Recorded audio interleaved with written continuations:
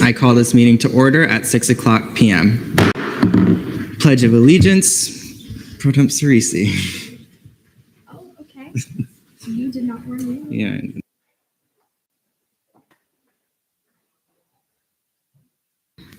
All right.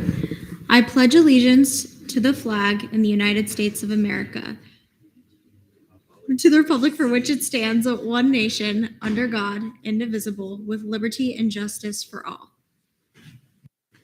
Thank you. The national anthem is unavailable. Roll call and verification of quorum. Chair Urea.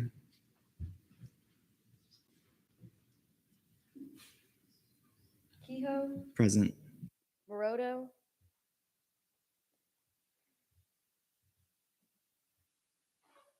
Mole, Podier, Bertram, Present. Kira, Present. Gomez, Martinez, Present. McClellan, Present. Millington, Present.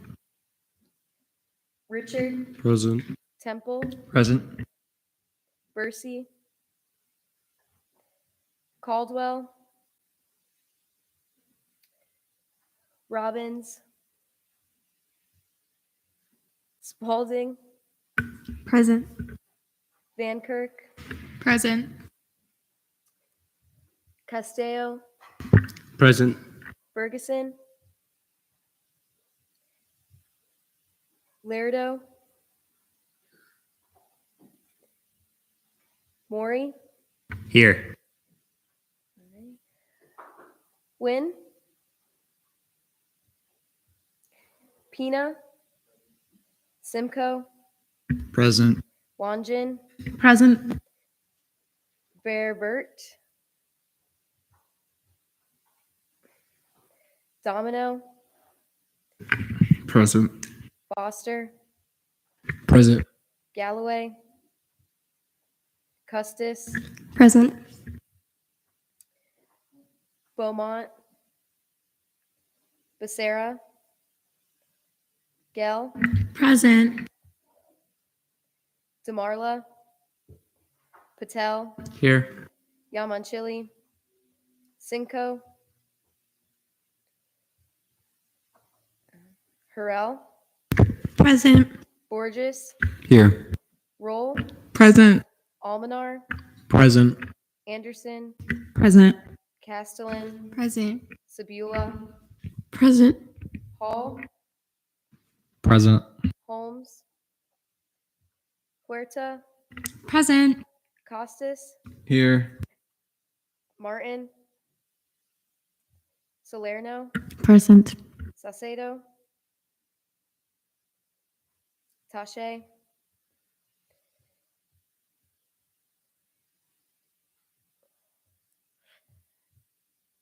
Pro Temp Cerisi, and Cox.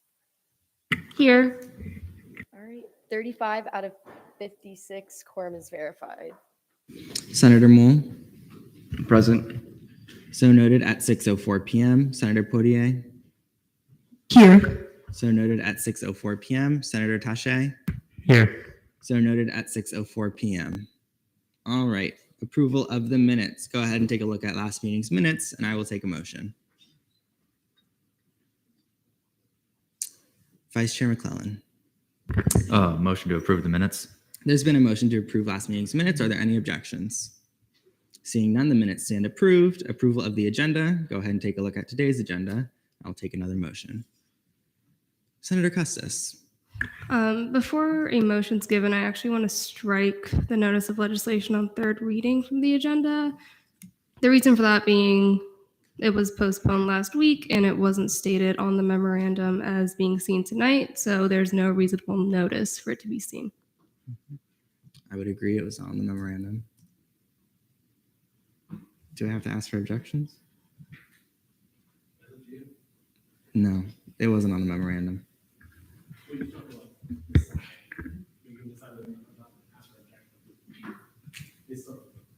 Oh, they have to, okay. Is there a motion to reapprove the agenda? It was never approved. Oh, that's so true. You're so correct. Brody, what is the motion? Senator Custis made a motion to strike that from notice of legislation on third reading. You are currently determining whether or not to see that motion. All right. Are there any objections? All right. Seeing none, it will be removed. Is there a motion to approve today's agenda? Senator Custis. Move to approve the agenda. There's been a motion to approve today's agenda. Are there any objections? Seeing none, the agenda stands approved. Open forum. Jax O'Hara.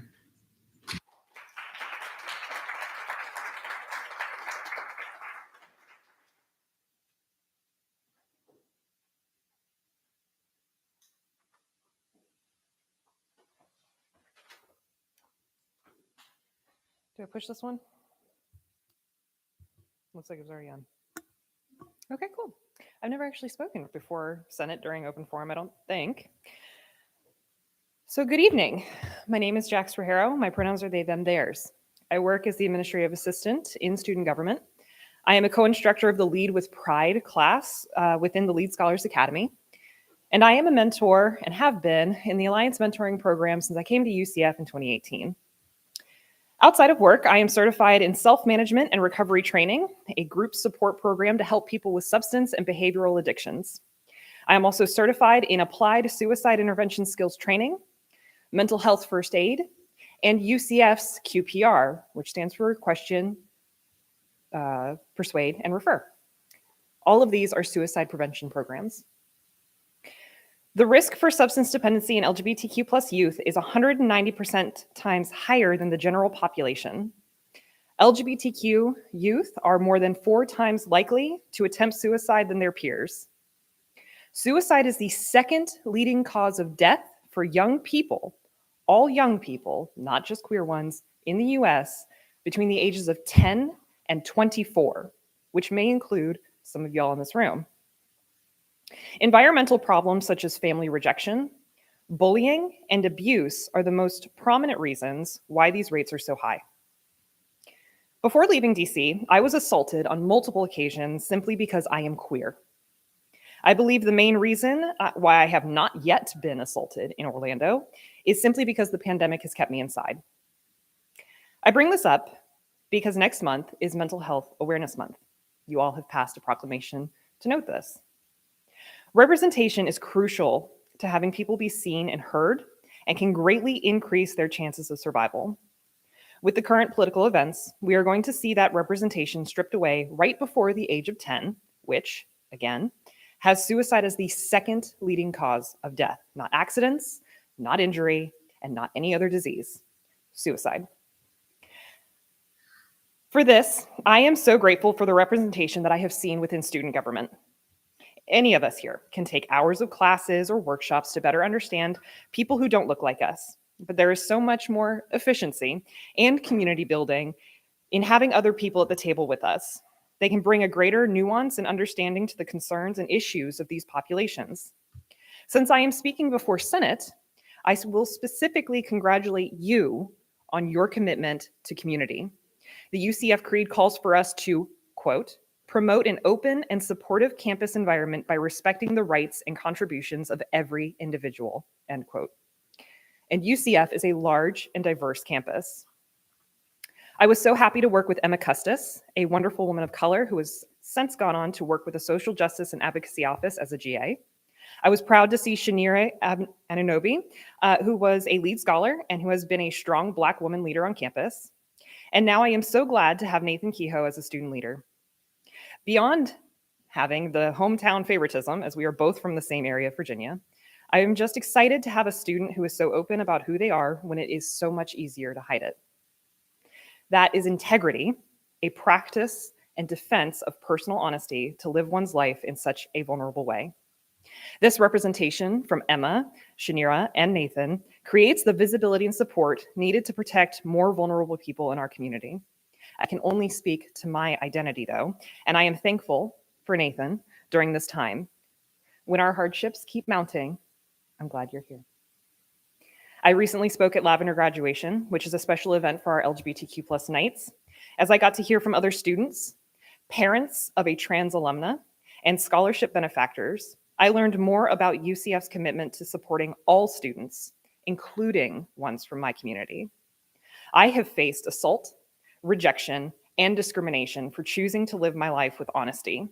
So I appreciate knowing that you are all here to represent this campus, to strive for excellence, including how we treat each other. As we head toward Mental Health Awareness Month, I hope you keep in mind those statistics and always remember how representation can keep more of us alive and well. Thank you for your time.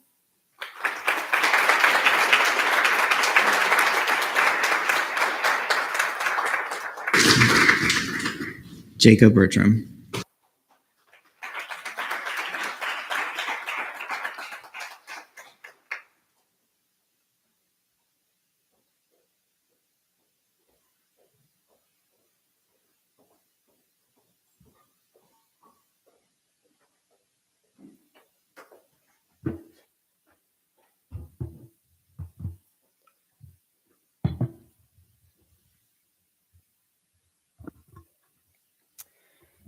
Dear Senate, I never thought in a million years that I would be making this speech tonight. I came into Senate full of initiatives and drive to help better the lives of the student body. I remember being sworn in at the first Senate meeting of the 53rd session over Zoom and then being off to the races. I immediately jumped in, eager to learn and full of questions. I was honored to be recognized as the first Senator of the Month for the 53rd Senate session. I continue to serve through the rest of the term in multiple capacities with or without a title.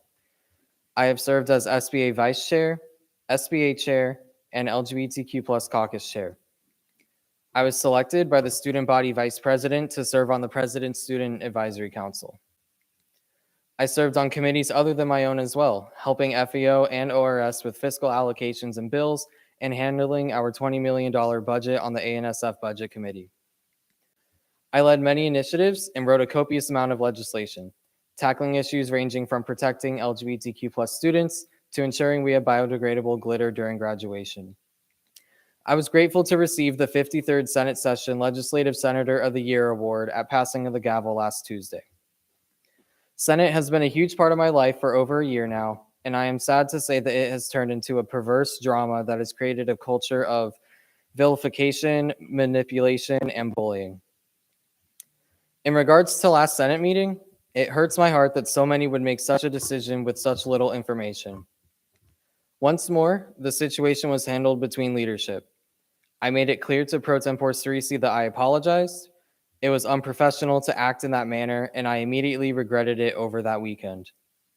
I reiterated to her that, of course, she has the complete right to choose whomever she sees best fit for each deputy position. Unfortunately, I have had to hear from other senators that Pro Tempore Cerisi has been telling others about our incident that she claims she wanted to keep between leadership. She has told others that my apology was not sincere and that I was forced to make it by Speaker Kehoe, which is a lie.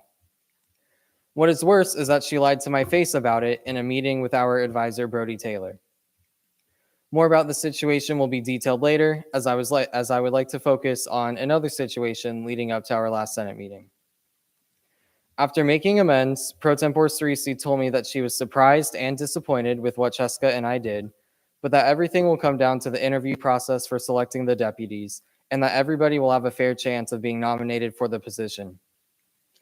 I then had to hear from other senators throughout that week, starting April 5th, that Senators Foster and Wanjin had already been promised the deputy positions before the deadline for applications closed and well before interviews took place. Moreover, I had multiple senators tell me that Pro Tempore Cerisi told senators that the ENA chair will be vacant soon, insinuating that the current chair will be entering into a new position.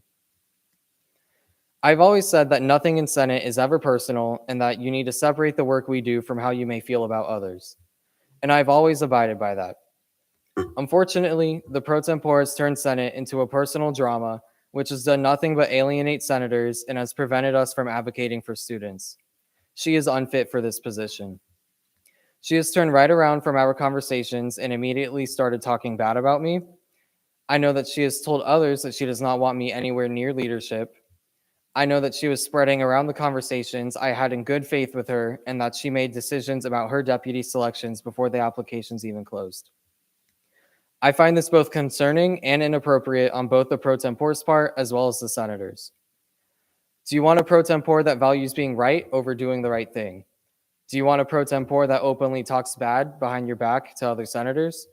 Do you want a pro tempore that shares the contents of a conversation you had in good faith with them to other senators? What was most devastating for me that night is the manner in which many individuals gave their debate as if they had hatred in their hearts. I have not and do not plan to rewatch the meeting, but the rhetoric that was used is unacceptable for any situation inside or outside this chamber.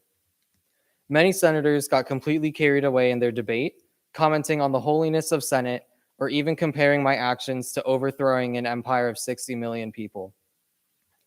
What I realized this past Thursday is that this body is too far gone.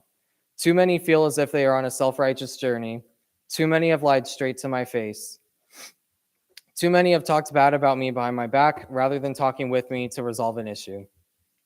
I've given all I can give to Senate, and unfortunately, I now believe that it is a lost cause to try to fix the mess that resides in this chamber. There's too much drama, he said, she said, and vilification of others for me to, in good conscience, remain a senator. I did everything in my power to fix my relationship with Sam and remedy the situation. I owned up to my mistakes. I made every effort to resolve what had happened. Words can be thrown around, but the fact of the matter is that a group of senators in this body is power hungry and has a personal vendetta against myself and the Speaker. The assassination of my character and subsequent gaslighting on the Senate floor is not only unfair to myself, but also to the students that we supposedly serve. If you are still on your righteous path and don't believe a word I say, you only need to look in the mirror. Michael, to be so incredibly hell-bent on ousting political corruption, why don't you take a look at the behavior YDSA has been facilitating this session? Loki telling as many random students as possible to run for Senate to essentially hijack it while he was a sitting senator seems pretty corrupt to me. Forcing people to be on your campaign slate when they did not even know your organization or want to be endorsed by YDSA seems like political corruption to me. Campaigning on a list of endorsed candidates without any reference to who they are, their platform, or qualifications seems like political corruption to me. Individuals like Evan or Jason who tell Loki that they will do whatever he asks of them in regards to Senate activities or running for leadership seems like political corruption to me. To Ethan, I know that you truly feel bad for what you have done and that you regret it. I just ask that you do some reflection and realize how you have been used by people over the past year and how they continue to use you for their own benefit. It is sad to see you get used as a pawn day in and day out, and the sooner you realize what is being done to you, the better. To Sam, I hope you realize that many of the people in this chamber are manipulating and influencing you to become someone you are not. I hope you are happy with yourself, knowing that you have been routinely lying to me and lying to the Senate.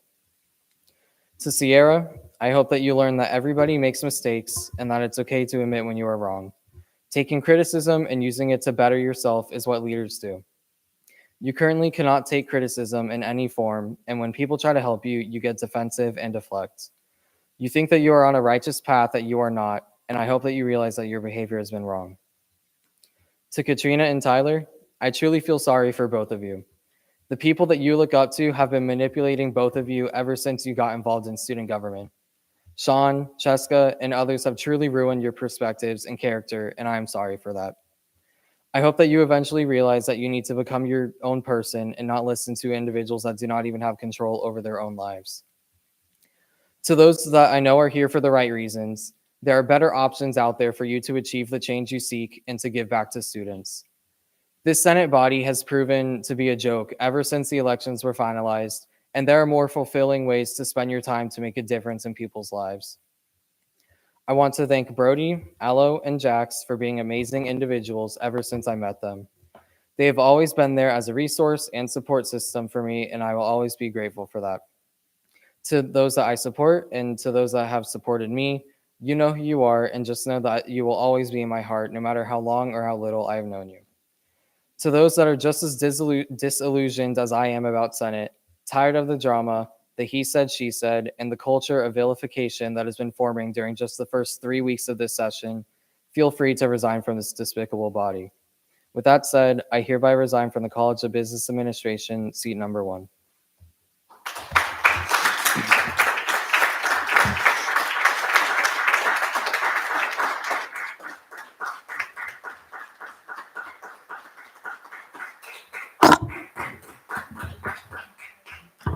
Continuing open forum.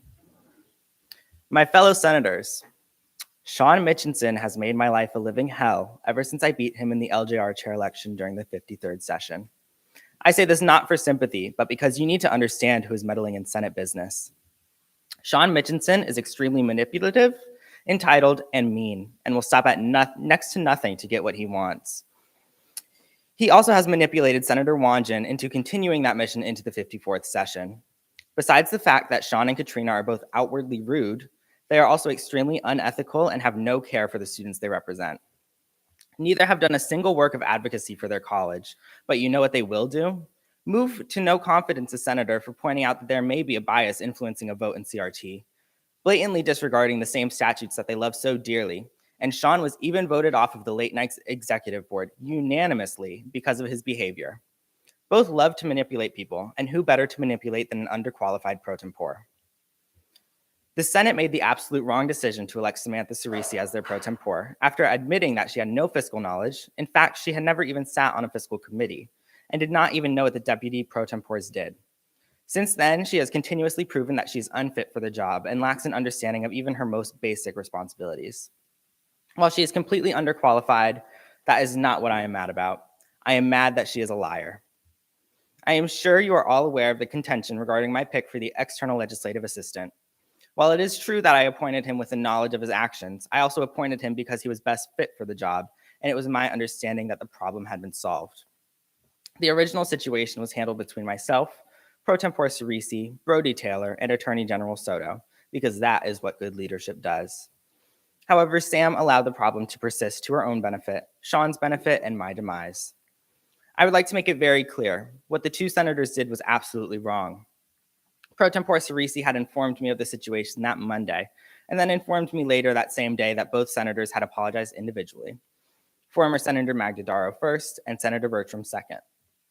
I later found out that Pro Tempore Cerisi had only accepted former Senator Magdadaro's apology, and I told other senators that she would not accept Senator Bertram's apology because she believed that I made him apologize. This is furthered by the fact that when speaking with our advisor and our student assistant regarding the situation, Pro Tempore Cerisi had only mentioned that former Senator Magdadaro had apologized. I believe that Senator Bertram absolutely should have owned up to his wrongdoings, and he did so on his own accord, but clearly Samantha was trying to build a case. Senator Bertram went above apologizing and requested that Pro Tempore Cerisi sit down with him and Brody in order to discuss the entire situation and make amends. Pro Tempore Cerisi continuously put off scheduling the meeting until Wednesday, April 13th. At that meeting, Senator Bertram brought up valid concerns regarding the situation and the fact that many members of the Senate had become aware of the situation and had witnessed Pro Tempore Cerisi put down Senator Bertram on multiple occasions. Pro Tempore Cerisi lied to Senator Bertram during that meeting, with Brody in the room. Pro Tempore Cerisi stated that she did not want the situation to be spread around Senate as it was a private matter and the appropriate parties were roped in to solve it. When Senator Bertram brought up concerns of other senators approaching him regarding the situation, Pro Tempore Cerisi promised that she had not told anyone about Senator Bertram and former Senator Magdadaro's deal that they attempted to make with her. That is untrue. I was the one who witnessed Pro Tempore Cerisi speak with other senators during the afternoon of April 4th and tell them about the situation. In the following days, I had multiple other senators approach me asking about the situation, with their source being those same senators that I witnessed Pro Tempore Cerisi speak to regarding the situation. It was extremely inappropriate for Pro Tempore Cerisi to spread information that she herself had decided to keep private, and then lie to Senator Bertram when he reached out in good faith to mend their relationship. I was also informed that Pro Tempore Cerisi and other senators in her office had continuously spoken down about both Senator Bertram and myself throughout that week.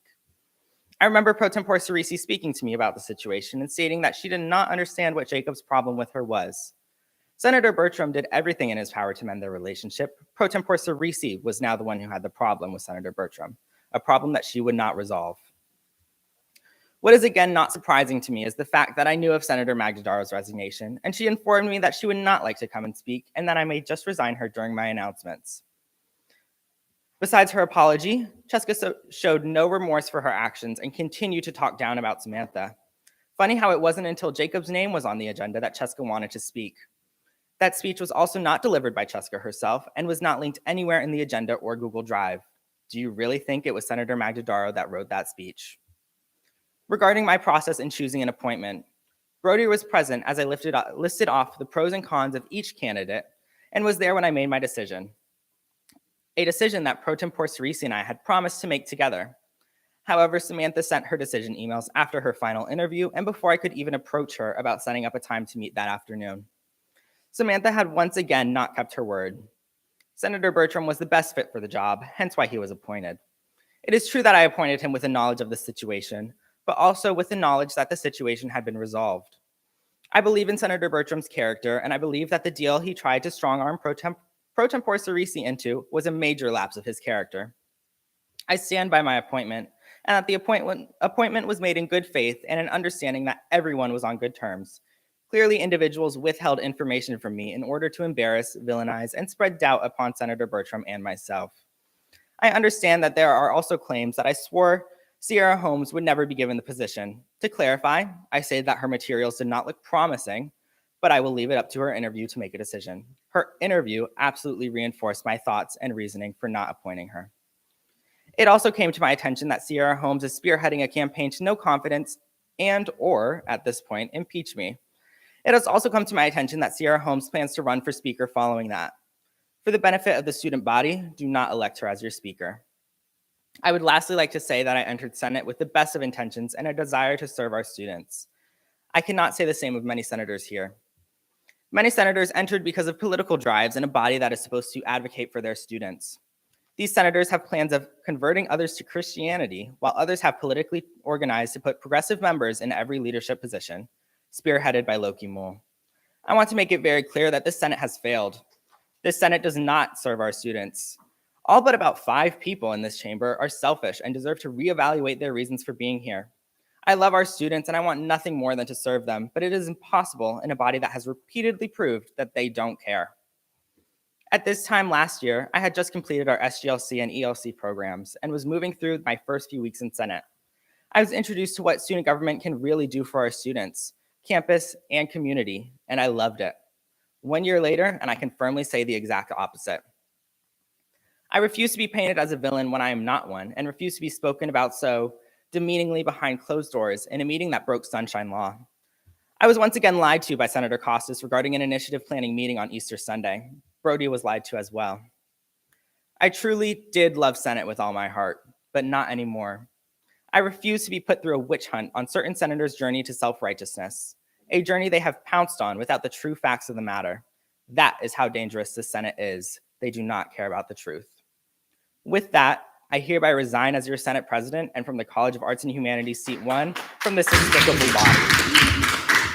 Really quick, if I may, can you guys please keep your little comments as well throughout this entire process and just call to quorum? I know this is supposed to be very professional, so if this entire process, can you please be mindful of these speeches and be mindful of your reactions to other people as well, just because we're trying to be kind and professional throughout this entire process.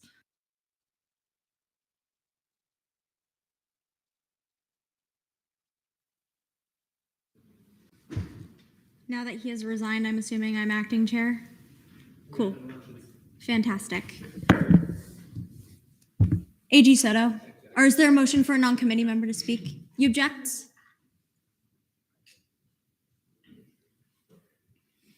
Okay. Do you withdraw?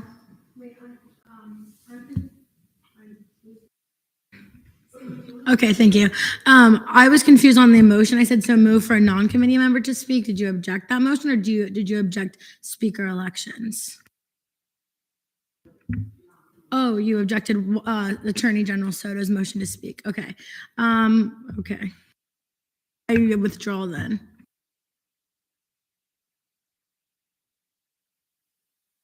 To name an acting sergeant at arms for this meeting? Yes.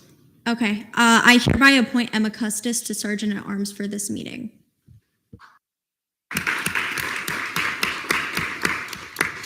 Senator Hall? Yeah, Or Chair Hall? I'm going to motion for the Attorney General to speak if he wants to as a non-committee member. I don't know why we would be opposing that. So if we want to pro-con that, we're going to pro-con that because this whole meeting is an embarrassment, and I think It that is. we need. I just figured it would be good for a sergeant at arms to help make sure we're keeping on track and decorum and staying respectful for this. And that's why I wanted to appoint a sergeant at arms first before we continued. There's been a motion for AG Soto to speak. Are there any objections? I object. Do you withdraw? No. Okay, we are now in pro con. Give me 1 second. Pro the objection is first, correct? Give me 1 second, Tyler.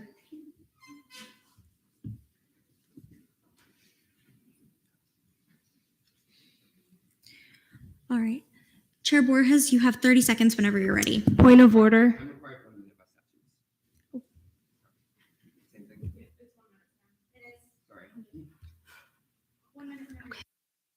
Hi guys. So a lot has happened.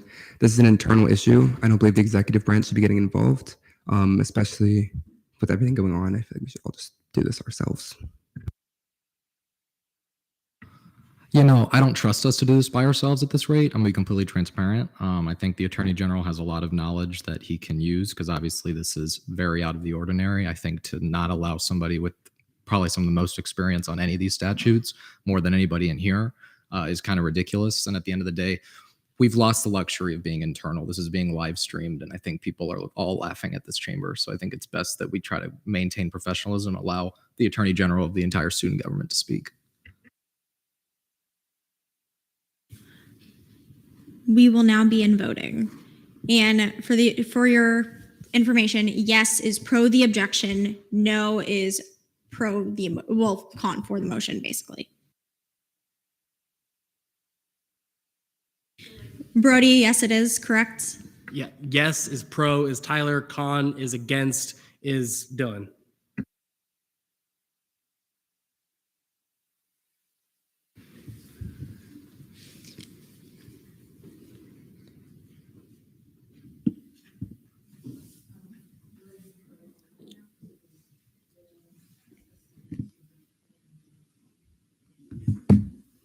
Alexa, I'm so sorry. You can't talk during voting procedures.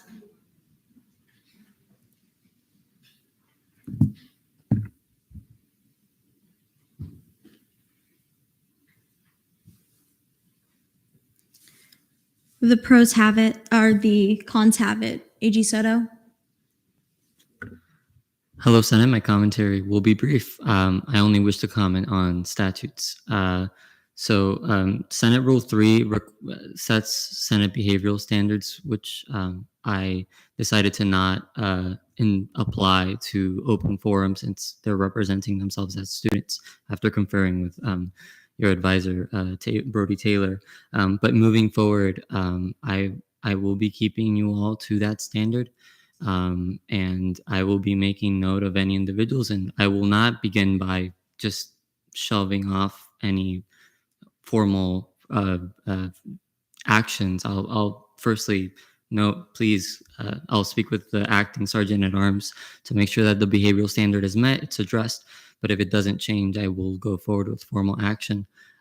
Furthermore, just a reminder that I come here only as an advisor of statutes, not as a member of the executive branch, and I will not be expressing anything in this meeting that reflects any of my own personal views or views of anyone. I'm just here to answer questions. Thank you. Brody, I have a question. May I yield chair to somebody? Technically, you can yield chair to any committee chair. Okay.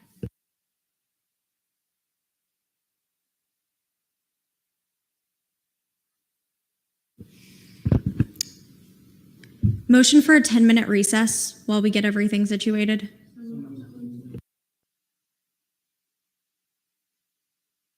Samantha, you gotta have a vote. You gotta either ask for objections or have a vote. Sorry, was not expecting this, guys. Bear with me. Any objections to the 10-minute recess? Seeing none, I'm going to take that as general consent.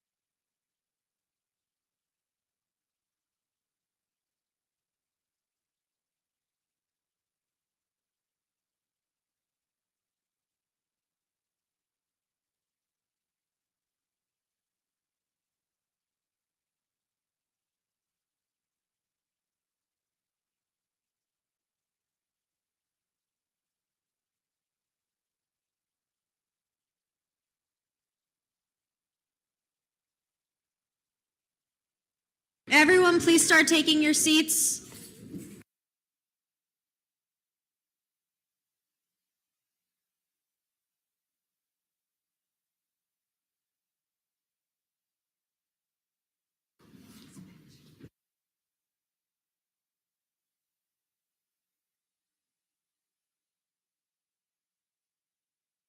I hereby reconvene the Senate at 6:47 p.m. I hereby yield the chair to Chair Hall.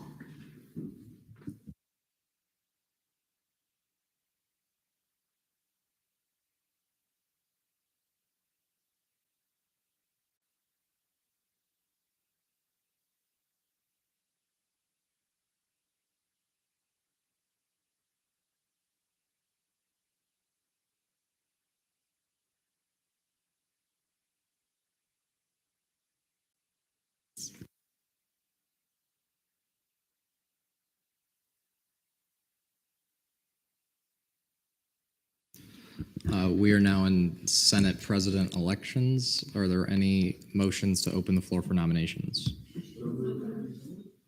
Are there any objections? Senator Sabula? I would like to nominate Senator Mole.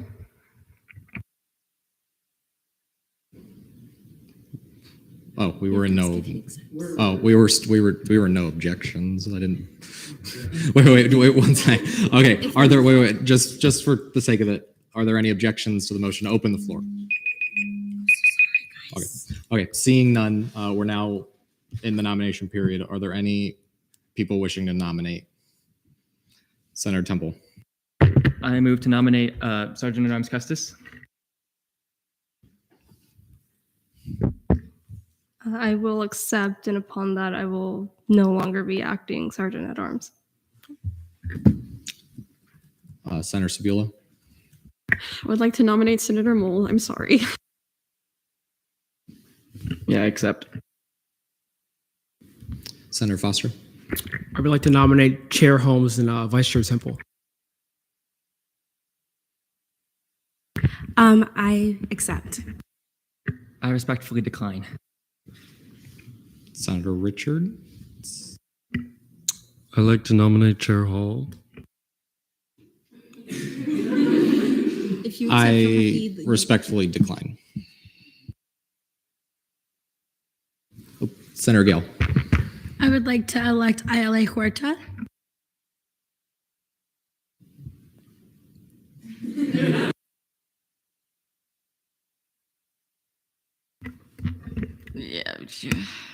Yeah, I accept. Are there any more nominations on the floor? Senator Mole? I would like to withdraw my nomination.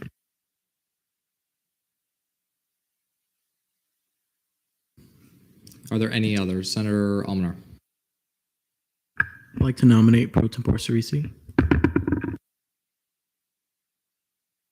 I respectfully decline.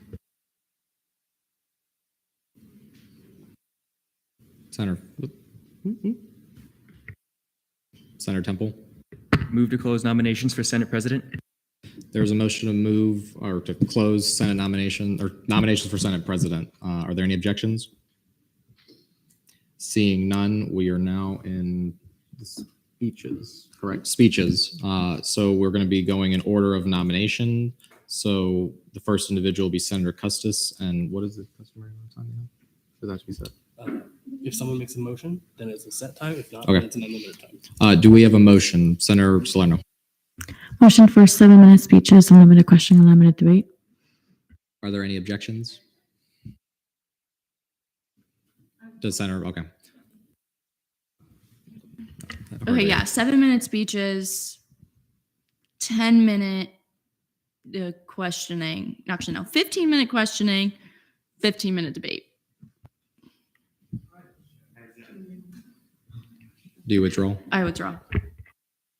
Move for 7-minute speeches, 20-minute questions, 20-minute debates. Are there any objections? Senator Sabula? I would like to object and have unlimited questioning and debate. Do you withdraw, Senator Foster? Are there any objections? Ayala Horta. Can we go in pro con? Like, I'm not going to sit here for 4 hours again. Senator Sabila, do you withdraw? Okay, so we are now in pro con. And each person gets a minute. So I'm going to pass it to ILA Horta. Okay, yeah. It's not like we can literally do like 30-minute debate and 30-minute questioning, but I literally like almost had a heart attack last time I was up there for like 3 hours. I'm not doing it again. So like what I'm trying to say is like I want a reasonable amount of time and not just waste time because we have a lot to get through tonight. We have 2 confirmations. Now we have a speaker election and we have other internal and fiscal bills to see. So I'd really like to get going. And I have a lot of homework and it's finals week. So there you go. Senator Sabila. I know we all think that we need to get out of here quickly, and I agree. I just want to have unlimited just in case that is needed, and I'm sure that no one wants to actually go unlimited. So I just think there shouldn't be a cap just in case there is more need for debate and questioning because this is pretty unprecedented for most of us. So I think we should give ourselves time. Alrighty, so we are now in voting procedure. How do I set that up on this?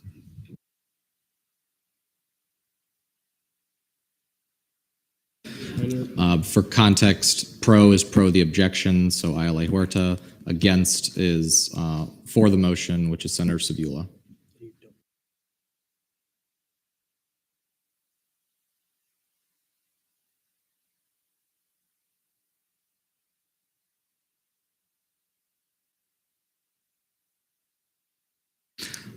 So the fours have 20 votes, the against have 10, so the motion does not carry. Do we have another motion? Senator Spalding.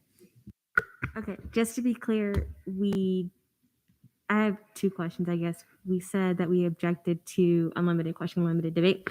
So then I make a motion for 7-minute speeches, 30-minute question, 30-minute debate. There's been a motion for unlimited speaking, 30 minutes of questioning, 30 minutes of debate. Are there any objections?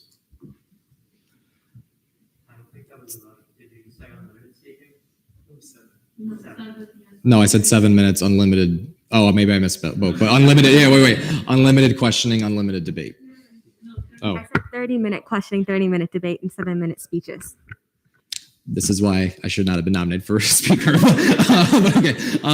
Okay. So there has been a motion for 7-minute speeches, unlimited.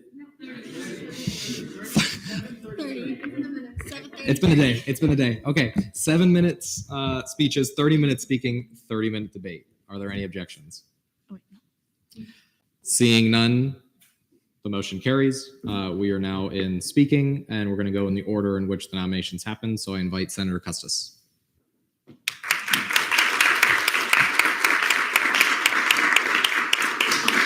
Senator Huerta. I withdraw my, I reject my nomination. Can I do that? Withdraw myself? Thank you. Do you have the timer? I Okay. All right, Senator Custis, whenever you're ready. Thank you, Acting Chair Hall. I finally know how to work this mic this week. I will be honest, I was not prepared with the speech. I don't think anyone tonight should be prepared with one. So you definitely won't be hearing from me for 7 minutes. I know I just came back last week and it's been a really interesting welcome back. Probably not what anyone expected. And from what I'm seeing, after taking a year off from Senate and coming back, I think there's some serious reworking within the bones of Senate that might need to happen. And while that happens, I think we need somebody who has demonstrated the ability to be unbiased while still making sure that while not everybody has to be right, everybody still gets a chance to be heard. We need somebody with a working knowledge of how everything works. I'm not going to toot my own horn and say I've been speaker before, right? But I am familiar of how everything works in Senate. I have sat on every single committee, both internal and fiscal. I have chaired the Senate Executive Committee before because I don't believe this is only like a whole Senate-wide. I feel like there might be a little bit more deeper issues that might be going on. And I think it might be good for someone with an outside perspective to come in and be unbiased and kind of help to amend things. Now, I am getting my master's degree in management, so this might be a good opportunity to put everything I've learned into practice. I am trained in conflict resolution and negotiation, which might be helpful within the Senate body. So yeah, I don't have much else to say besides I think the Senate right now needs a strong leader to put in some time to rework it. Because I don't think, and I'm going to be honest, I'm always honest, I don't think this is how the Senate should be operating right now. It's just not. And I don't think any student would say that what's been going on is completely normal. So I'd be happy to assume the role once again if you all trust me enough to do so in order to make sure things run efficiently and effectively. Thank you.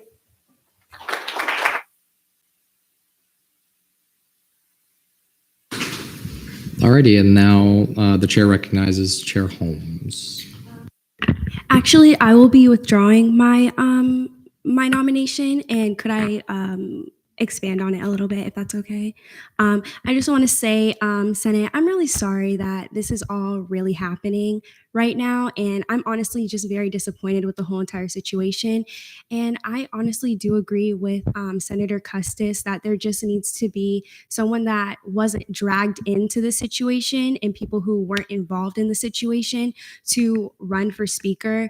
I really believe that she can bring back Senate together, and that, you know, I don't know. I just think that I shouldn't run right now for it, mostly because, you know, we just need an unbiased figure, and that Senate needs better. And not saying that I'm not good, y'all, okay? But I just think Emma Custis, while the sadly short time that she has here, you better add a few classes, please, that she has here, that she can mend Senate and bring Senate together, and that we can just rebuild the bonds that have been broken. And yeah, I yield my time. Thank you.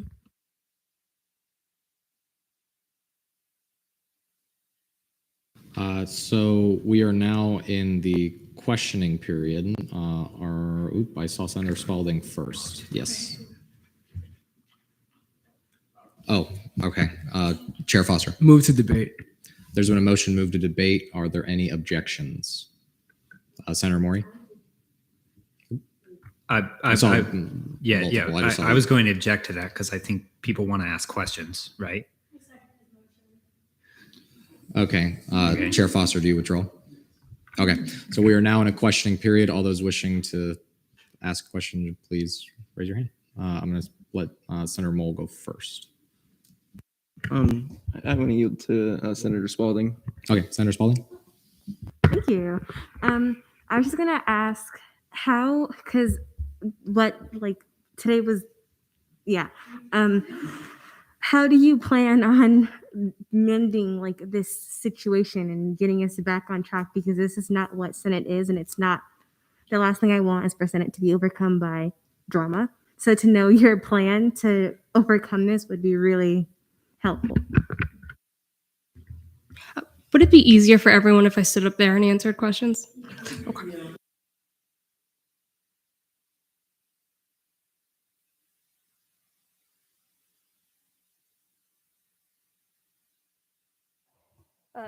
First, thank you for that question. And it's a lot to take in, right? None of this can be solved in 24 hours. It probably can't be solved in a week. But one thing that I think I'm ready for is the little 2-week break that we have coming up between spring and summer. At that time, I can put a lot of thought into what's going to happen over the summer. I could meet with Brody. Brody's no stranger to meeting with me quite a bit about any concerns that I have. I think really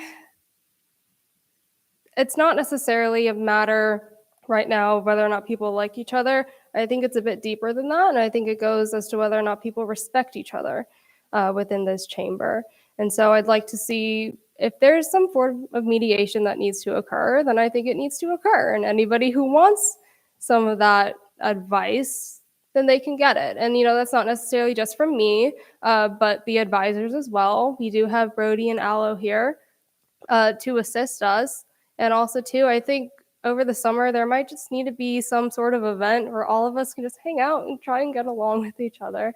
I know we typically have like retreat once a semester, but that's not enough for everyone to get to know each other and respect each other. So I'm probably going to implement something more than that in order to get us back on track. Senator Mole. Yeah, I know that being a graduate student can be a lot of work. So I was just wondering how you plan to balance both your classes as a graduate student and as Speaker of the Senate. Yeah, I will say that while I was Speaker, I was taking the same amount of courses. Probably actually more work because I was in the social sciences as history and anthropology. So there's a lot more writing. This next upcoming semester, my classes are 6 to 10 p.m. So I have the entire day to be able to be here for anyone who needs me. Senator Martinez. Yeah, I just want to ask, when are you graduating? Like, what semester are you graduating? Because I don't think any of us want to do this again. Yeah, I will be blatantly honest with you. I'm graduating in August, right? Which is not a lot of time to be Speaker. It's actually the same amount of time that I was Speaker in the 52nd, and it was enough time to get things back on track from where they were. I will say that that's also enough time for anybody who was probably considering tonight to be able to run, or anyone who wasn't considering to be able to get that experience to run and step up and be a leader. No one was prepared tonight. I'm going to say that. And I myself wasn't expecting anything, but I will go back to saying that I think we need someone, not necessarily who's going to be here a long time, but someone who can get the job done and bringing us back to where we need to be. Chair Holmes. Can I sigh for a second? Okay. Thank you for running because like you're a savior. Just got to say that. Second, I just have a question for you.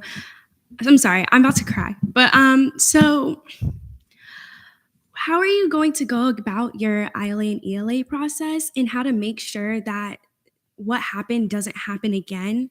Because I think it's a little traumatizing for the people that, you know, went for those positions and the people that went for the deputy positions to go through that situation. And it's traumatizing for the Senate as well. So could you inform us on how you would go about that? I know you are experienced in that realm. Yeah, it's difficult choosing who your ILA and ELA are going to be because, you know, those people are going to be your go-tos. But I think it's important to always have a transparent process in selecting them. So set up an interview time, right? Keep tabs of who applied, keep minutes during those interviews, keep track of all the preparation materials that were submitted. And I think those should be readily available to the Senate before the confirmations. I will be honest, I know our former ILA Huerta was confirmed last week with, I believe, a unanimous vote. So that's something to take into consideration, that I probably will take into consideration. But that doesn't mean that anyone who applies for ILA will be considered any less. Senator Sabula. Sorry, do you want to do this? Honestly, yeah. Not necessarily for the title of being Speaker. I've had it before, you know. I think what makes me want to do it is the passion that I have for Senate and because I know what Senate can be. I started Senate in October 2019. Had a 19-month long session, which was like the longest session in student government history. And we were able to accomplish a lot.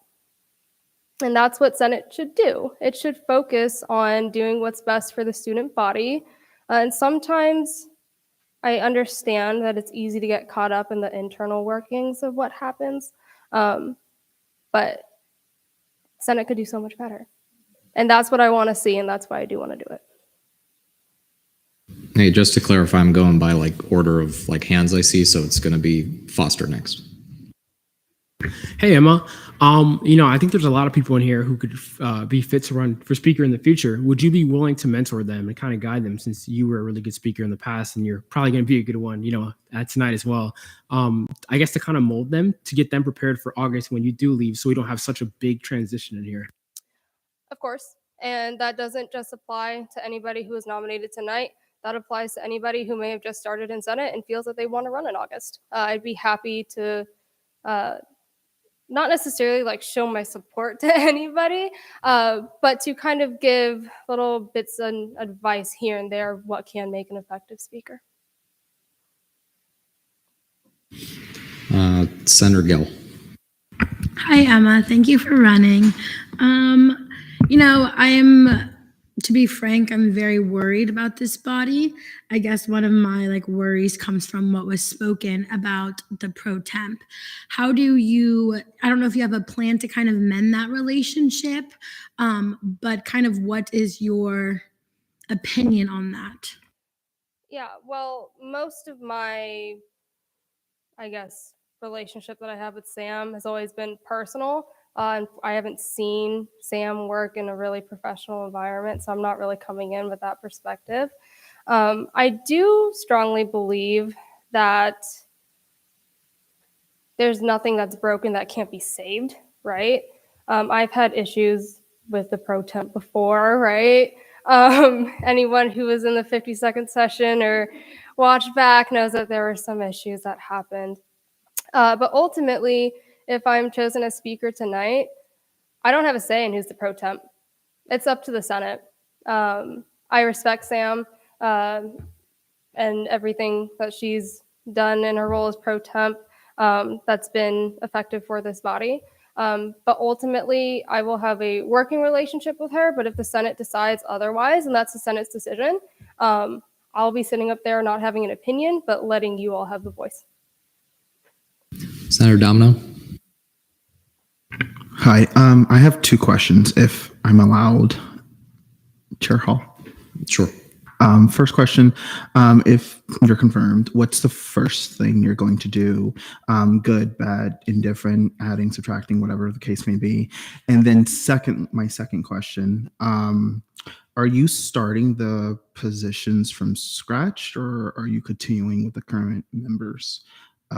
All the positions that already have been elected and confirmed, are you starting from scratch? Which positions? The positions that have already been elected and in general, the positions that you're allowed to appoint and from your role, if you're confirmed as speaker, in that respect right there. Yeah. So to answer the first question, what I would do first, make a plan, because I don't think anybody had a plan, because it was no one's job to really have a plan going forward. I would also make sure to check in with every one of you all on an individual basis, make sure everyone in this room is okay, because it's a lot. It's a lot to be going through. Even I sat there, my heart racing, and I was like, I don't know what's happening.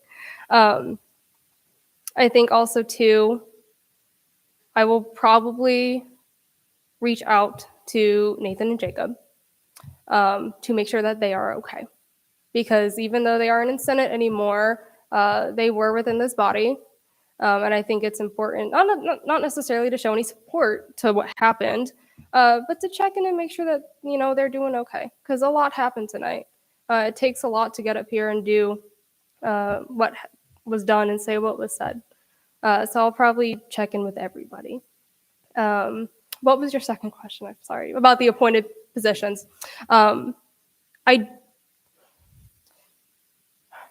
And that's where it's kind of difficult, because from my perspective, Hannah was appointed, was confirmed on a unanimous vote, right? At the same time, I don't know how many individuals were necessarily interviewed. I don't know what the interview process looked like.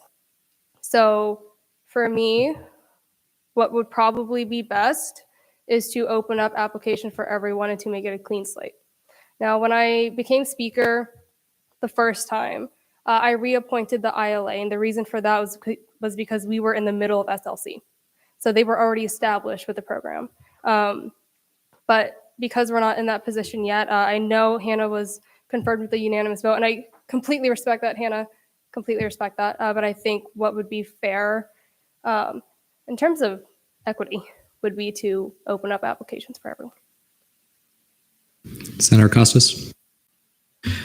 I just want to maybe have you elaborate on how we can repair what was done here today, how we can move forward and focus on the issues that are actually affecting the student body, and maybe just like a little bit of your overall thoughts on the situation to let us all know, like from somebody who's been here before, your perspective. I think it would maybe comfort some of us a little bit.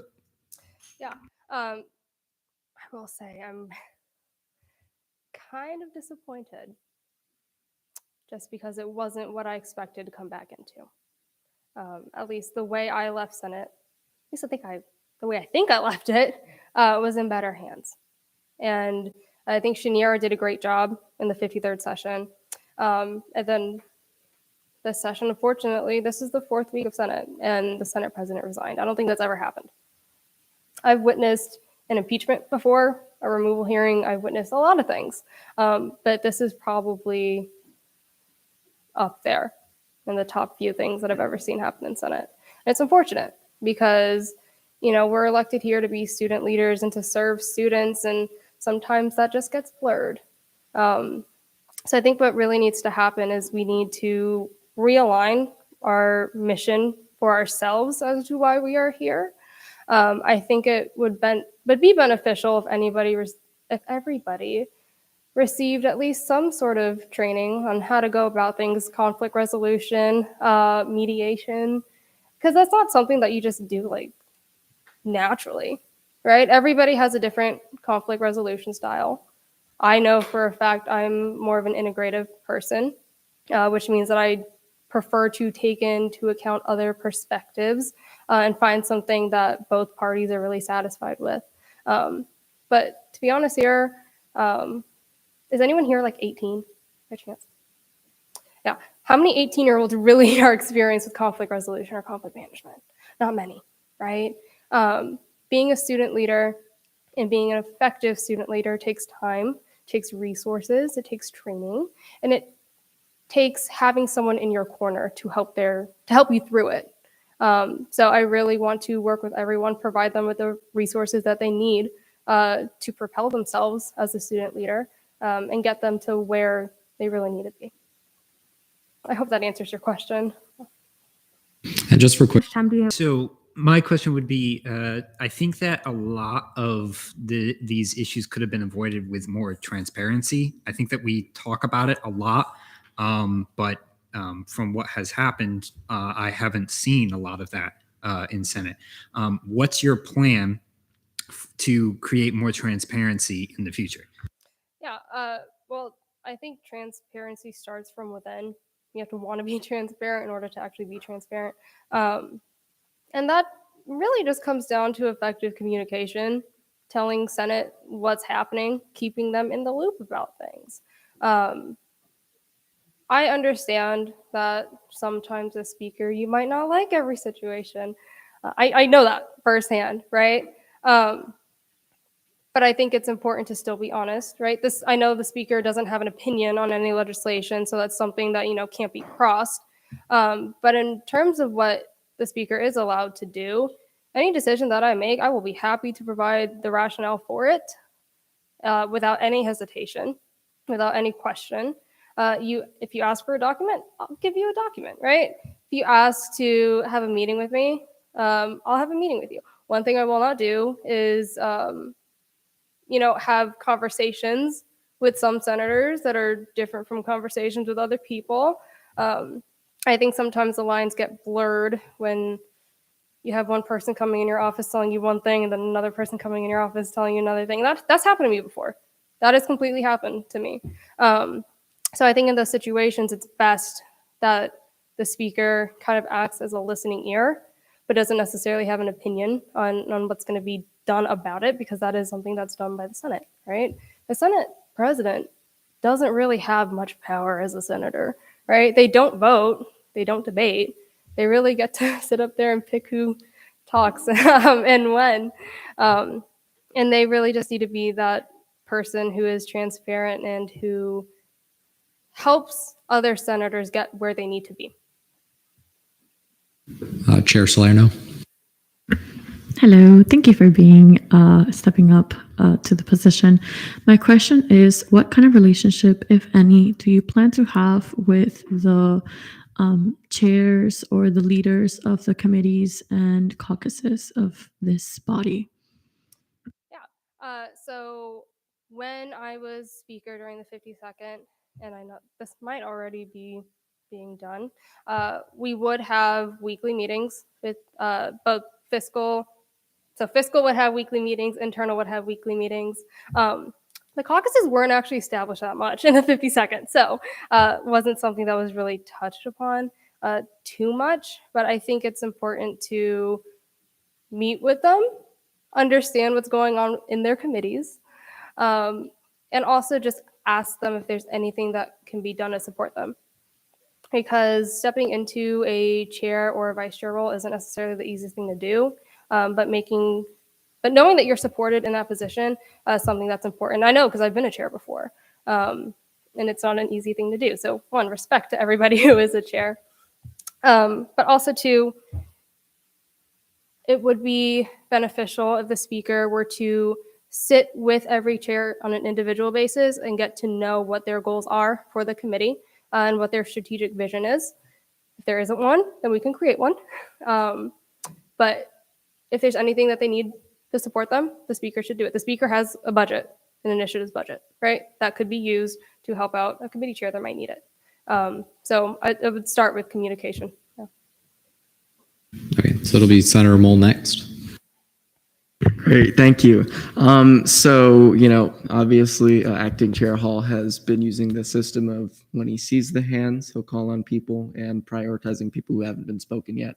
Obviously, being able to speak in this body, deciding who is able to speak is a big part of your job. And so I was just wondering if you could just tell us a bit about how you plan on choosing who to call on and how you plan to ensure equity, that all voices are being heard as effectively as possible. That's a great question. I'll probably do what I did in the 52nd, and what's said in statutes is that when there are more than two hands raised, you decide the order of who's going to speak.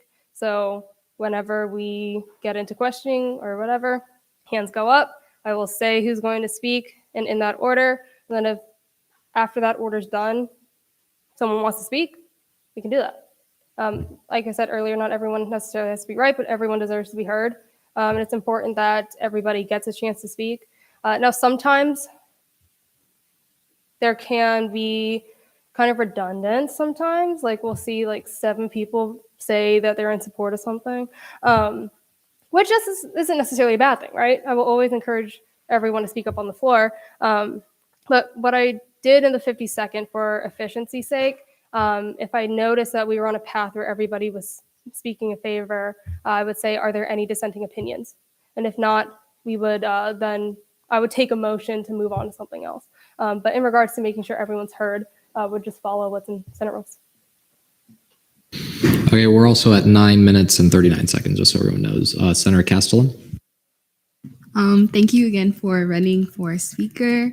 I just wanted to ask, what are your plans towards making initiatives towards leadership reform? Because I know you said you want to make meetings to make sure all the chair positions and other leadership positions are consistent and on task. But how do you intend, seeing what happened, how do you intend to make sure all the leaders in positions, their intentions are in the right places, and just making sure the leadership styles are just? That's a great question. In terms of keeping leaders in check, I will say that I would encourage committees as well to make sure that their leadership is staying on top of their duties and to ensure that they're doing everything that they should be. In terms of making sure every leader kind of is on track, I think one thing that's important to consideration, especially within management, is the opinions of those who you are working with. We've seen a lot of problems. We haven't really heard many solutions. So before I say this is what I'm going to do or really micromanage, because committee chairs and vice chairs and caucus chairs and vice chairs are leaders within this body. They should have some say in how Senate exec is. So the first Senate Executive Committee meeting, which is going to be Thursday, I'll just ask, what do y'all want to do? Because I think that's an important detail to take into consideration. I know that's probably not the answer you really wanted to hear. And I will admit that, that's not necessarily a sufficient answer. But I think at the state that the Senate is at, it's important to take those opinions into consideration. Vice Chair McClellan. So one of the issues that I've noticed in a lot of these things seem to be not necessarily things that are happening like in a meeting or so. They're between senators or groups of senators outside on their own. And that's where a lot of these problems seem to be coming from. And I know you spoke about we need to get along and we need to do more. Could you elaborate on that? You mentioned something in addition to the Senate retreat that we do, stuff like that. Yeah, I'd be happy to put on another event where senators can get to know more about each other. One thing I've noticed in Senate is that everyone kind of comes into it and then you see initially who you get along with, and then you sometimes go off in that little group, and then there's one group here, and then there's one group here, and it's kind of siloed sometimes. So I think it's important that every senator has the opportunity to really get to know each other on a better basis, not necessarily just your initiatives within Senate, right? But also just you as a person, right? I think that's something that's super important. And more often than not, when we take the time to listen to someone else, we get the chance to find something in common that we might not have thought we had in common. In terms of, because I know you mentioned that sometimes things happen just within the office. I have been in Senate before where there's a very toxic office culture. It was extremely toxic, and Brody could probably attest to that. I think when that happens, it's on leadership to do something about it. And that's not always necessarily in the form of a censure or non-compliance, right? Sometimes it takes a conversation with them to say like, hey, this is kind of what I observed. Is there something that you see differently about it, or why did this kind of happen? Because they might not understand that they're doing anything wrong, right? To them, they might think that they're perceiving everything to be right. And sometimes that's, confirmation bias. We just look for things that tell us that we're right. But we need some sort of sounding ear to play devil's advocate and kind of tell us like, well, this might be how it's perceived, right? Because you might have had this intent, but this was the impact that it had. And I think it's really on leadership to kind of do that because that's what they're there for. Senator Spalding. Hi, just to kind of piggyback off of what Senator McClellan said, and then you kind of slightly touched on it. A lot of like what happened was behind closed doors. So it was very like a blind eye for us. And I know that you mentioned like, talking to the people within the situation, but how do you, if you plan to like bring that to our attention too, because as much as you probably want to handle it, privately, like we as much deserve and have a right to know what's going on with our leadership. So how do you plan to bring what's going on behind closed doors to light to us too? Yeah, and one thing to consider is I think it also depends on the severity of the situation. I think what we kind of saw the past week or so was pretty severe. And I will state that if I was in Senate at the time, probably would have liked to have known that that was the case. Now, if it's something where a senator's like, I don't like someone else because she said she didn't like my outfit, right? Then, that's something that we're like, okay, we can discuss that and, let's chat about it. But if it's something that infringes upon Golden Rule, the student body constitution, our Senate rules, our statutes, and I think it's an infringement or it's touching upon there, you will know. And I don't necessarily have an issue holding it back. Now, in order to help people save face, I might not necessarily, depending on the situation, call anyone out directly, because sometimes that's how things start, is you call someone out and then these opinions start forming not only about what happened, but about that person, right? And that's not necessarily the goal of conflict resolution. But, sometimes I'll just give a gentle reminder. Last week, I said, just a reminder, even when we're in a recess, the live stream is being recorded. The reason for that is because I was made aware that some stuff was said. Now, I don't know what was said necessarily. I don't know who said it, but I do know that there's probably something said that shouldn't have been. And so that's why it was that reminder. Now, if that persisted, then I would figure out who it was, talk to them about it, and say, yeah, it's not appropriate whatsoever. And if there is any form of, I don't know the word, compliance that would be issued if it persisted, then they would get that.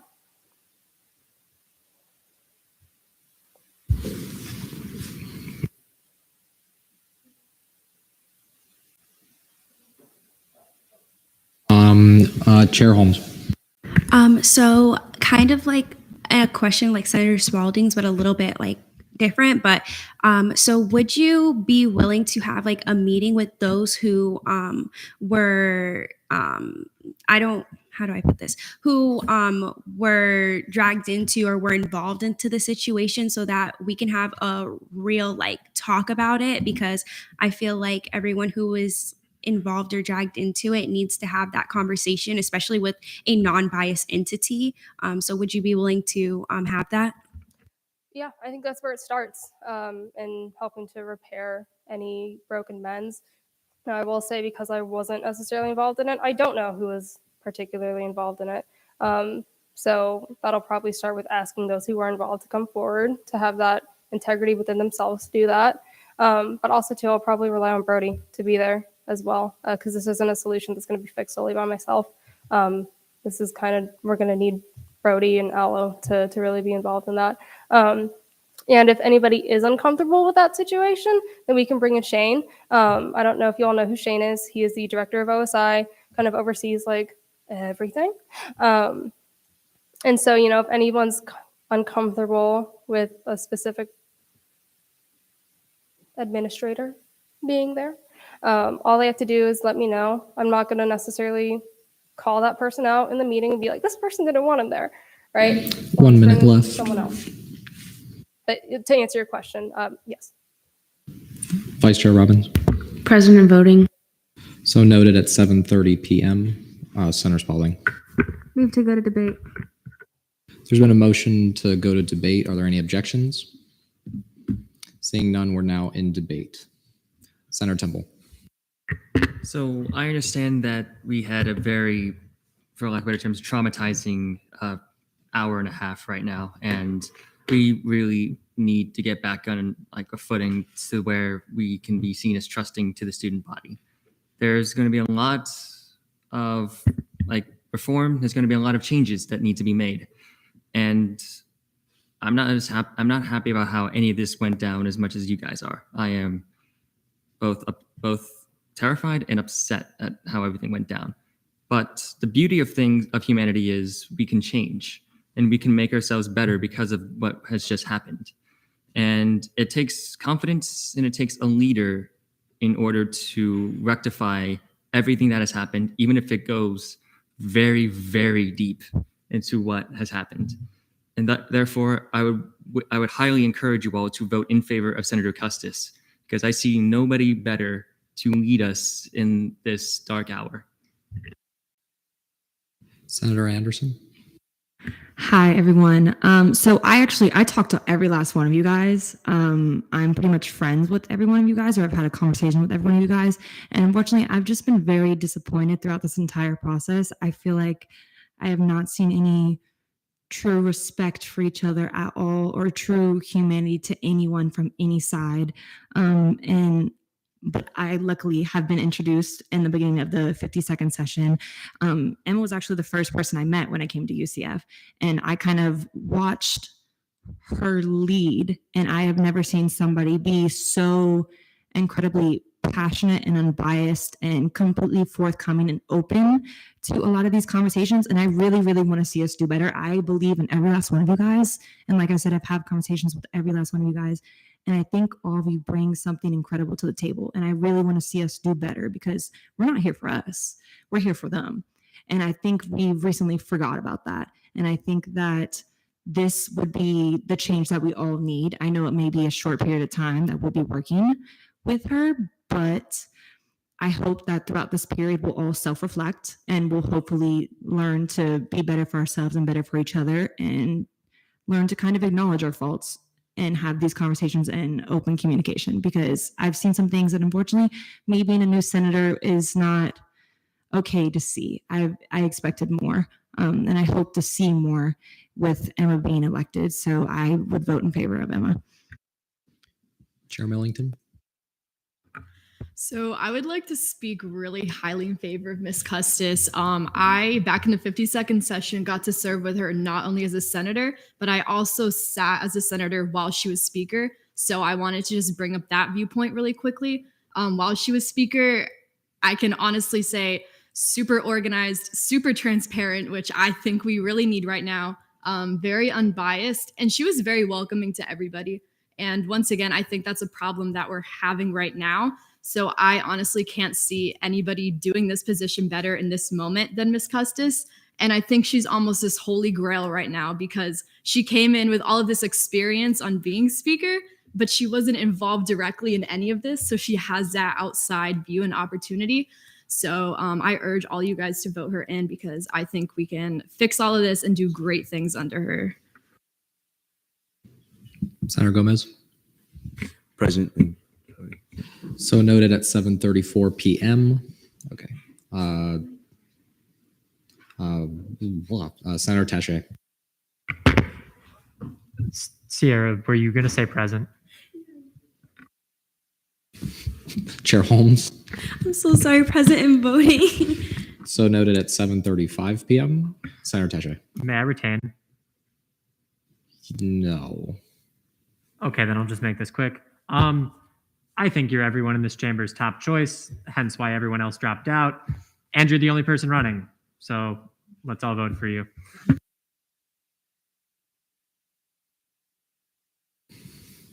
Sevilla. Oh, okay. Senator Sevilla. So I actually met Senator Custis today, and she was actually an anthropology major, just like I am right now. So I thought that was really cool, but that's besides the point. Well, it kind of is. Anthropology is a field where the whole point is to understand humans better. And I think that the skills that you get from an anthropology degree would be very useful within the situation. And also, she does not know most of us here. She does not know about any of the drama because she was incredibly confused after everything that's happened, and I think that's a really good thing. And I'm kind of sad that she's going to be leaving so soon, but that will at least give us time for someone else to come into the position that will be more prepared, as I think that was stated earlier. So she's great. Please vote for her. Sorry that was not put together. Senator Richard. Move to vote. There's been a motion to move to vote. Are there any objections? Seeing none, we have now entered voting procedure.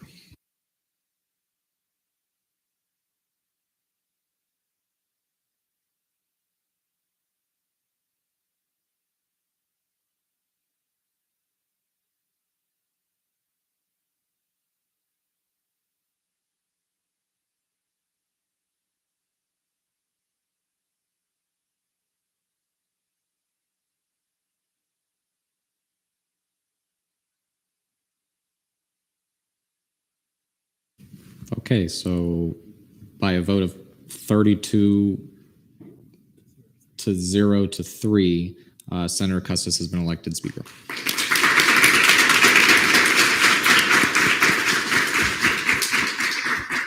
And with the election of a new Speaker, I relinquish the speakership, the acting speakership, to Speaker Custis.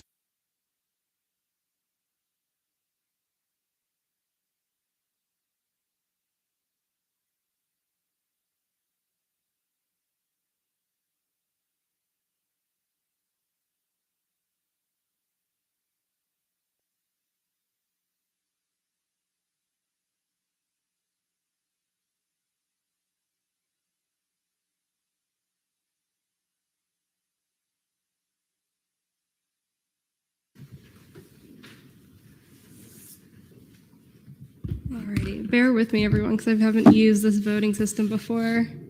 When I was speaker, we were still voting via Zoom. All right. Where did that happen? We're here. Okay. Is there anyone else wishing to speak in open forum?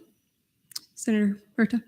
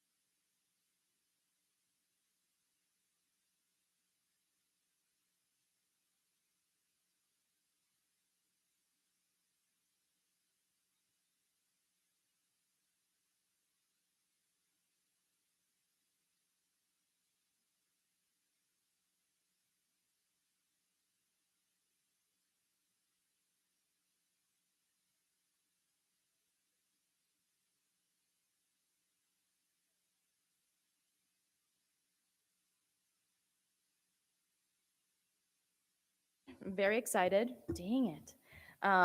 For this session.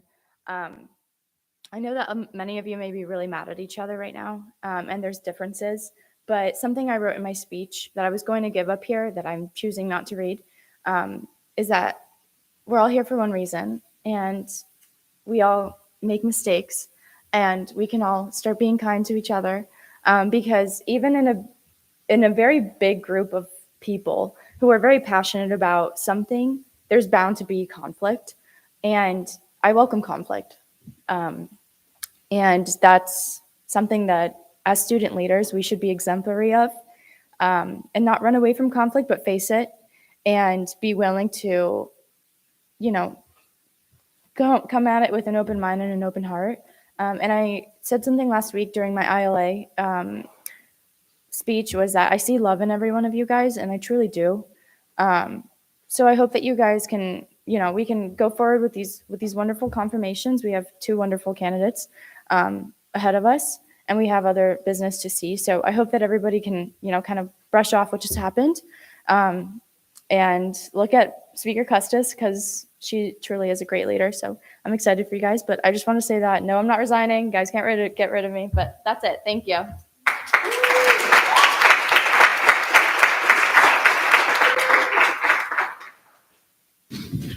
Is there anyone else wishing to speak during open forum? I'm sorry, I don't know everybody's names yet.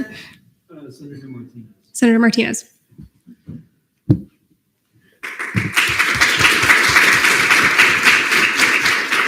On? Okay. I'm just gonna be real quick. I just want to say that please don't take what either of those 2 said to heart. I think they were very spiteful and bitter, and I think they resigned because of a very, I would say, out of emotion, and I think a lot of that was said was very charged. So please, every one of you are fine being here. Please don't feel like you need to resign because of this. And I really am disappointed to see this because I'm a new senator. I just got here. I did not expect it. I expected it to be a little weird, maybe a little interesting, but not this bad, right?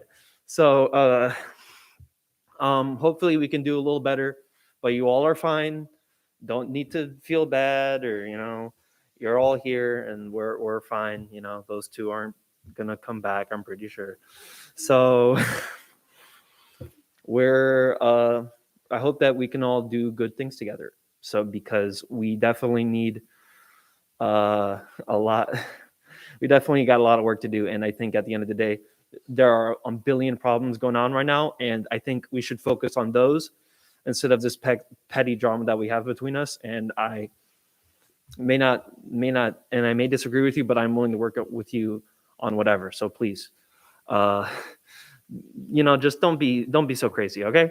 All right. Awesome.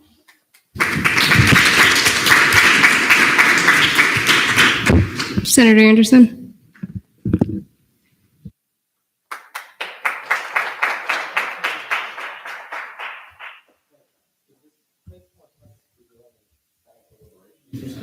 I will say, I was very confused. I wasn't sure where to put it. Yeah, I'm only calling them because I don't know what they're gonna say. So they could want to resign, and I give them that time there.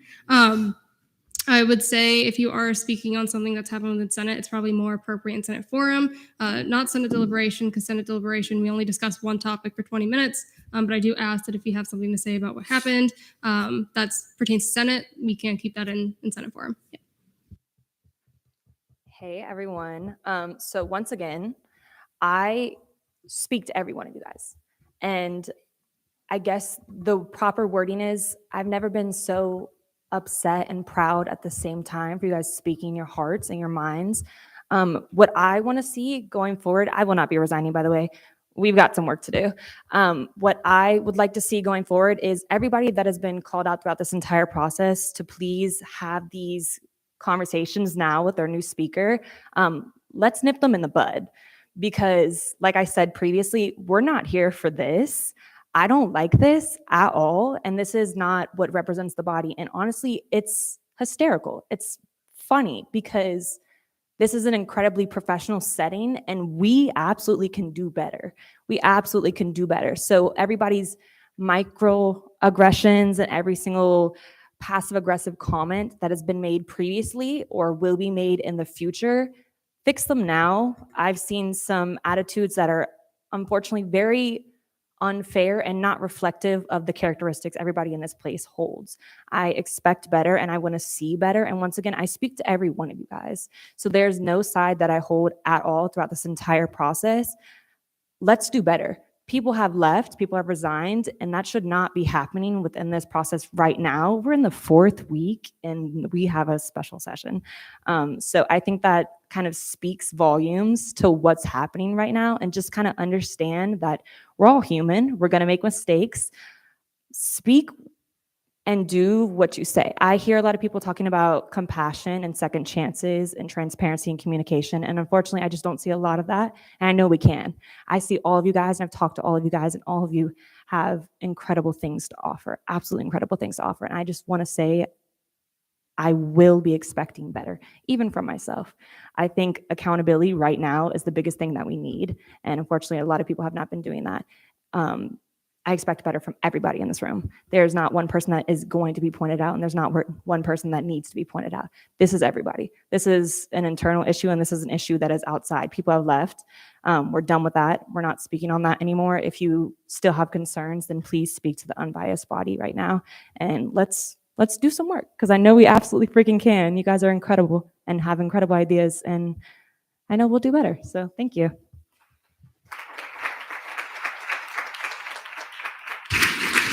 Senator Moll, do you still want to do it during open forum? Yeah, point of information and or inquiry.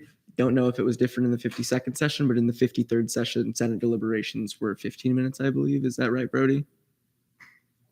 Honestly, don't remember. It's specified in the rules. Okay. Yeah, I don't know if y'all changed the rules instead of 52nd, I maybe. was just saying, like, maybe there was internal resolution. Yeah, I'll go passed. back and reread it, and if it is 15, we'll do 15. If it's 20, we'll do 20. Great, thank you. All right, any non-senators for open forum? Seeing none. Announcements from the student body president, none. Announcements from the student body vice president, none. Comptroller's report. The account balances? I'll read it out. CRT current account balance, $309,449.60 with a reversion rate of 16.479%. The FAO current account balance is $86,689.17 with a reversion rate of 21.316%. If anyone has any questions on that, I would refer you to Comptroller Fabregas. Cabinet Forum, Attorney General Soto.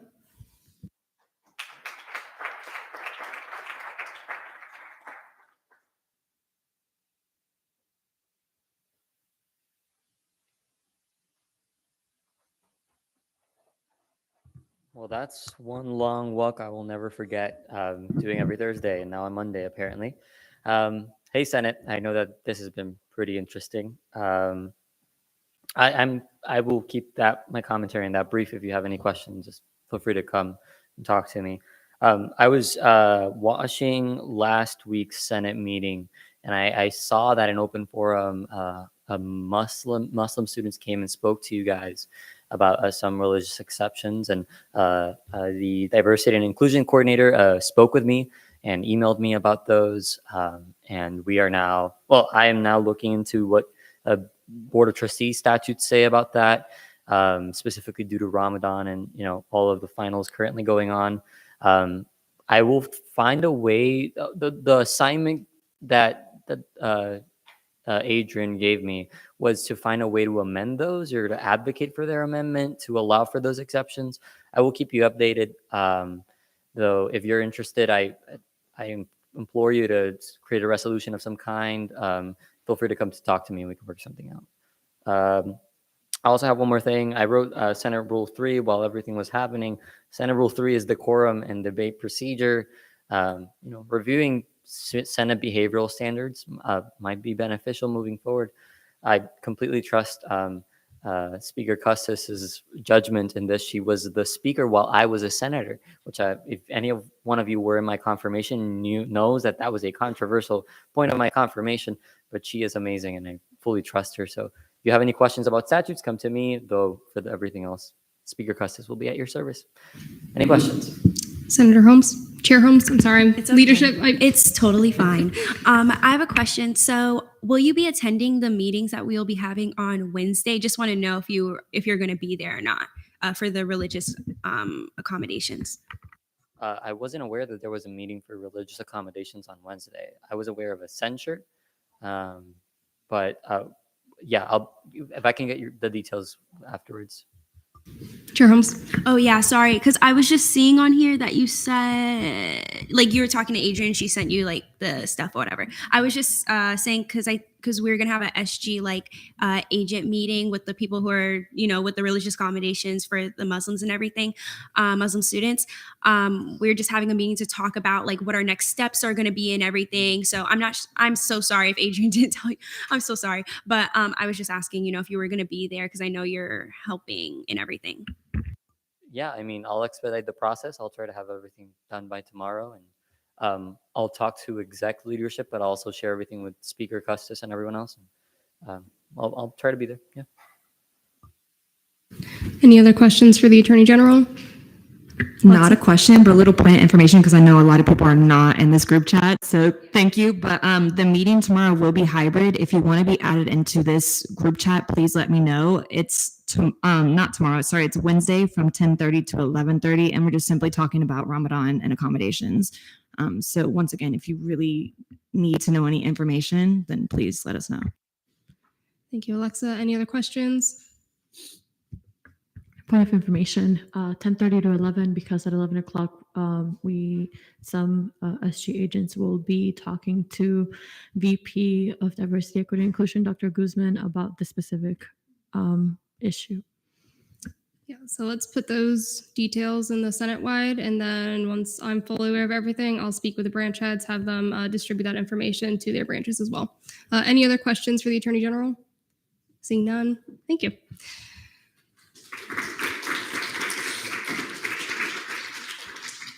Announcements from the Chief Justice, none. Announcements from the Supervisor of Elections, none. Announcements from the ANSF Committee Chair, none. Announcements from the Scholarship Committee Chair, none. Announcements from the Senate President. Didn't think I'd be having that. I will echo some sentiments that were stated in open forum. Moving forward, if anybody has an issue, come talk to me about it, right? I'm not here to judge anyone or to shame anyone. I'm here for everyone to be able to have a conversation and a sounding ear. It's a clean slate with me moving forward, okay? I have high regards for Senate and I have high expectations for those who are in it. And I'm gonna be starting tonight everything that I need to do to kind of get things in line for how this is going to look over the next few months. I'm not going to do that alone. I'm going to seek the advice of Brody. Yeah, if anyone has any questions for me at all at any time, just let me know. I'm always here to answer it. And to get back to your point of information, I did check Senate rules, and it is 20 minutes for Senate forum and deliberation. But Senator Moore. Yeah, I know that there was some talk prior to the previous Senate president elections and following that about the possibility of a hybrid option during summer. Obviously, that is your sort of discretion as the Senate president. And I was wondering if you plan to continue with that and how you plan to ensure that we have that up and running in 2 weeks when we begin meeting again. I just want to take an informal vote. If y'all want a hybrid Senate, can you raise your hand? Okay. So that kind of speaks for itself. And it seems like most people just kind of want that flexibility. And you can still be here if you want. I'll still have this chamber open. But now that I know the opinion of the Senate, I will work with Brody to ensure that a hybrid Senate can happen. That's all it was when I was speaker, was completely hybrid. So I'm used to it, and I'm ready to do it if y'all want it. Any other questions for me? Seeing none. ILA report, none. ELA report, none. Senate President Pro Tempore report, Pro Tempore Cerisi. All right. Hello, everyone. So I called this special session because I thought it was important for us to see the deputy confirmations and fiscal legislation because it is a lot.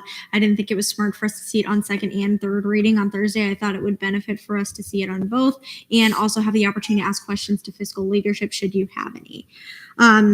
So I will be virtual tomorrow and Friday. So if you want one-on-ones with me, those will be completely on Zoom. I do have a link in the agenda for you to schedule those with me. I'm unavailable for one-on-ones on Wednesday, but I am available any other day for one-on-ones and would be happy to meet with you about anything. I'm also working on the legislation I discussed in Senate Exec last week about the Roberts Rules of Order change. So just like be prepared for that because that is going to be coming soon.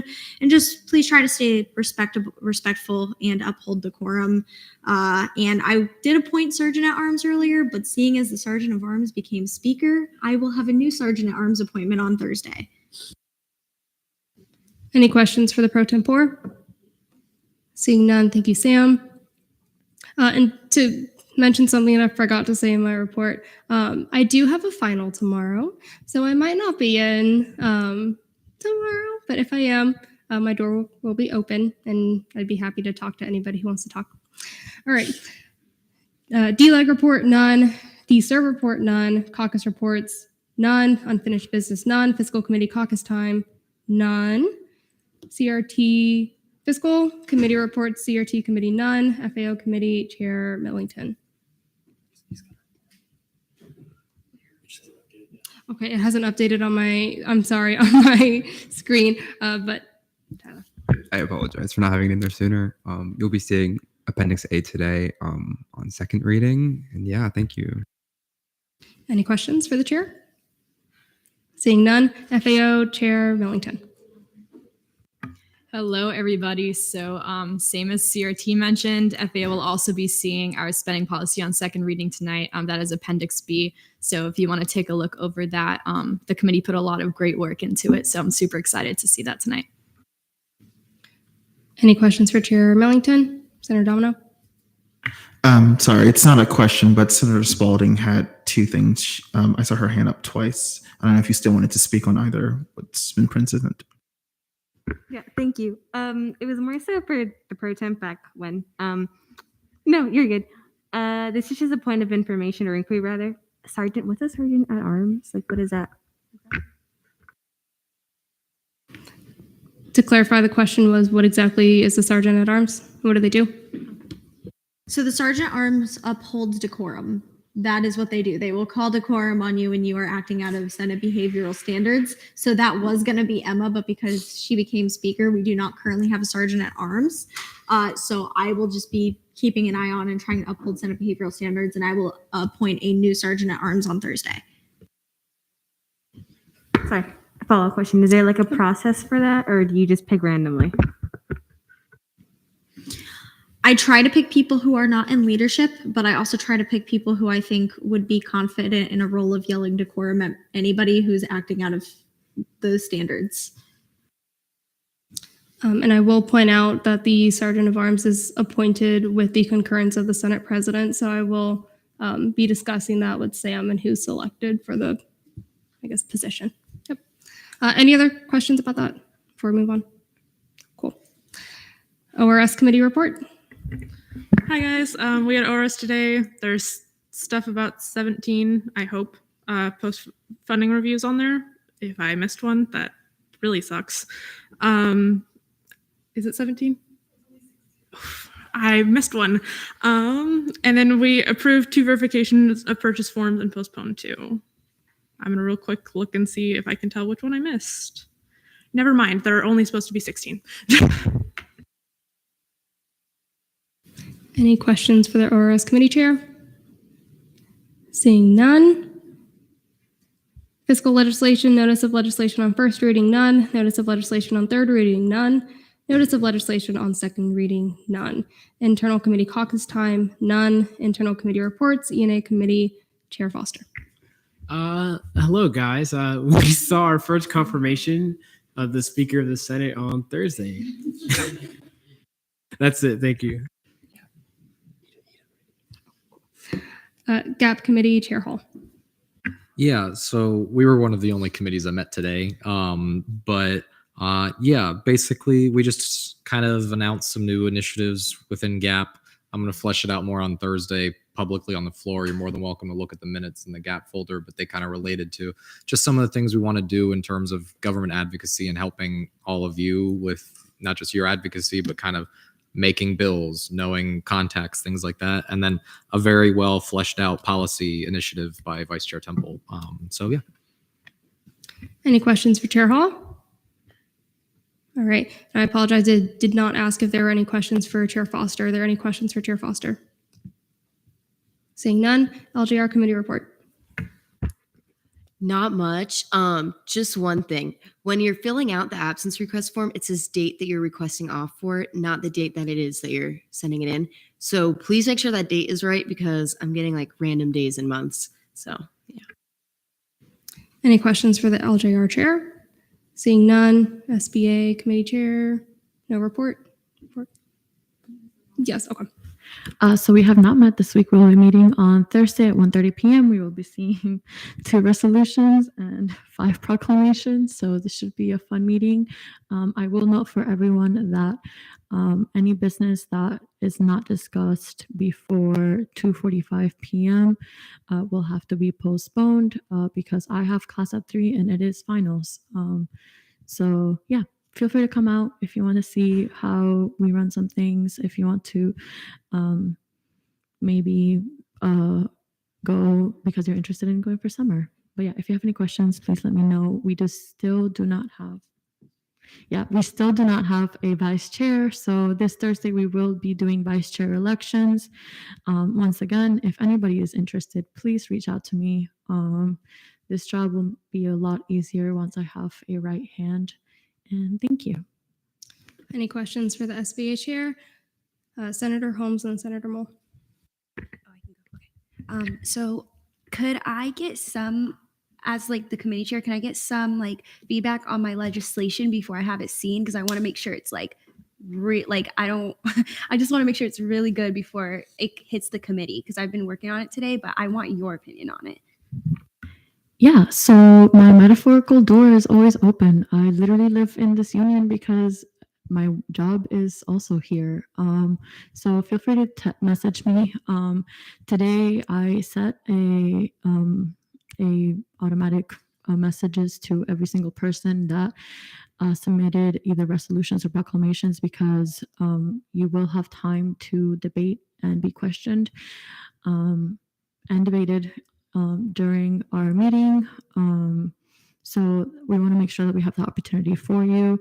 We will also be seeing amendments during that meeting. So whatever is not appropriate, we will be talking about it then. Most of these are in first reading. So the process, we will be seeing hopefully all of them on Thursday if we get through them. So you guys will be seeing it on the floor. And there's still room for improvements. I had a one-on-one with Loki, so I'm very open to talking about resolutions and proclamations on a one-on-one basis. Bless you. With any senator, and if anyone has any questions outside of the senators that introduced a proclamation or resolution, please feel free to message me. You'll have my direct message on GroupMe, so you can find me there. If you prefer a phone number, I can't put it in the minutes because it is public record. I did put it in the first day, and Brody was like, "Yeah, no." But yeah, sorry, I rambled on. Senator Moore. Move for 5-minute recess before we see confirmations. There's been a motion for a 5-minute recess before confirmations. Are there any objections? Seeing none, we will reconvene at 8:05 p.m.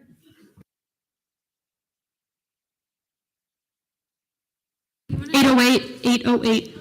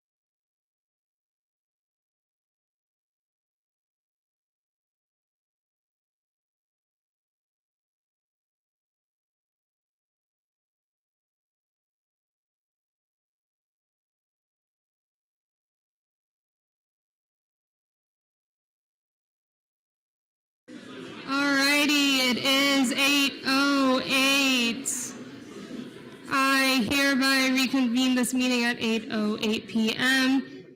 Please take your seats. And if you know of anyone who may still be outside,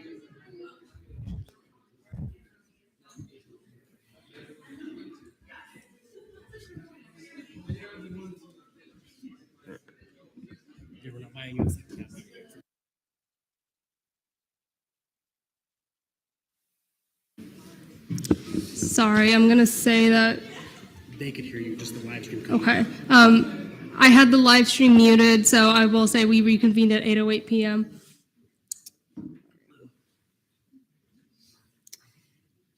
Confirmations.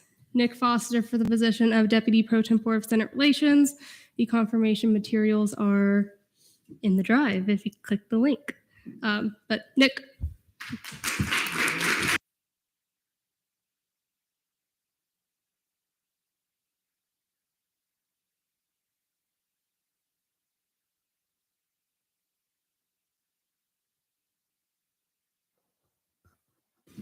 Bear with us when we get that PowerPoint pulled up. Senator Temple. Point of inquiry: what are the speeches, questioning, and debate parameters for the candidates? I'll take a motion for it if someone wants to do it. Vice Chair McClellan. Motion for 7-minute speeches, unlimited question, unlimited debate. There's been a motion for 7-minute speeches, unlimited questioning, unlimited debate. Are there any objections? Seeing none, those will be the stipulations once we get it up and running.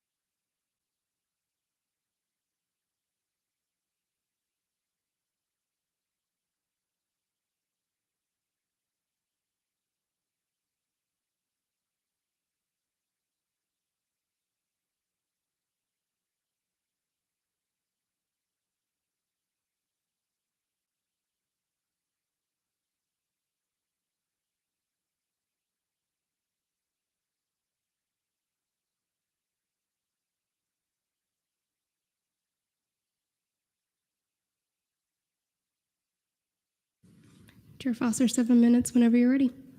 Yeah, good evening, guys. Haven't been up here since I've been confirmed back in January. I just want to say, I apologize to anybody who kind of experienced a personal attack today. That's not, what Senate should be like representative of for the student body, and I do apologize. I did apply for the position of DSER, and my platform for this position is a strong community starts with individual relationships. My thing is you can't really build a community unless you build a connection with each and every person. And if I get confirmed on the floor tonight, that'll kind of be what I want to do. Next slide, please. So why am I the best for this position? I kind of have a history of advocating for people in groups, not like me. I did a lot of work with the Women's Caucus last session. I helped the Women Empowerment Conference and the Women's Networking Brunch. I was also the only person unanimously selected to PLC, which is a premier ambassador program for UCF. If you don't know what it is, we work with President Cartwright and university trustees. I got a letter of recommendation from a dear friend and a really good mentor, Trustee Harrington. He's the university trustee for that. I'm a member of the orientation team, and that picture right there is when we took a trip to USC and represented UCF. I actually come from an RSO background, so I was the president of the fencing club at one point. So I kind of have experience working with RSOs and different organizations on campus, and knowing that DSER kind of maintains those relationships. That's kind of what qualified me and kind of led me to apply for this position. And, I serve as an ambassador for the university on multiple levels, whether it's going to President Cartwright's house and interacting with trustees, or being the first person that a new student talks to as an orientation leader. I'm always advocating for UCF, and I kind of want to keep doing that, kind of take it to the next level. Next slide, please. So why DSER? I'm passionate about representing Senate in the Pro Temp's office. From RSOs to trustees, I kind of want to represent it at the highest level. I also want to help caucuses become more involved with students on campus. The caucuses did a lot of work last year. Chair Holmes and I had a really good event that we put on last minute for Black History Month, Melanated and Making History. I helped Senator Gale with a lot of her initiatives for the Women's Caucus, and I kind of want to take that a step further and continue to build these relationships in this new session. I'm also driven to repair and strengthen relationships on behalf of the legislative branch. So I made this PowerPoint a couple weeks ago, but the point still stands today. Senate is in a very fragile state. So I want to work with each and every one of you to kind of take us back to a place of peace. We're not always going to have peaceful times, but I think transparency and being open about everything is a really important quality for a leader. Next slide. Let's get into my initiatives. I would like to collab with other SG agencies. I want to host more events with CAB or late nights. This will bring more visibility to Senate, and it's kind of a fun way to bridge the gap between students and student government. Next slide. I want to meet my constituents. I'm not the type of person where I want to sit behind a desk and send out an email and be like, well, I fulfilled my requirement to send the email. That's the end of it. So, I kind of want to do events like Smoothies with Senate, like how they had Juice with the Justices. I actually went out to that event, and when I was speaking with them, they were so informative about what they knew about their position. So I was kind of I think some senators should come out and we can talk about our committees and caucuses and how we help students. I think this could also lead to more representation in student government from minority groups. And that was, one of my initiatives as ENA chair to kind of get more people involved within student government. Next slide. I kind of want to collab with Faculty Senate. Before former Speaker Kehoe resigned, I kind of talked to him about this a little bit. I know the chair of the Faculty Senate, Joseph Harrington, so I kind of wanted to, collab on legislation about advocacy. Also being in PLC, I have the opportunity to speak with President Cartwright pretty frequently. So I kind of want to have an open forum or maybe a Google Doc where you guys put down questions that you want to ask him and I can bring it to him, personally, and I can get you guys, his advice on what he has to say about certain issues. I also want to host a town hall. So that probably won't happen in the fall, but I do have the resources to be able to host a town hall with President Cartwright. I would ideally get a lot of senators to help me moderate it, but that's something that I really want to do. Next slide.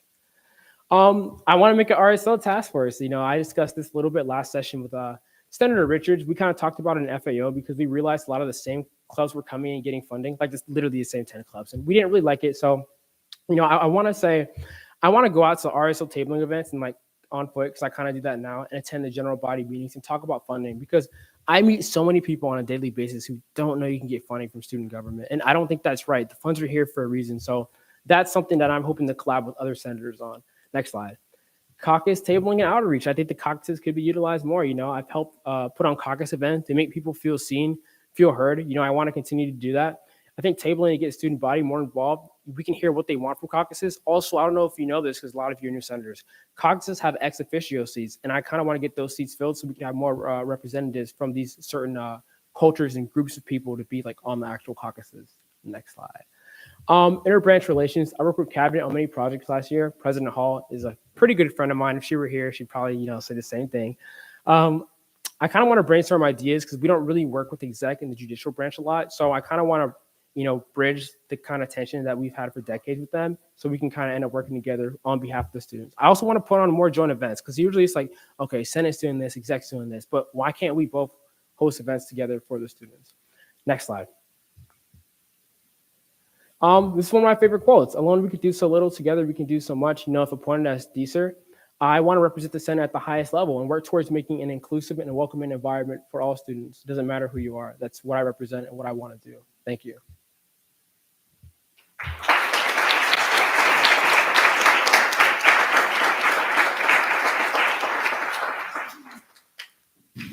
We are now in line for questioning. Chair Holmes and Senator Moore. Hi, thank you so much for your presentation, Nick. I just wanted to ask, how would you be willing to help the caucuses with their ex officio seats? I know I haven't had experience doing that. I'm not sure about anybody else that's been in caucuses, but also how would you go about that, especially you being the connection with those relations, and and would you be willing? So the DSER actually has a spreadsheet, about all the RSOs on campus. So with access to this spreadsheet, I want to kind of meet with all caucus leadership and be like, hey, you have a couple seats that RSOs can take. What RSOs would you ideally want to sit? We can kind of go through the list and talk about pros and cons on it, but I do want it to be a fair process. So maybe you can pick 5 and then we can have interviews with all the members of the clubs, and then we can kind of go from there. Because I do want those seats to be filled because they're there for a reason. Thank you for the question. Senator Holmes, and then remind me, not Senator Holmes, Senator Moll, and then Castellan. Okay, so Moll and then Castellan. Yeah, so I'm really interested in the idea of this RSO task force. Actually, when I was running, I reached out to the Puerto Rican Student Association, and they had been like, "Oh, what's student government? What's Senate? Like you're running for something? What does that mean?" Which is crazy because obviously we have a sizable Puerto Rican population here on campus.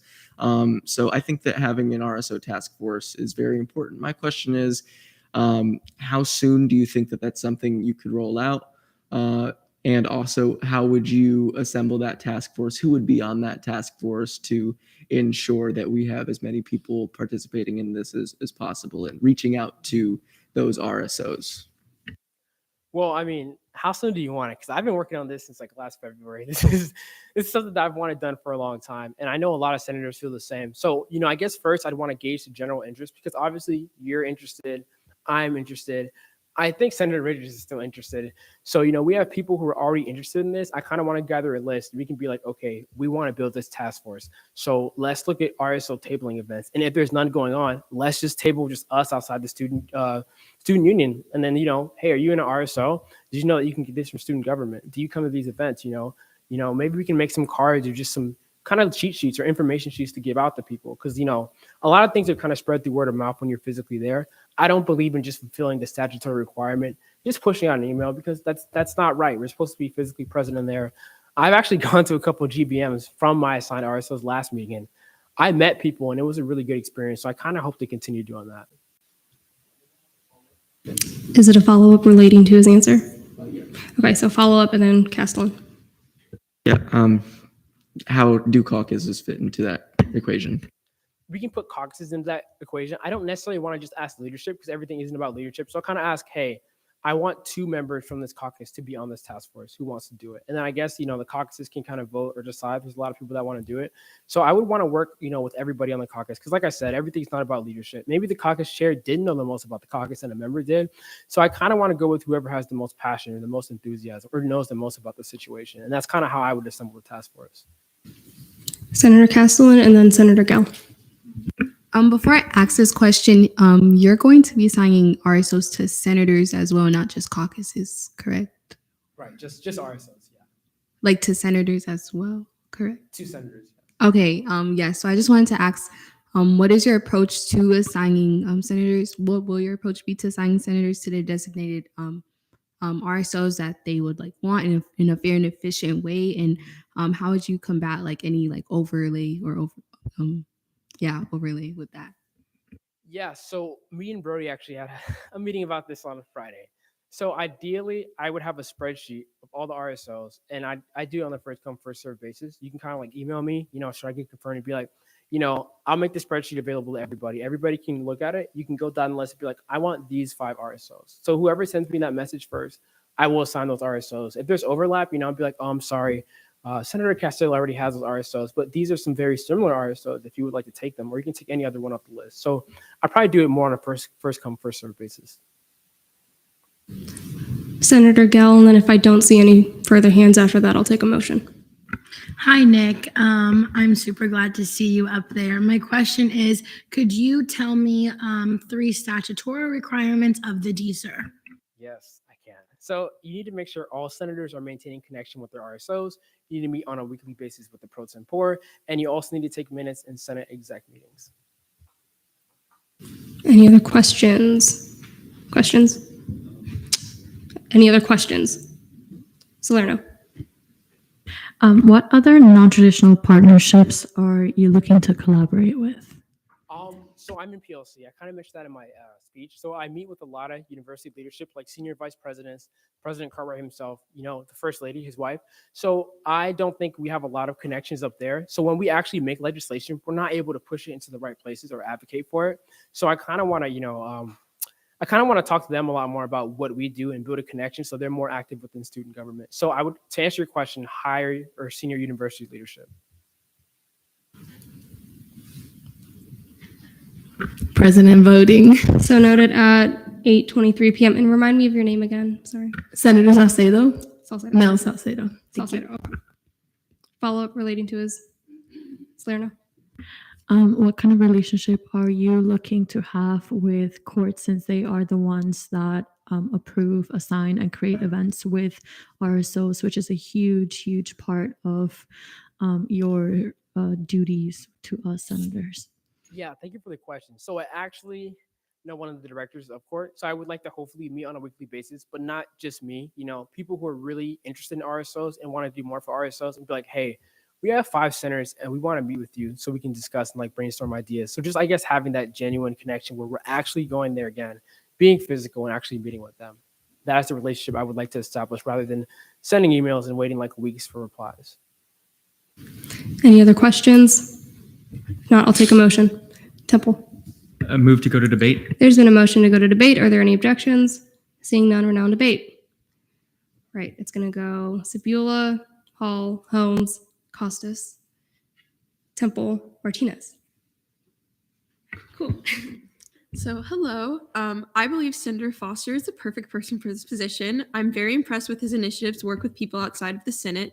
With how the Senate is right now, we need a good relationship with the student body, extremely so. But I'm definitely biased as Women's Caucus chair, but rightfully so. His genuine care for women on campus shows in his actions on Women's Caucus.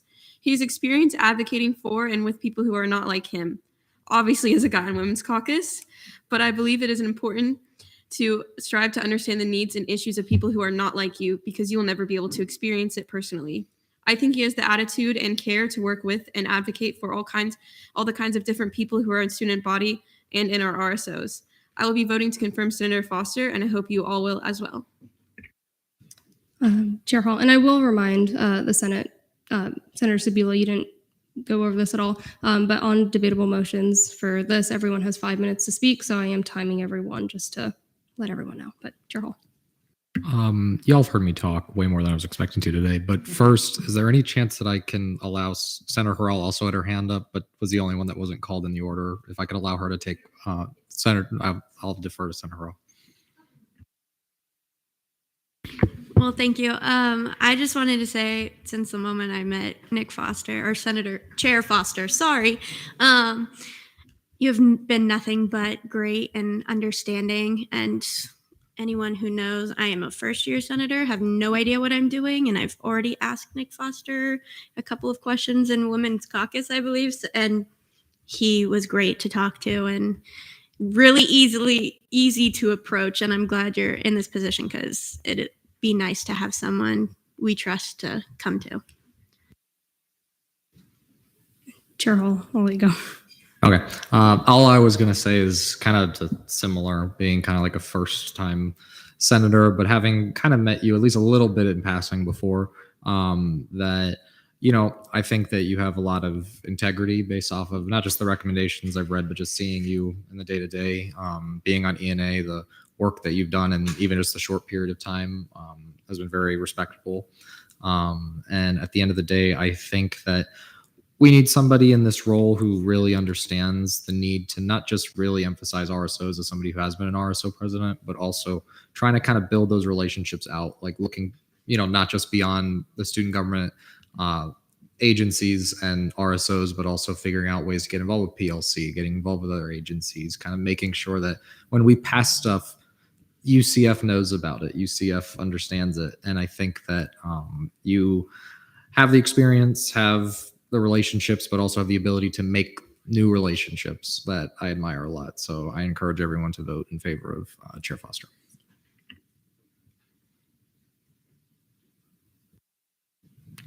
Senator Holmes. Hi, y'all. Oh, oops, sorry. Okay. Nick Foster has a passion for student government. A passion. When I tell you Nick eats, sleeps, and breathes student government, I'm not kidding. It's all he talks about and looks forward to. Not saying that Nick doesn't have a life, he does. But Nick has wonderful ideas and passions that I know he will complete as DSER. He is a bright person who wants what is right for students. Throughout these past 2 weeks, he has prevailed. He still stands here ready to serve students unwaveringly. Even as a former vice chair of the Black Caucus, he expanded my importance of intersectionality, especially within the caucus and relations outside of the caucuses. I urge you to vote in favor of Nick Foster for DSER because this is someone who we need to connect with RSOs and with senators and maintain student government relations with agencies, departments, and etc. I'm ready to have a fresh start and serve the student body, and I can't wait to see the work that he will do as DSER. Thank you. Senator Costas. Yeah, I encourage you all to vote in favor of Senator Foster or Chair Foster.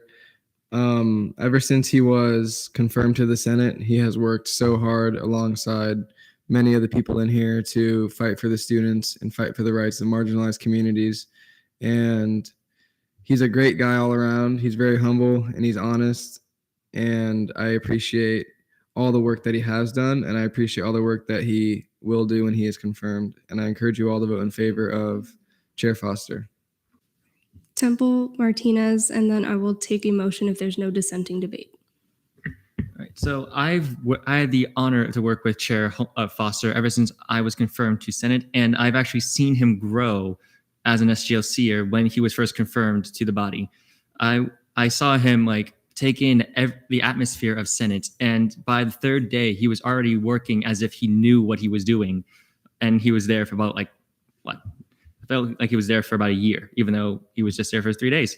And when I tell you the progress that he's made since then is astounding. And the fact to see him go from being a normal senator, appointee no less, to being Black Caucus vice chair, to now E&A chair, to the position he is in now, it really makes you want to do more, like to the point where he is at right now. And I cannot think of anybody else who has the personality, who has the ability, who has the passion to do what the DSER is required to do. That being said, I highly encourage you all to vote in favor of Chair Foster for the position of DSER. Senator Martinez. I'm going to make a really original statement here and throw my support for Nick Foster because honestly, I don't think I can say anything original here, but ever since I've gotten here, which has not been a long time, but he has been great. And I really support a lot of the initiatives and I really admire his commitment to the student body. So please do vote in favor for him because I will also be voting in favor for him. Are there any dissenting opinions? I'll take a motion. There's been a motion to vote on the confirmation. Any objections? Seeing none, we're now on voting procedures. No talking.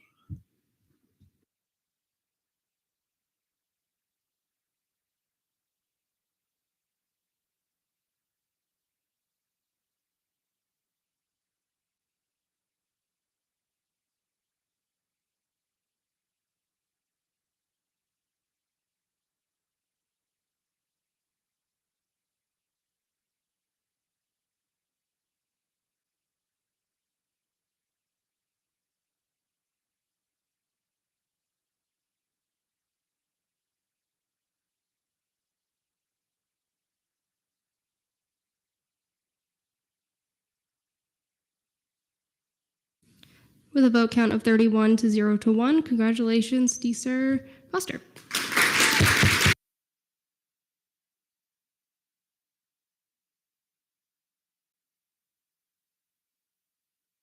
Next up, Katrina Wanjan for the position of Deputy Pro Tempore of Legislative Affairs.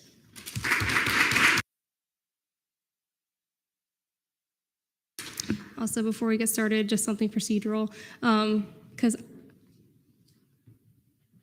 DSER Foster? I resigned from the chair of E&A. Yeah, so upon you being confirmed, that was, Okay. yeah. Thank you.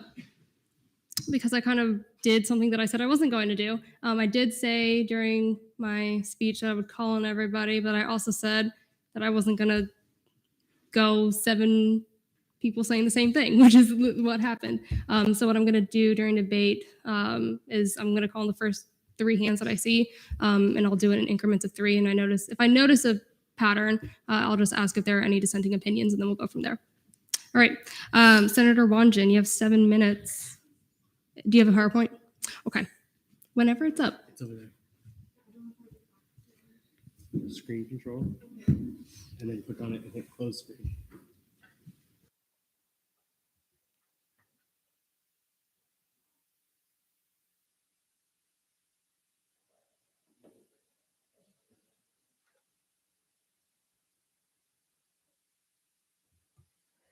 So evening, everyone.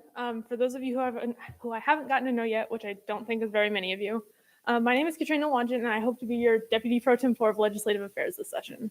So to preface, I know that there are some people here with varying levels of concern about my ability to properly fulfill this position, and I want to be completely transparent with all of you about any weaknesses I may have as it pertains to this position.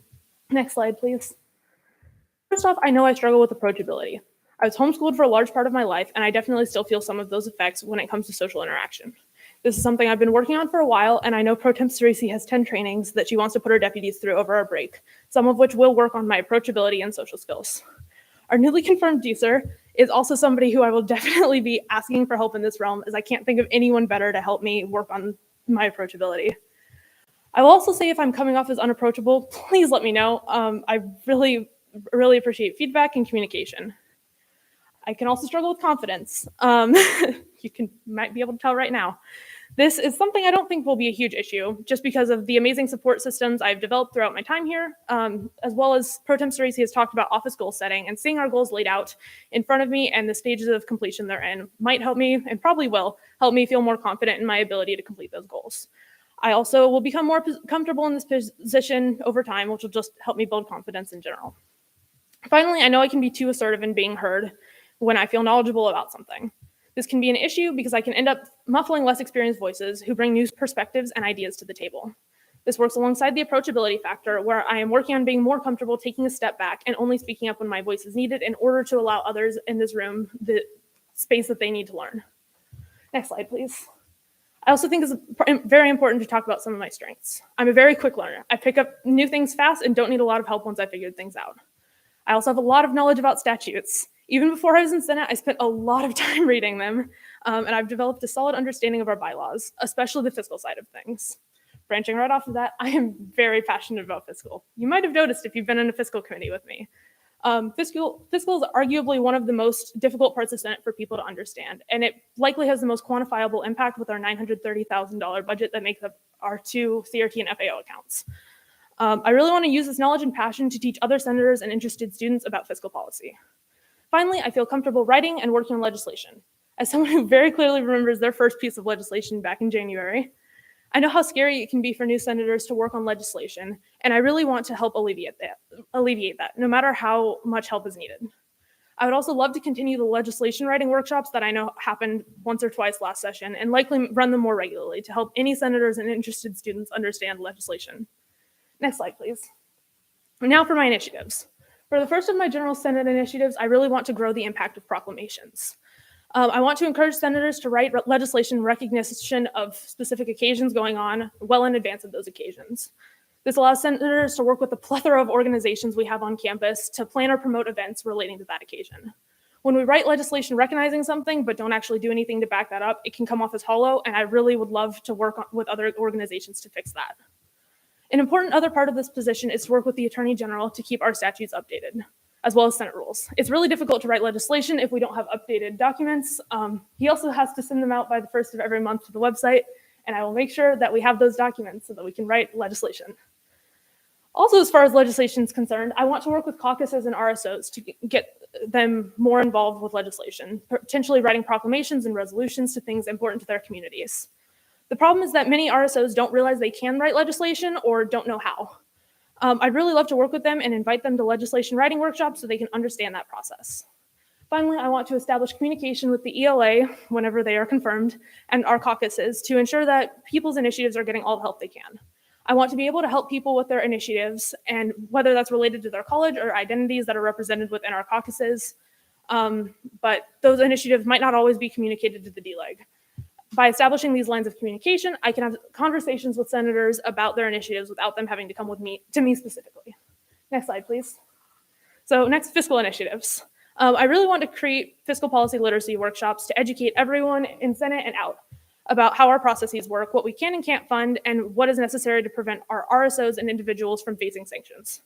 This will make students who request funding understand better how it works, and will also make senators better at representing our fiscal bills. I also want to improve the communication between RSOs and their bill reps. I've been in ORS for a while now, and I've really noticed some issues where RSOs regularly forget to submit their verification of purchases forms until past the due date.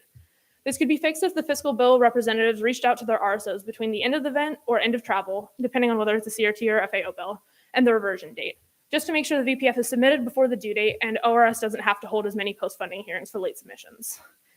Also, since the DLEG is supposed to be a point of contact for between Senate and the ANSF business office, one thing I really want to do in that role is work alongside the business office to update financial training, since a lot of that is where RSOs get confused, and that really would be important to smooth out our funding process.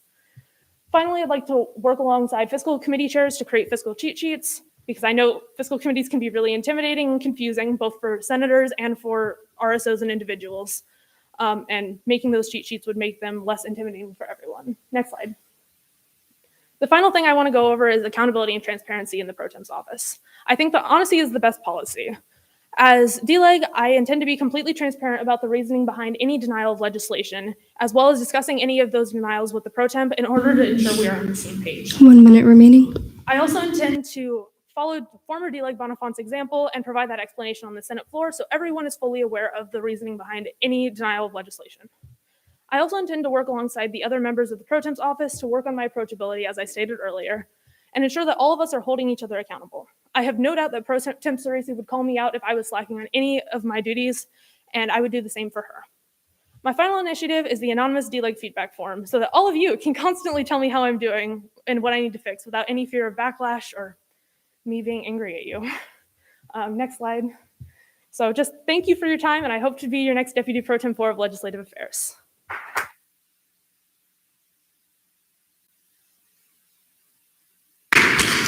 We're now in line for questioning. Mole, Costas. That's the order. Mole, you have the floor. So my question regards those cheat sheets that you had talked about. I know for one of my RSOs, we had several members going to an event, and it was only because I was like a member of both the RSO and Senate that I was able to help them create a graphic and work with someone else to create a graphic. Would you see yourself working with the communications director to create a graphic for that, or is it more of like a text-based cheat sheet? What do you think for that? I definitely like graphics just because they're easier to look at. I know I personally prefer looking at just text, but nobody else is like that.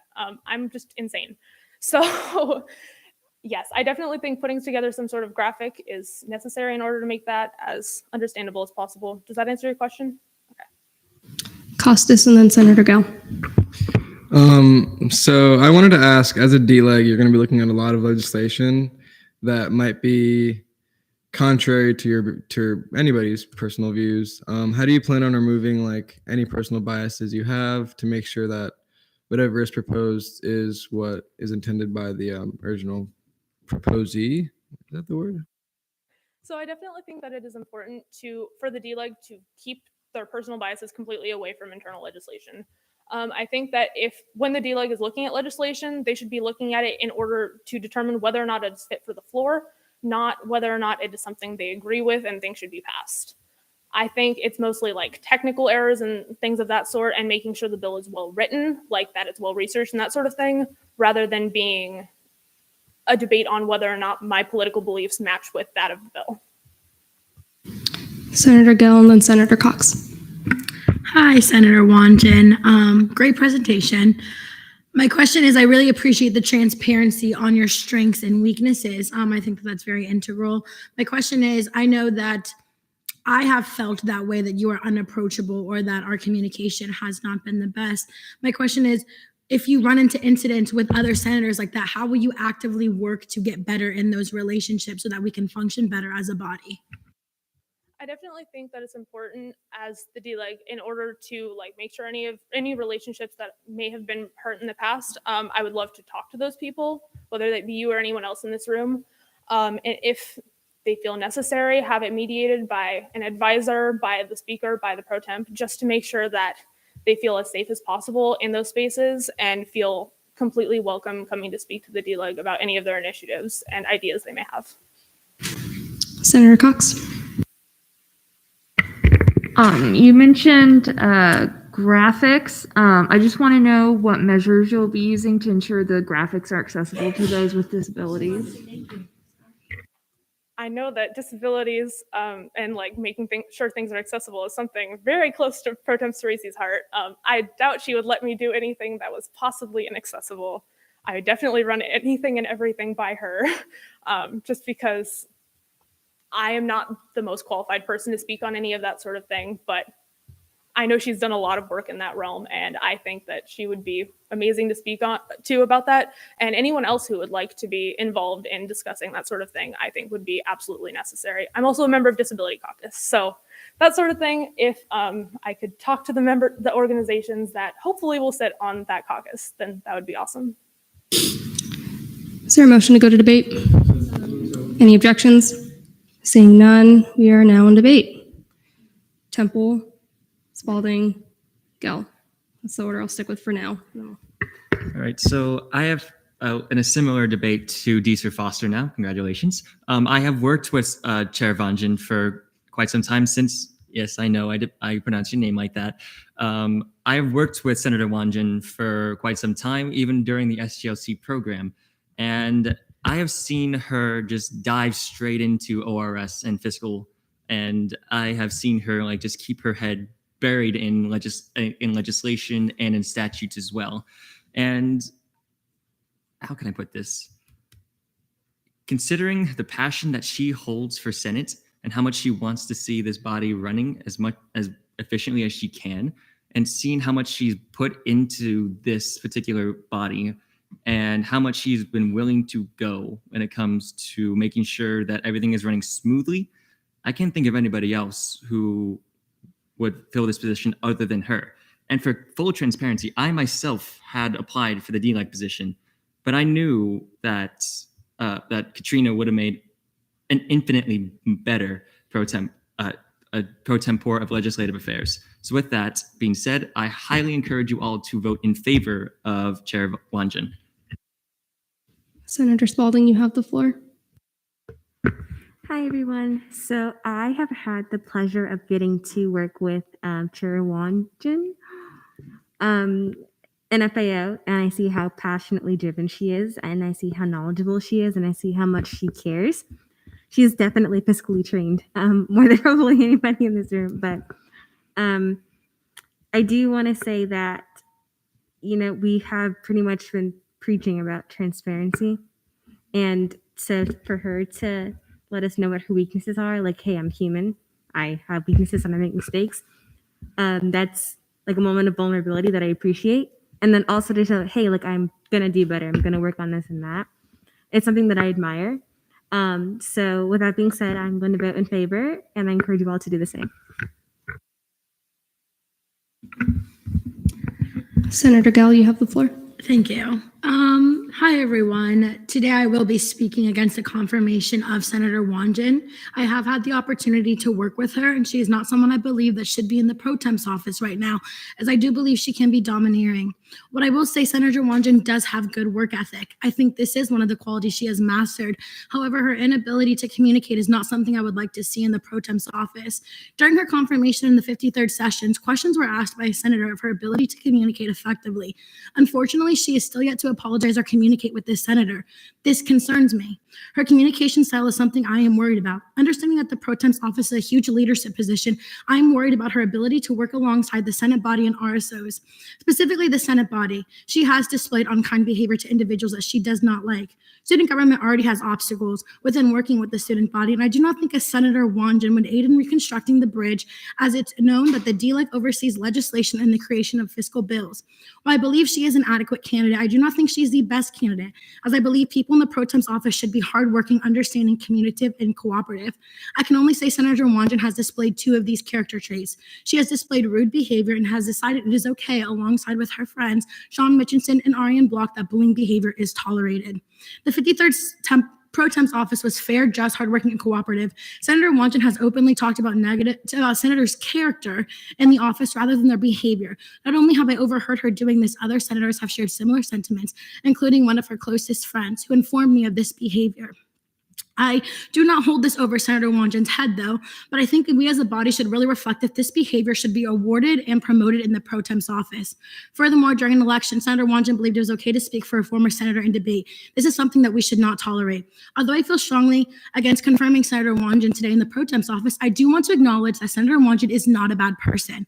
I want to say this again, Senator Wanjan is not a bad person, and that is not my intentions when speaking against her confirmation. That is not what I am trying to communicate to the body. I believe she would do an okay job in the pro temp's office, but right now I believe she needs to grow in some of her behaviors. And frankly, I do look forward to seeing this growth within our relationship. Senator Wanjan is hardworking and competent, and she could do an acceptable job as D-Leg, but we should be appointing the best people to these positions. And I do not believe that she is the best candidate right now based off of the reason I just said. While I appreciate her dedication to bettering herself, I am not comfortable to have someone be the face of Senate when she has openly admitted her faults about approachability and her domineering behavior when she feels like she knows more. The last couple of weeks have solidified this, and I know that many senators feel similar, and I think we need to be very wary on her confirmation. I highly encourage you all to really reflect on what has been said and thinking if this is someone that we should be appointing to the pro temp office right now. I know I will be voting against her confirmation, but I just really encourage you all to take everything into consideration. Thank you. I'll take more hands. All right, I'm going to go here. I want to say, I know you're Borges. That's how you say it. Okay. And then I'll take, goodness, sorry, I have like a seating chart here that I had it right. Is it Tasha? That's how you say it? Okay. I'll take those 3 hands and then we'll go from there. Hi. I just wanted to preface that I don't know Chair Wanjan, nor do I have anything against you. I can only speak on what I've seen. She seems to have great knowledge of Senate as a whole and seems to have a passion for Senate, which is a great pro. However, I unfortunately had to witness the stressful election of CRT. And before anyone questions it, which I know I don't have to share, but I think it is important to share, I did not and do not have an issue with the chair elections in CRT, as Chair Borges is doing great and has made sure everyone is comfortable and is understanding the process. Anyway, anyone who was at the CRT elections can verify that she did speak against Senator Gell. She continued to speak down on her character and not specifically her ability to lead CRT. This is what worries me about her being elected to D-Leg. That speech alone made me a little nervous to speak against anyone or anything in fear of being perceived in a certain way.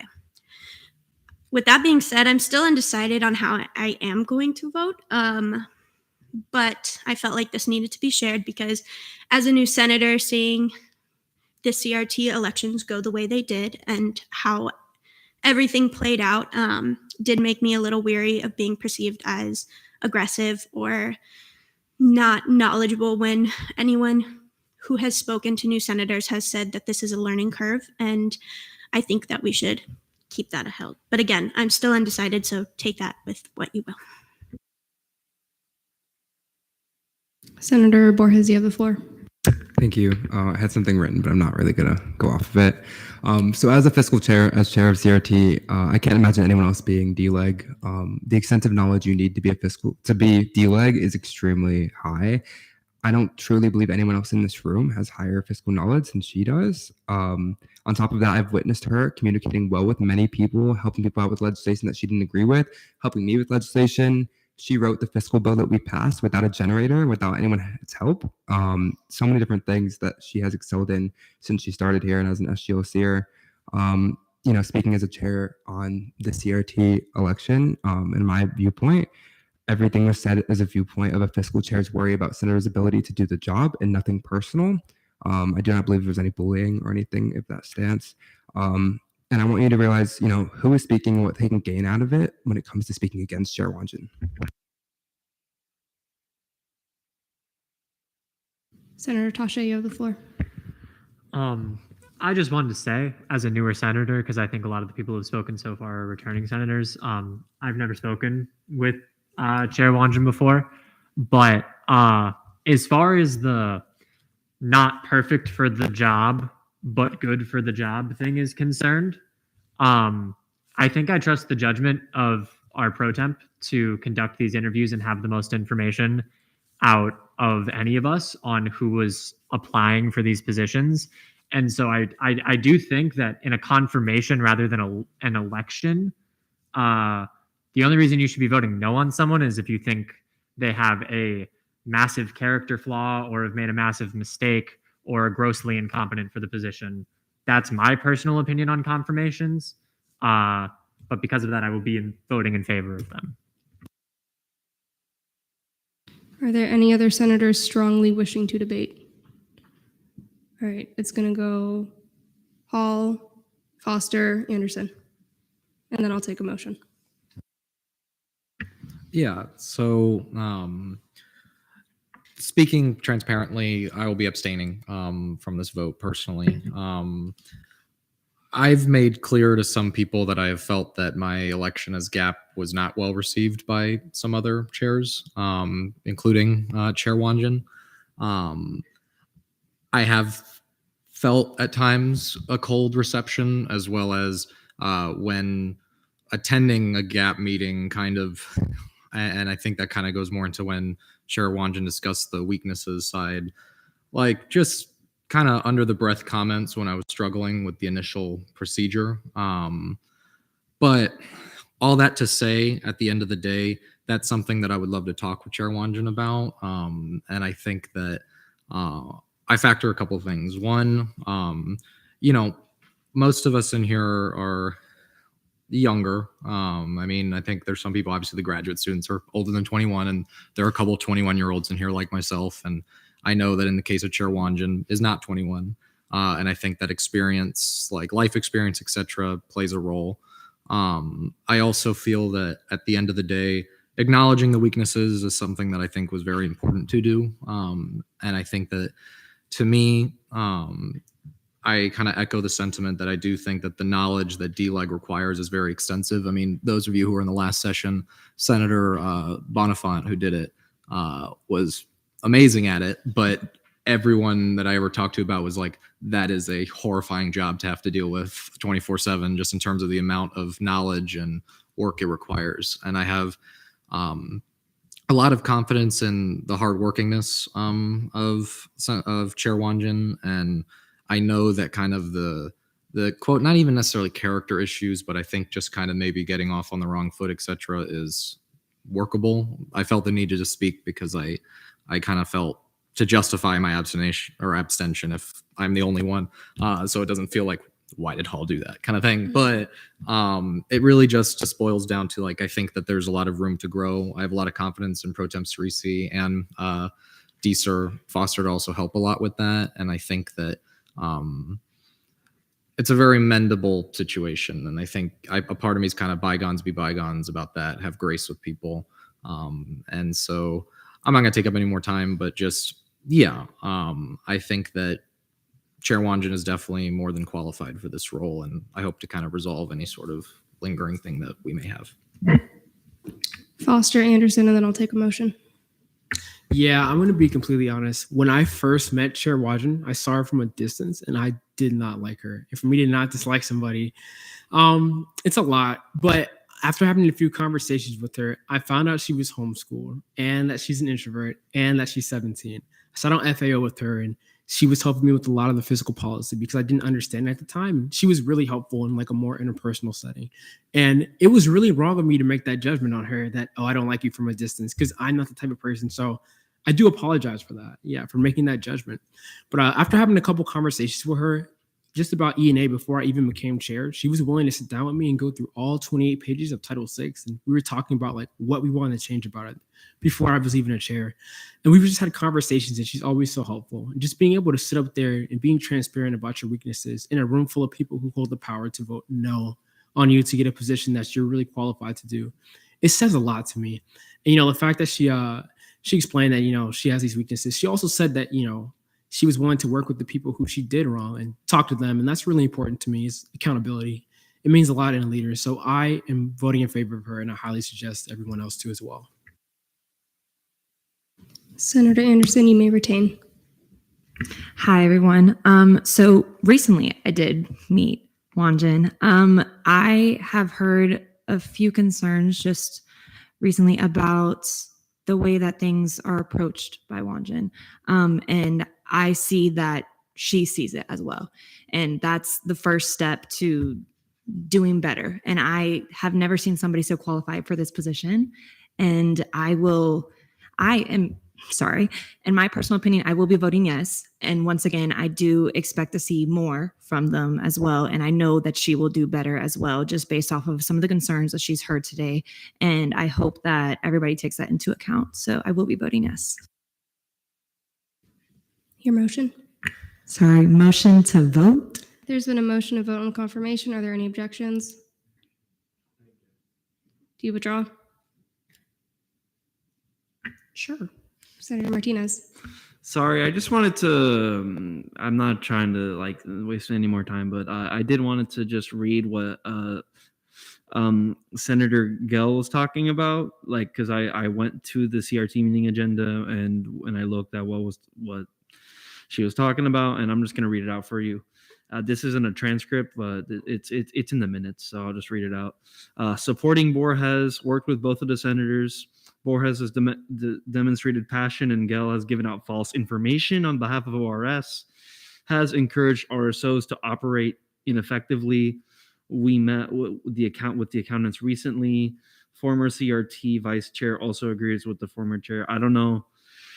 I can't really infer too much about what that means or what that is, but I will not say that I'm not going to say that it's for or against. I'm going to let you guys make your own decision. Me personally, I'm abstaining because I really just have no idea. So, but if she does get elected, I will not mind at all. So. And the minutes are in the drive if anybody would like to read them. I'll take a motion. Senator Anderson. I'm just going to have one more comment and then I'll retain.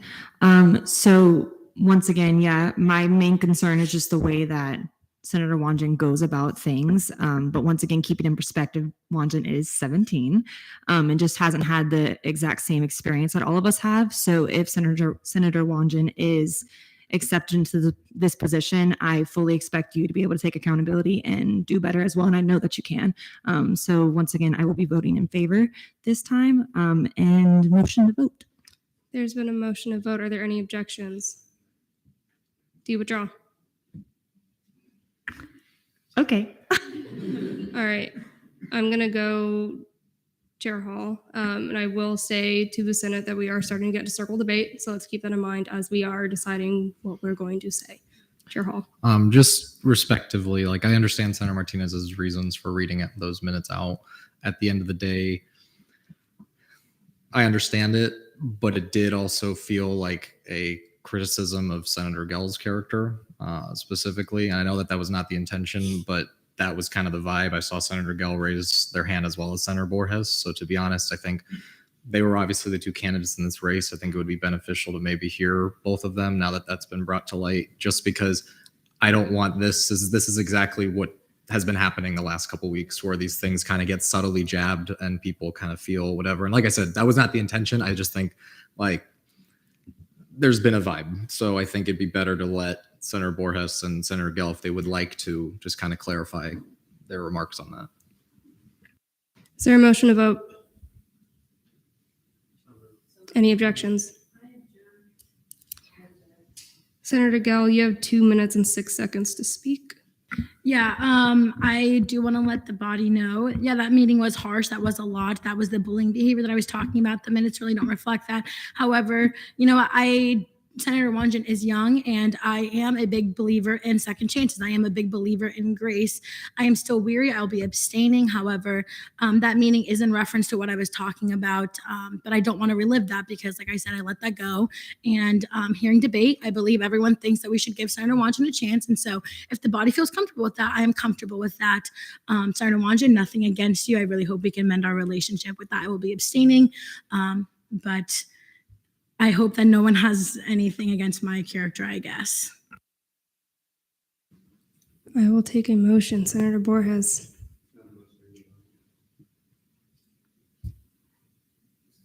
.4 minutes and 5 seconds. Let's not get into circle debate. I'm asking that of the Senate. just want to specify, if you look at past Chair Block's resignation speech, it's 12 minutes long and it touches on this. On top of that, all three of the past fiscal chairs before Hannah Matan, also gave their, expressed their concerns with Senator Gell's ability as the ORS rep. So Chair Wanda was not the only person to express this. This was all of past fiscal leadership, and there was a 12-minute speech to go in depth. So look at that, please. Really quick, if we may, can we be No, careful? No. Can we be careful of what is being said right now? I was about to call decorum. Yes. I'm going to state that we are here to discuss Senator Wanjin's capabilities. Sorry, I just hit your laptop. As the Deputy of Legislative Affairs. All right. Senator Temple. A motion, if I may, Madam Speaker. Move to vote. There's been a motion to vote. Are there any objections? Seeing none, we are now on voting procedures. You may vote either yes, no, or abstain. No talking.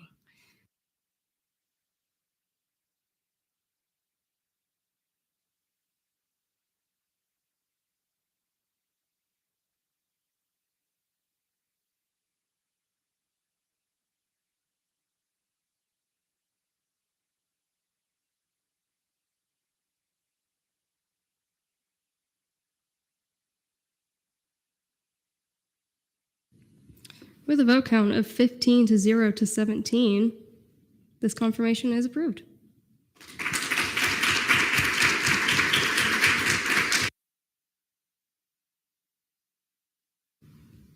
Internal legislation, notice of legislation on first reading, none. Notice of legislation on third reading, none. Notice of legislation on second reading, constitutional amendments, none. Bills, internal bill 54, 03, updates to Title 8, updates to the CRT spending policy by Chair Borges. Is there a motion for 3-minute speeches, unlimited questioning, unlimited debate? Any objections? All right, Senator Borges, you have 3 minutes whenever you are ready, and the legislation is hyperlinked. If you all could so generously take a look at it and read what you're voting on. Could we do Appendix B first? I really have to use the bathroom. I know it's not a good reason, but I want to make sure I explain this properly and I really have to go to the bathroom. All right. Motion to table that? Any objections? Seeing none. Internal Bill 5404, updates to Title 8, Appendix B by Chair Millington. Chair Millington, you have 3 minutes whenever you're ready. Okay, hello everybody. So as just mentioned, these are the updates to FAO's spending policy, Appendix B in Title 8. The FAO committee has worked super hard going through every single chapter of the spending policy to make sure everything looks good, updates that we needed to make. So keep that in mind that a lot of people worked very hard on this. So I kind of just wanted to go down and briefly summarize some of the changes because it may look kind of messy with all the strike throughs, but I guarantee that most of the changes are just structural wise. I did also work with the CRT chair to make Appendix B and Appendix A more similar as far as visuals. So that is a lot of the changes as well. Just kind of making sure that it's easier to read for these RSOs because it is a lot at first glance. So just kind of going down quickly, and obviously I'm sure you guys might have questions on this. So the first thing that we did was we decided to remove the RSO exposition category. Our reasoning behind this was because that can also fall under the events category. So we just figured that it would be easier and more legible to kind of combine them. So that wasn't a huge change. As far as Chapter 822, which is funding classifications, we didn't change really any of the information itself. The main thing was splitting it into bill and allocation sections instead of it all being in separate sections. You'll see a lot of it crossed out, but it was mainly just structural, putting them together wise. Chapter 823, the funding amounts, we moved that from the bottom. It used to be 827. So that was just moving that up. And then we did change the allocation cap from 4.3K to 4.4K.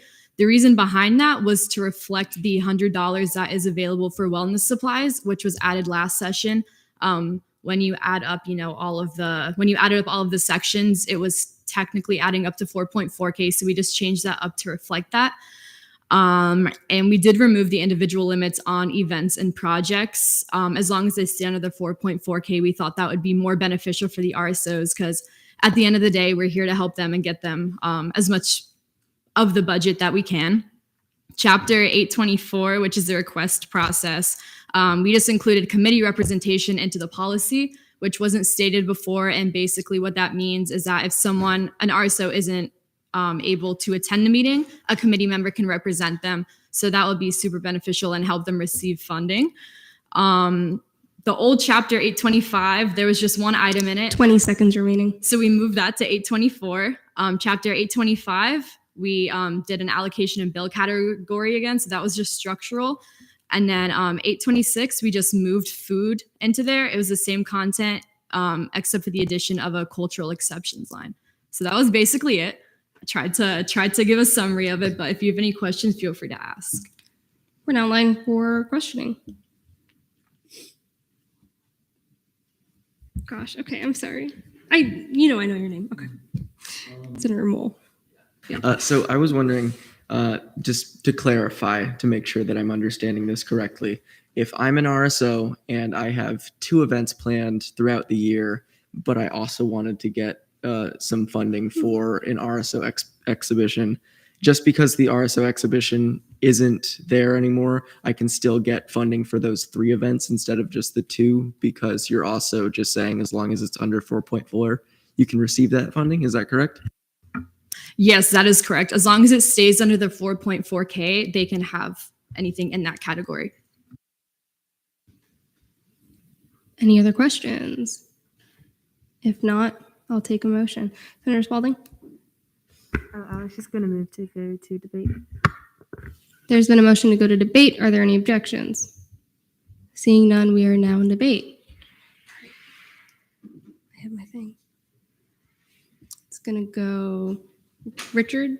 So it's going to be Richard, Foster, Temple, and then we'll go from there.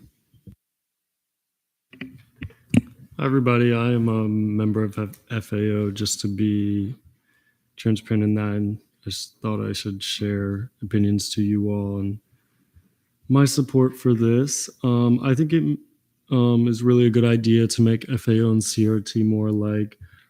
Just when people are coming for funding to SG as a whole, I think a lot of the requirements should be the same. And like when they're looking for those, it should be clear to them, because I know even as senators, people would get confused in the past. So that really makes it easier for them structurally. And then as far as the changes funding wise, it really creates a lot of flexibility for them. And I think that's a good thing to have. We want them to utilize the money that they are paying for, that they are paying. So that's what I have to say. I think you should look into this, please. If you haven't, read it before 3rd reading and support it. Deeser Foster? Yeah, I would like to echo the sentiments of Senator Richards. I was on FAO last session, and a lot of the things changed came from a lot of the issues that we'd have when it came to spending policy and funding. And it makes it a lot easier to understand certain things. Like, for example, I'm looking at one of the lines, and we used to have to always fund things. Like, if we were funding an item for an RSO, it would have to say funded by SG. But I see, they added funded by student government or funded by you. I really like funded by you because it kind of shows students that their money is like being used on them. So I do like all the little added touches, and it does look a little bit easier. So I'm in full support of it. Vice Chair Temple? Thank you, Madam Speaker. So yes, I would like to echo the sentiments of Senator Richard and Deeser Foster. And this is a perspective coming from not a member of FAO and out of the prior or current session, but just a senator who has more experience in CRT and internal affairs. But seeing the work that the FAO committee had put into the full 2 hours and 30 minutes of it, I sat through the entire meeting for the record. Just seeing them put all their time and effort into this to consolidate the information in this here bill, it really, really, really helps me, because I don't have nearly as much knowledge of fiscal as other senators do. And seeing it all in this package here, while it is still pretty daunting, it's made much, much easier. And going forward, it can help out senators both in this session and in future sessions as well. With that, I will highly encourage you all to vote in favor of this bill. Are there any dissenting opinions? I'll take a motion. Chair Uria. There's been a motion to vote. Are there any objections? I object. I just wanted to make a comment. Do you withdraw? Okay. I would just wanted to point out something that it's not a dissenting opinion, but it's other people thing different than other people have said. From an engineering perspective, the RSOs, it's really, really useful to them to be able to put that much money towards a single project. Before they couldn't do that under the previous system. So it's just really, really helpful to them. I just wanted to point that out. I'll take a motion. Chair Uria. Move to vote. There's been a motion to vote on Internal Bill 5404. Are there any objections? Seeing none, we are now in voting procedures. You may vote either yes, no, or abstain. No talking during voting procedures.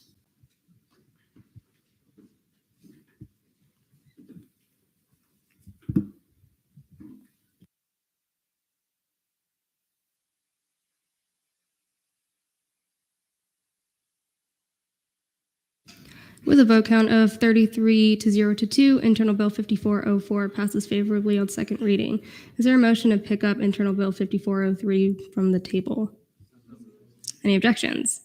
Seeing none, Internal Bill 5403, updates to Title 8, updates to CRT spending policy. Chair Borges, you have 3 minutes whenever you're ready. Sorry about that little bathroom break. So I'm sure Chair Millington said a lot, but what I'm going to say, so I'll try not to repeat it. If you look through, a lot of these are just making them the same as FAO, simple words like separate to discrete. And then there's other things like in Chapter 813, just changing it so it's close to FAO. Similar things we already do. Timeline, we changed that a lot. It looks exactly the same as FAO's, like, as much as it can, separate into allocations and bills. I have an amendment on here. I'll speak on it later, I guess. Let's see what else. 817 changed a lot, and feel free to ask me questions about it. I yield the rest of my time. We're now in line for questioning. Chair Hall. Just more question for curiosity because I just saw it before, but like when they put like the where what's like not funded, more just for clarification's sake, I guess if we ever get asked by like an RSO, do they just have to, like, for instance, section I and section K, does the RSO just need to ask the provost like for approval in that specific case, or is there like an actual procedure that they have to go through to get that approval? Yeah, so I've never come into that. From my understanding, the last fiscal chair note told me that there's some type of process that they have with that. I'd be willing to look into it and let you know, because I honestly feel like I should know that, and I'm not certain at this point. Senator Salerno. There is an amendment on 814.2 Part B where it's instead of being approved by CRT, it's approved by us, and then 45 days instead of 60 business days. Can you explain why it was changed from 60 business days to 45 business days? Yeah, so when we change it from CRT to Senate, that's the exact same like conversion by days. This is just to give the accountants and us enough time to get our signatures and to approve it. I believe, is that all your questions? You need, okay. Any other questions? Senator Richard. Hi. I'm trying to look at 817. It looks like you removed performance art. I'm assuming that may fall under something else. Can you just elaborate on that? Are you able to clarify what you mean by removing performance art? Performance art trips, section C. I don't see that in the amended version. So it used to be part of B, and it is now again part of B in my amendment. Any other questions? Is there a motion to go to debate? Any objections? Seeing none, we are now in debate. Any senators wishing to debate? All right, it's going to go Martinez, Spalding, Temple. I mean, I was going to do a motion to vote. I don't know if anyone else was, but I mean, considering it's all a lot of the same stuff, I'm willing to vote yes on that. Just an FYI to the Senate, I will not be taking any motions to vote. There are amendments that will need to be passed before it's voted on. But also, too, I want to hear some debate. All right, Spalding. Hi again. I think that the bill is well organized. It's definitely clear to read, so it's something that RSS will be able to understand. And then also, I'm blanking, but at the end of it, like pretty much, I am in favor of the bill. So yeah. Temple. So it's pretty similar to the debate I had for the FAO spending policy. This consolidates the information quite handily for somebody who is not a more fiscal-headed individual, let alone senator. And seeing as this is for CRT, it kind of warms my heart a little bit. It's kind of surprising, but that's my debate on the matter.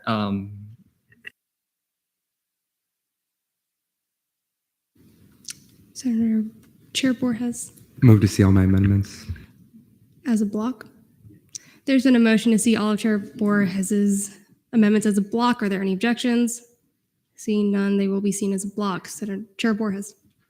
Yeah, so all the amendments that I have on here, I guess feel free to ask me questions. We did raise a cap with research trips. You know, a lot of times we can't fund students, as much as they'd like us to. We oftentimes get, a really high request for this, and we can't even fund even half. Increasing it by a little bit, and 817.2, sorry, I probably should give you the number, would help them out a lot. And then, of course, we increase that inside of 817.1 as well. I believe, yes, yeah. Chair Borges, would you like to make a motion? Move to debate. We're debating it right now. Is there a motion to vote on Chair Borges's block of amendments? All right, any objections? Seeing none, we'll now be in voting procedures on the block of amendments. You may vote either yes, no, or abstain.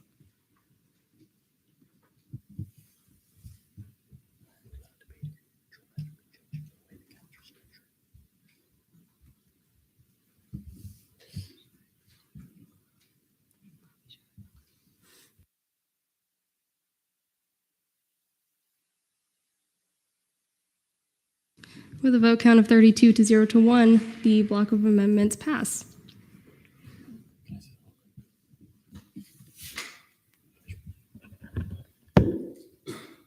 Move for a non-committee member to speak. Any objections? Brody? I just want to clarify, because of the way the suggestions are on the document, we're not going to accept that bottom suggestion.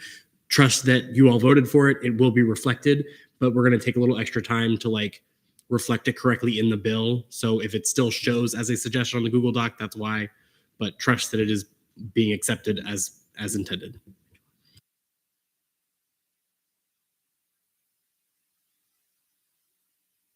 So that was not included in the block because that was recommended by Chair Salerno. No, not that one. It was part of the block. I'll just accept it. I don't see anything. That's why I'm. It's fine. Don't worry about it. Great. All right. Any other debate? Spalding. Move to vote on the bill, if that's what we're doing. So I won't see that. Just for some clarification, Chair Salerno, I saw that you had an amendment and it just disappeared. I don't know if that was just my screen. Okay, but no amendments left. Okay. Senator Spalding. Move to vote. There's been a motion to vote on Internal Bill 5403. Are there any objections? Seeing none, we'll now be in voting procedures. Hit yes, no, or abstain.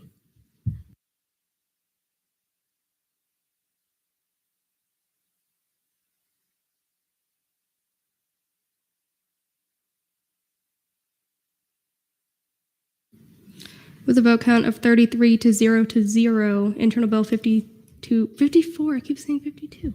5403 passes favorably on second reading. Resolutions, none. Proclamations, none. Special acts, none. Senate forum, just a reminder, we have 20 minutes total. Every senator gets 3 minutes to speak. We'll go in order that it's there. Senator Taché. If we only have 20 minutes, I'll take my name off the list. All right. Chair Sabula. Hi, I just like to say in regards to what Nathan Kehoe and Jacob Bertram said, I'm not trying to bring things back up again, but when you're making opinions on people in the Senate, I'd like you to make your own subjective opinions on people, whether that be good or bad. I know I'm not going to like everyone here, and I know not everyone here is going to like me, but I think that should be from your own experiences and not whatever that was. I also want nobody to resign. I think that the way that they were generalizing about the Senate was untrue, and I do not think that everyone here is corrupt. And I think that everyone here deserves to be here. And if you're in a position, you deserve it. Even if someone says you're unqualified, if you were voted in or appointed, you deserve your position. You deserve to be here. The only prerequisite need to be on student Senate is to be a UCF student. And with that being said, I don't know everyone here, so if you'd like to know me, please ask me to hang out. Like, I'm serious. Y'all can come to my dorm. I actually have a living room and like a TV. We can play Switch. If you wanted, I have some homework to do after this. We could go to the library together, go get food. I'm serious. I want to make a good relationship with as many people as I can. Thank you. Senator Harrell, am I pronouncing it right? It's Harrell, but Harrell. yeah. Okay. Senator Harrell. So this kind of might be redundant, but I just wanted to say a couple things after missing the last meeting. I just wanted to preface that I'm not bringing up specific situations of the last meeting, as that is over. I wanted to talk about the attitudes that some senators have. I did not have the pleasure of being here last week. However, I did watch it on live on my flight, so that was entertaining. I noticed how truly toxic Senate can be. And I have been told by past senators that it has never been this bad. However, that drama is a common thing in Senate. The same people who complain that there is little involvement in Senate and that there are a lot of open seats are the same people who quite frankly have made me contemplate resigning from Senate.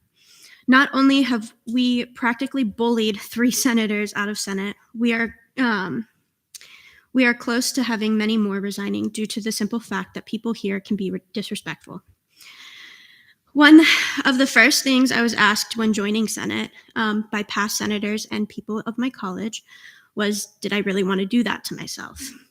I honestly had no idea what they were talking about, but now I can say that I truly understand what they meant. I believe that there is a fine line between constructive criticism and blatant disrespect, and there are some people in this room who need to understand that there is a difference. I have never had to sit through so many disrespectful speeches on all sides of matters, and I am not talking about just tonight. Like I said in my debate, you all said that Senate is a learning curve. However, I've not felt that except from a select few people who I have mentioned in the past. With that being said, I am excited to see how Speaker Custis will handle this session until she sadly graduates. She seems like she'll bring a new light to Senate. But thank you. To touch off that, I just want to let you know, if you call me Senator Custis, that's fine, because I am a senator first, or whatever. So if you don't say speaker, that's totally fine. I'm totally okay with that. Senator Costas. Okay. This is the last I'm going to say about this, and I hope we can all move on. I know we all might be disappointed in what we've seen recently, and I just wanted to address some of the things that were stated by Kehoe and Bertram. I firstly want to say to Borges, Temple, Wanjin, and everybody else that it seemed like they were personally attacking, calling people pawns and things like that, calling Cerisi unfit when she's only done everything she can to fulfill these duties in the best way possible. That was not the best way to leave Senate, and I wish that didn't have to happen that way.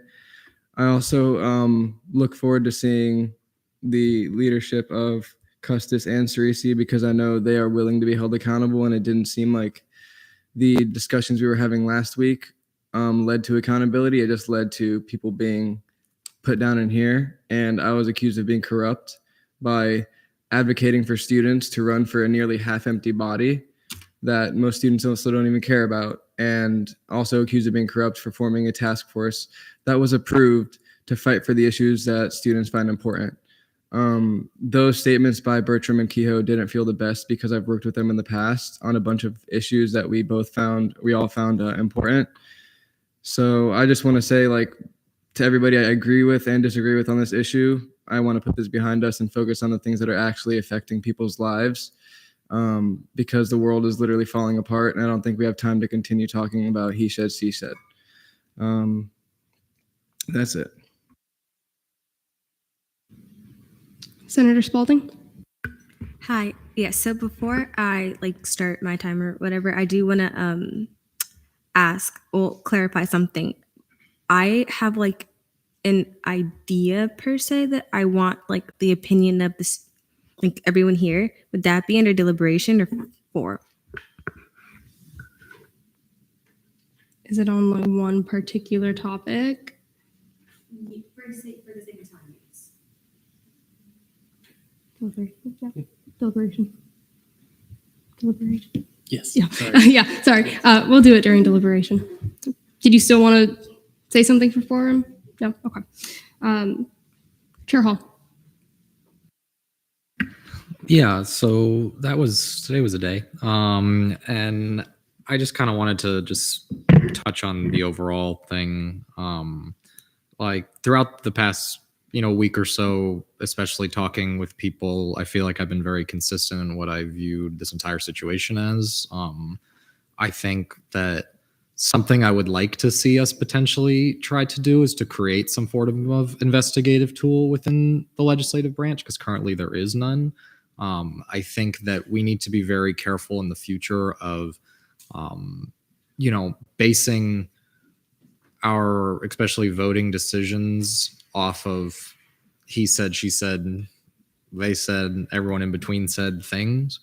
I think that a lot of people's feelings were hurt, and that's totally justifiable and whatnot. But at the end of the day, we need to try to be a very objective body about these things. I'm not trying to defend one way or the other, to be honest.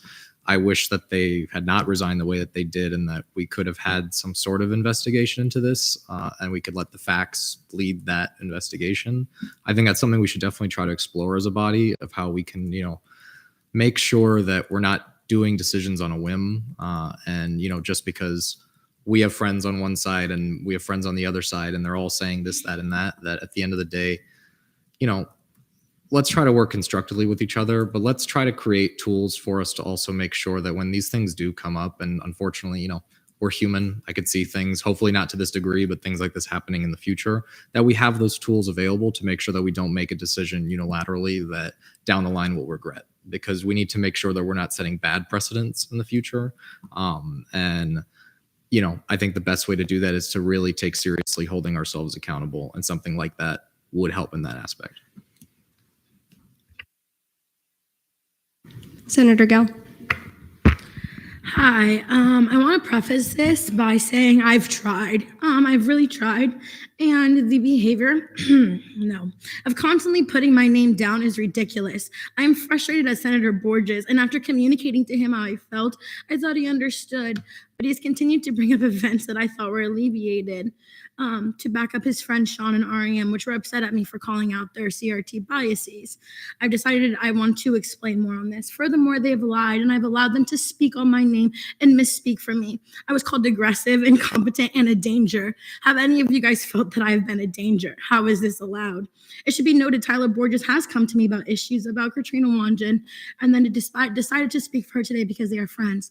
I am frustrated at the ethical issues with this because no one wants to acknowledge and hold individuals accountable, but will come to me and say how sorry they are and how and then allow Tyler Borges to speak to me the way he did today. I have expressed that I am big on forgiveness and second chances, but when it comes to me, everything is held over my head. This is not fair, and this is why people will leave Senate, because I am literally being bullied and no one seems to understand that. And quite frankly, it feels like no one cares.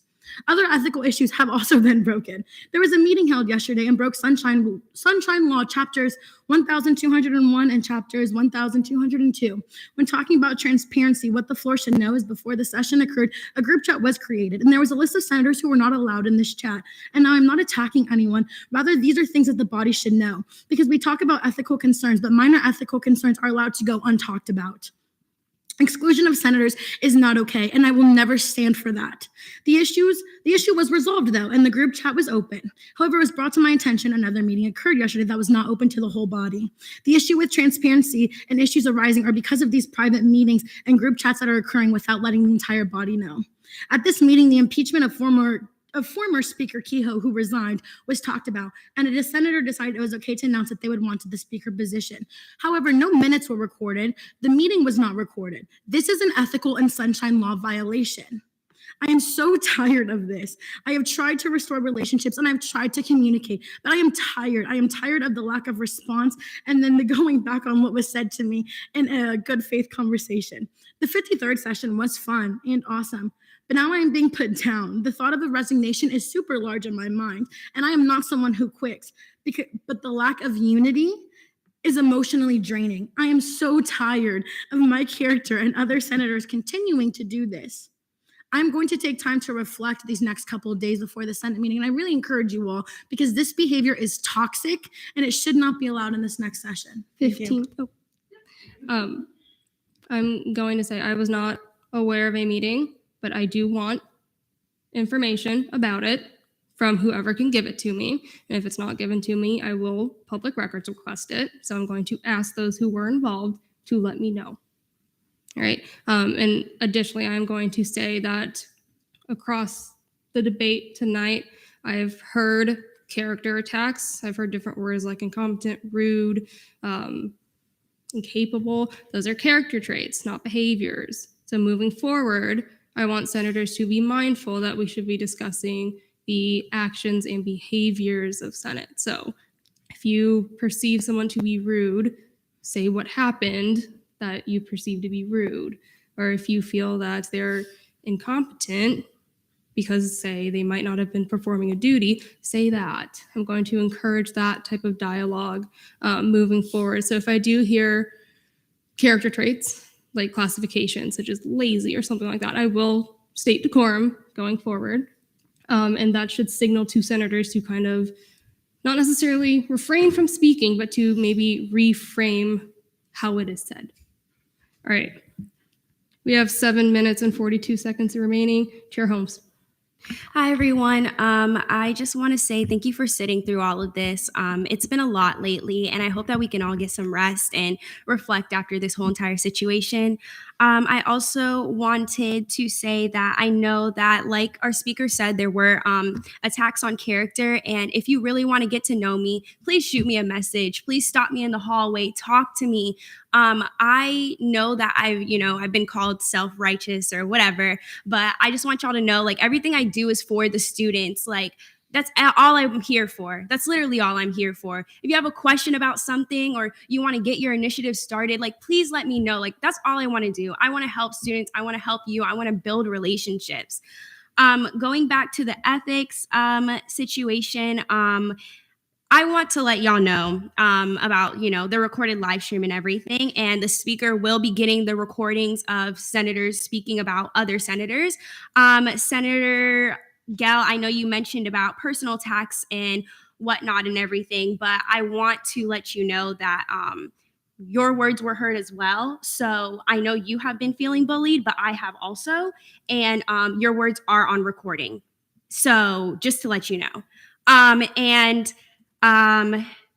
Yeah, that's all. And I do want to let you know, I did reach out to Senator Gell to talk about it, but I told her that I did not want to speak or have her explain what she said because it was pretty loud and clear.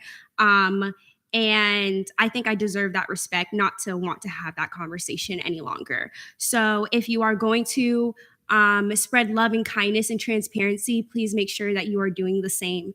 Thank you. DPT Wondren. I was just going to say, if you ever want to get to know me, I basically live in the office. So come talk to me.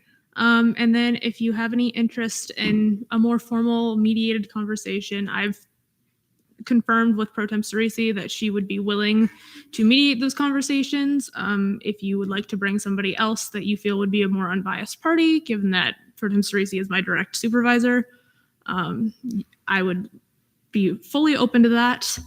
And reach out to me if you want to schedule a meeting of that sort. Thank you. Chair, sorry, Al, is it a procedural thing? Yeah. Okay. Motion for a non-committee member to speak. Any objections? Seeing none. Hello. Thanks. I'm so sorry. I'm sure you've all heard me furiously tapping back here. I just wanted to make sure everyone's thoughts are translated accurately in the minutes. I've been trying to like summarize and get everything that people have been saying. If you have like a script that you read off of at any point during tonight, during questioning, debate, Senate forum that you would prefer to have in the minutes over my transcription, I just wanted to encourage you all to put that in there, as I don't want anyone to feel that their ideas or thoughts were misrepresented. I am just typing as fast as my little hands can. So yeah. Thank you, Aloe. Chair Salerno. Hello, everyone. I just want to remind everyone that I know that these past 2 weeks have been extremely overwhelming. At least that's what everyone has been saying. So just reach out to the resources. I linked CAPS, which I know it's incredibly overwhelmed, but there's also a community resource specifically here at the university that is led by students. Also wanted to reiterate that, I think I'm speaking on behalf of all the chairs and leaders here in Senate, but your chairs and your vice chairs also serve as people that you can look to for guidance and for help if you're struggling with something. Please let us know. I know that we're a body of 50 plus senators, so it can get very overwhelming for Pro Temp Cerisi and Speaker Costas to talk to every single one of us. So please try to talk to us. We're here to serve you as well, not just our constituents. So yeah, that's my spiel. Also, again, metaphorical door always open. And if you have any questions about any resources, I more than likely know a department or somebody that can help you. So please reach out. Thank you. Yes, we only know if we're doing bad if you tell us. So let us know. Senator Tache, there's 2 minutes and 52 seconds remaining. Okay, then I'll be very quick. Senator Costas and I can speak to you about that meeting after Senate adjourns if you'd like in your office. Senator Anderson, there is 2 minutes and 37 seconds remaining. It'll be very quick. I just want to make sure that it was known that I was going to call to quorum earlier and it wasn't just an outburst. So I would like to apologize to that. And then also, I see some tension still. So I know that you, Senator Gale, and you, Senator Holmes, might not want to talk about it now, but I really hope that you guys can in the future with our now speaker as a mediator, perhaps. And then same thing with Senator Burgess as well, because I know that you guys are incredible people. And I know that this is weighing very heavily on all of you guys. And I think it would really benefit everybody to be able to have kind of a mediation between that whenever you guys are absolutely ready. But once again, I'm so proud of you all. So thank you. And Senator Anderson, I didn't mean to necessarily cut you off because I didn't know it was decorum.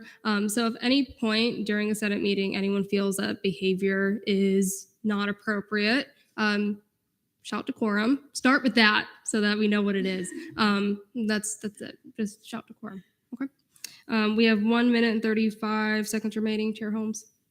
Thank you, Alexa. I really appreciate that. And I did speak to the speaker about having that meeting with everyone involved because I think it's really important to talk it out. But I said I didn't want to speak on it before, but I think it's really important to move past it. And once we have that conversation to just start with a clean slate, because I have trust and beliefs in everyone. I've always tried, even if I've heard something bad about someone, I take it with a grain of salt because I believe that I want to base my relationships off of that experience that I've had with that person. And I believe everyone deserves a clean slate. And I believe that everyone deserves a chance to get to know someone based off of their experiences. So thank you, Senator Vice Chair Anderson.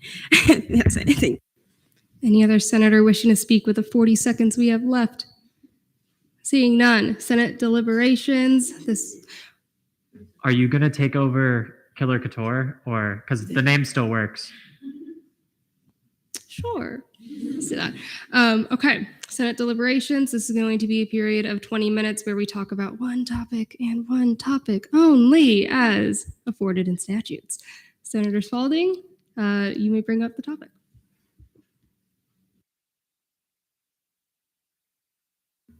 Okay, so my topic isn't anything heavy. It's literally an idea that I've had for like a very long time. But before I even did anything about it, I want to bring it to the Senate floor and get everybody's opinion.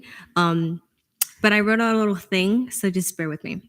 So, I want to talk to you guys about the parking garages here on campus. I wanted to do this last session, but unfortunately I couldn't. So as I'm sure many of you have cars and have parked in the garages you have on campus. And I'm sure that you're all aware that students tend to drive ridiculously crazy and go fast around those curves. And I personally have witnessed impacts and have like nearly been a part of one, but not because I was a passenger, so it was like to no fault of my own. But what I would want to do, I would like to establish something for students so that we can avoid these kinds of accidents in the future.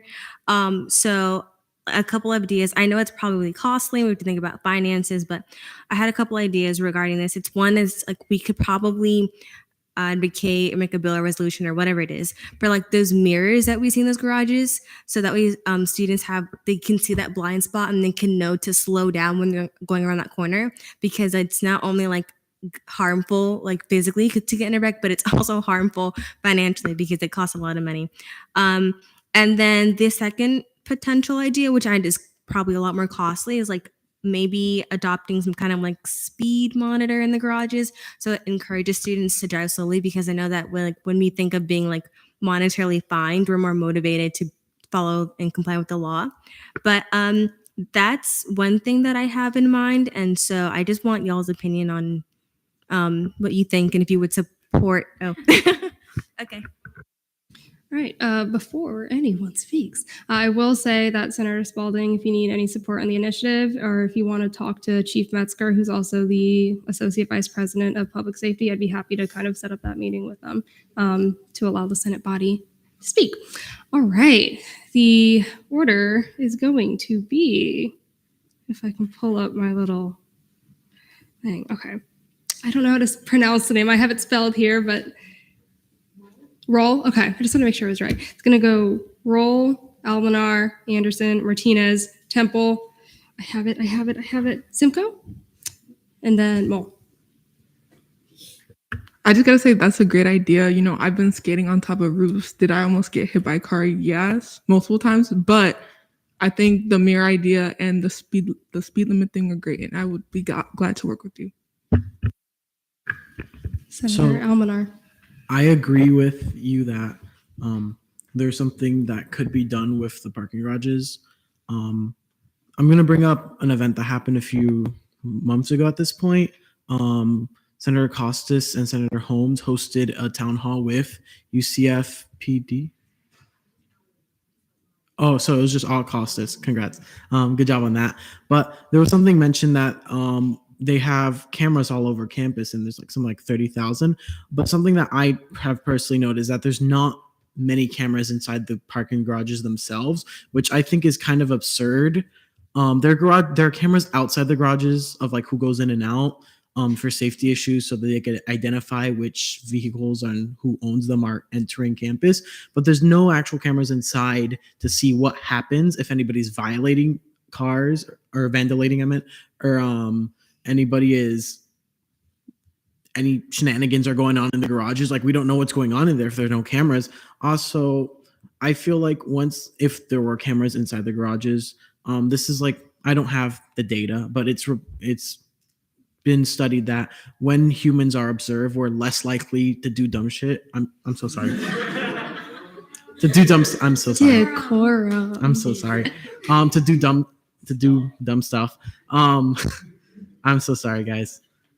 So yeah, I don't know if there's something that we can work with UCF PD on, or if anybody else has ideas on where we can start with something like this. But cameras in the garages, I feel like would do a lot to keep people in check on shenanigans, and also with safety and being able to figure out what happens, not he said, she said, in like police reports in a car collision, or if worst case scenario, someone gets hit by a car when they're just walking. Senator Anderson. So beyond that, I was actually going to add to that camera thing. I also want to just kind of look at maybe lights leading up to the lots and leading up to the garages, just because I have been followed and almost attacked several times by people on campus. And that's because there's a lack of lights around those garages. And if we have them, they're very, very dim, or they're just not simply working. So if we can kind of keep that in perspective as well, and maybe look at a sustainable way to go about that too. So that way it may be a little bit more costly, but I think in the end, it would save us a lot of money. So that was just a little thought. Senator Martinez. I agree with the sentiments that have been said over there. I think that those are good ideas. I like the camera initiative, the lighting initiative, the mirror initiative. I like them. But one thing I also will say is that I think we could also just incentivize people not to use cars, because at the end of the day, I don't think that anybody here likes driving. And if we had infrastructure in UCF that was more either walkable or using public transit of some kind, I think that would also be great, so we could de-incentivize the use of garages. But in the meantime, I do support a lot of these ideas, and I would be willing to work on them. Senator Temple. Thank you, Madam Speaker. So yes, I agree with the prior speakers. I'd be very much inclined to assist you in this initiative, and and I noted that you wanted to write a piece of legislation on the matter. I'd be more than happy to help you in drafting that. And moreover, I would like to refer you to the Safety and Transportation Coordinator under the executive branch. The current incumbent is James Evans. God bless him. But he is, of course, he is due to leave as his tenure is expiring soon. But when the new administration comes in and they have selected their new coordinator for that position, and we've confirmed them, I would very much recommend that you reach out to them in order to begin this initiative off the bat.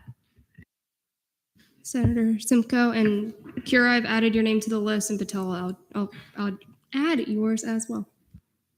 Those parking garages have been on the back of my head since I joined Senate. If you think the parking garages here are bad, you should go to Northview, where the corners are even tighter. What I want to suggest to do with those corners is perhaps invite the transportation coordinator and see if maybe we can install some speed humps or maybe some speed strips. The main issue with those corners is that people are unaware of their speed or of anybody else who is approaching them from the opposite end, and they just whip it like crazy. So what I like to see is some ways we can slow down vehicles, especially in those corners, and put in some mirrors so they can see that there's cars approaching, and also to make sure that they're aware that there's pedestrians who are also walking around those parking garages, because I've almost gotten hit a couple of times. Thank you. Senator Mole, you have the floor. Thank you. So I wanted to just tell a little bit story about Senate deliberation from the 53rd session. So I had an initiative that I wanted to work on, bringing a Knights Pantry to the north side of campus. And I used a Senate deliberation to gather information about that, sort of like you're doing right now with this initiative. So through Senate deliberation, I got lots of information from lots of people, lots of good contacts, and had great conversations with people. And in the end, not a single piece of legislation really was passed in order to get that thing done. Nothing really happened within the Senate chambers in order for that to happen. It was all those conversations that I had with people that others recommended to me. So definitely know the departments that things are under and have conversations with those people, because at the end of the day, if you can have those conversations with them, they might just be like, oh yeah, we didn't realize that was a thing. Let's do that. Like, it really can be as simple as just having a conversation with someone. So, people are saying names and throwing them out there. Definitely write them down and actually follow up and reach out to them and schedule a meeting with them, because that's possibly the most important thing you can do to actually turn an initiative into a reality. Just an update on time. We have a little over 10 minutes left. Senator Cox, you have the floor. So on the topic of student safety and parking garages, some of the garages do not have elevators, which means students in wheelchairs, if they need to go up to a certain level, they have to be in the same space that the cars are, which is obviously dangerous, especially with the like speeds and the lack of mirrors. So that's my concern with parking garages. Senator Harrell, you have the floor. I wanted to say I'm really glad you brought this up. I honestly didn't even think about bringing this up, but I'm glad you did because it is such an issue. Specifically at night as well, because I mean, I'm sure anyone here can. We all have been here late. I'm usually here till midnight almost every night of the week because of homework. And I have seen some cop cars in the parking lot, in the parking garages when I go up there super late. I don't know if that is like they just go up there to make sure people are safe, but it has helped a little bit. But it definitely has not stopped all of the craziness. So I definitely agree with, I don't remember who said it, so I apologize. But the speed bumps and like stuff like that, I think that might help a little bit. And also the speed tracker that you had mentioned would help immensely. Senator, is it Kira? Is that how you pronounce it? You have the floor. I was going to say that is definitely an issue that needs some work on. I like your pitch because I have a big car and going around like those corners, I always like inch up because like there's some like, I don't know, like a Camaro will just like come around the corner or something. But I like the idea of like the speed humps, I don't know what the word is, on the ground, the plastic ones. I don't know what stops them from becoming a decoration in someone's dorm if they're like drilled in or like glued or something. But like maybe like a neon orange with like some reflector tape would be cool. And like, it depends on where they're like put, but yeah. Senator Patel. I was just gonna add on top of that, like to say they use speed bumps, but 2 people already beat me to that. So it's old school, but it'd probably be cheaper, and they'd probably listen to you if you decided to cement speed bumps instead of putting like a speed gun or miles per hour like radar inside of a garage. And I'm just gonna tell you all a story really quick because we're talking about parking garages, and I know that cameras are mentioned.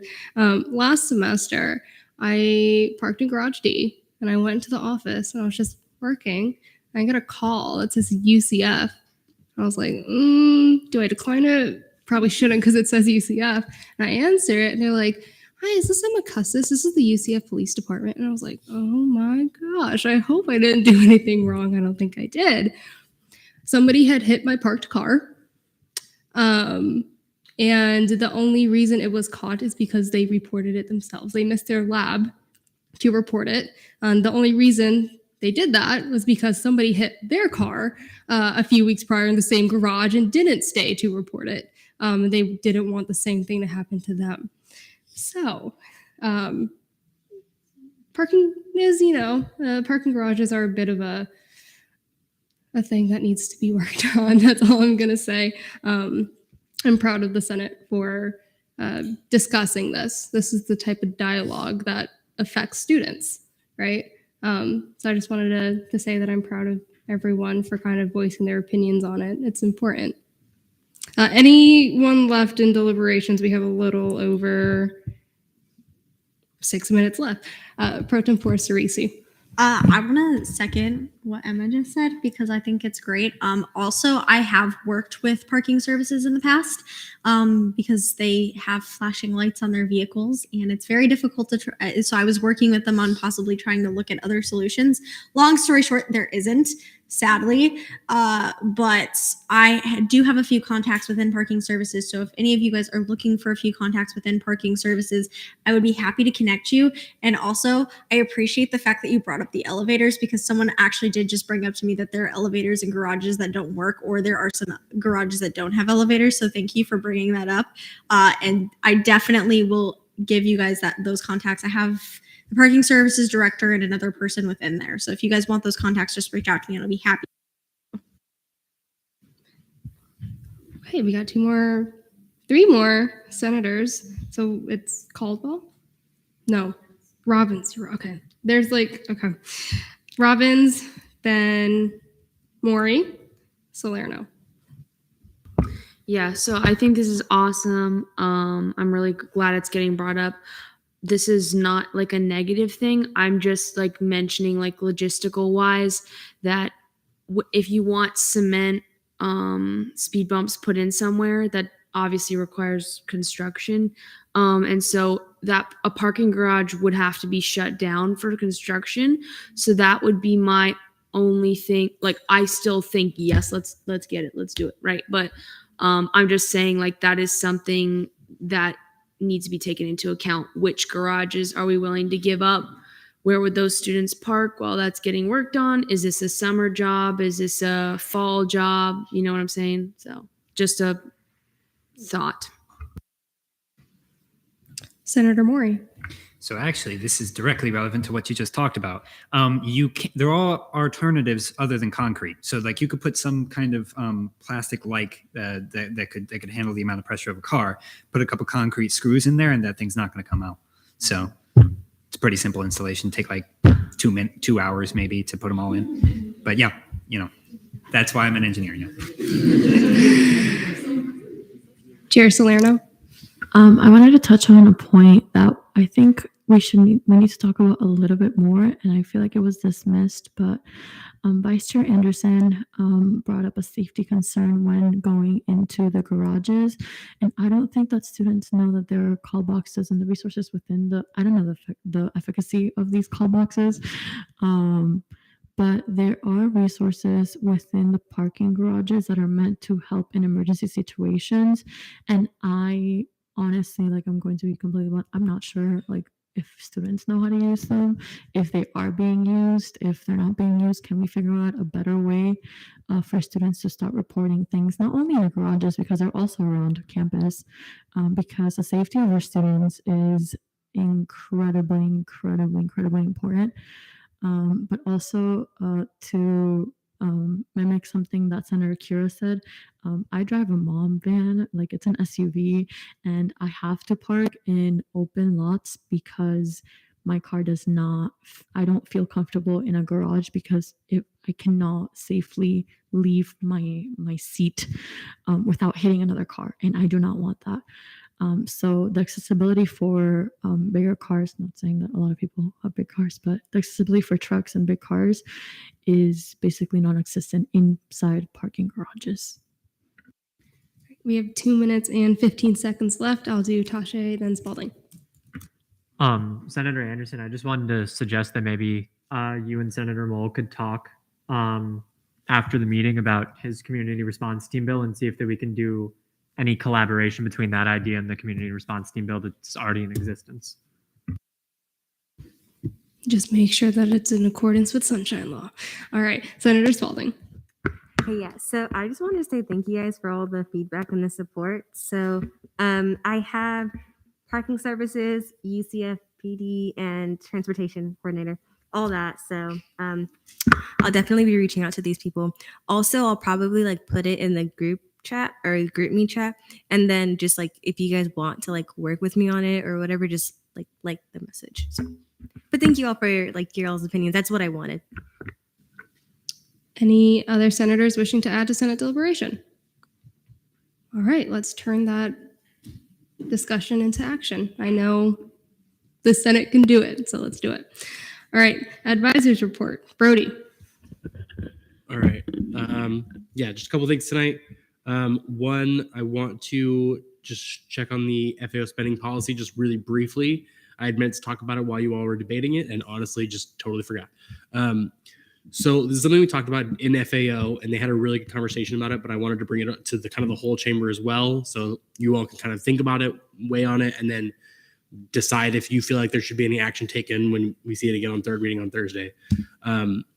Something that we have faced in the past that has been a occasionally contentious conversation is specifically giving FAO funding to speakers that come to campus, right? Okay, so whenever we fund speakers, right, we are part of the institution, part of the university, therefore we are a state agency and cannot limit freedom of speech, right?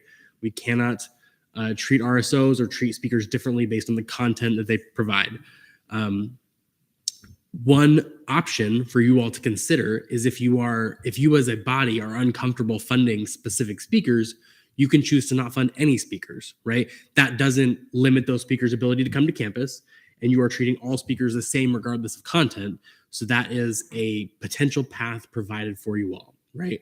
I'm not necessarily saying you should do that, right? But it's something I want you to kind of consider, right? You could also choose to theoretically limit speakers to allocations. So they would be capped at that 4,400 number. You could limit speakers to 10,000, right? You could do any of those things if you wanted to limit how much you all fund speakers in general. You can also not put any limits on it. And if you approve or deny speakers over the course of the year for whatever amounts the RSOs are requesting for, that's also totally fine, as long as you're doing that in a content neutral way, right? There are legitimate reasons to not fund a speaker, and you can make those decisions both for yourself and as a body, just as long as it's not related to that content. So all that is to say, part of the reason I bring this up is that this is a very politically active Senate, right? Every Senate is a little bit different. This one, just from my sense from the first few weeks, is that you all are very politically minded, right? So I want to make sure that we have this conversation now, as opposed to when there is a speaker bill and that inevitably comes to part of the conversation, right? So all that is to say, something to consider. Think about whether you as an individual want to fund speakers this year, regardless of content, but whether you want to fund them, right?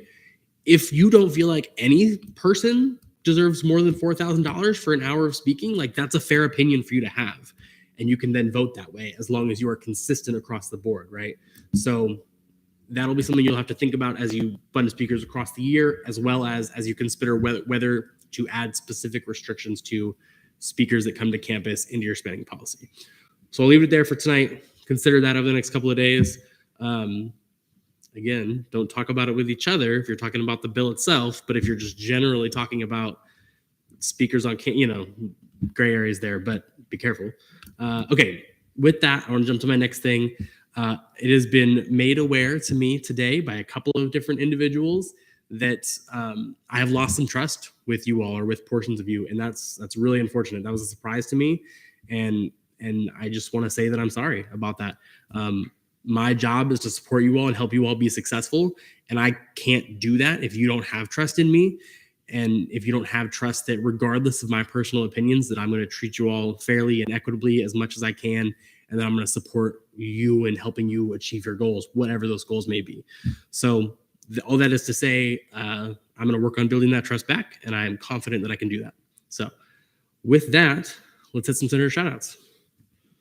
All right. Yeah, Emma. I will kick it off by shouting out those who were confirmed to leadership positions tonight. DPTs, Foster and Wanjan, congratulations. Yeah, we got. All right, Domino. I have two.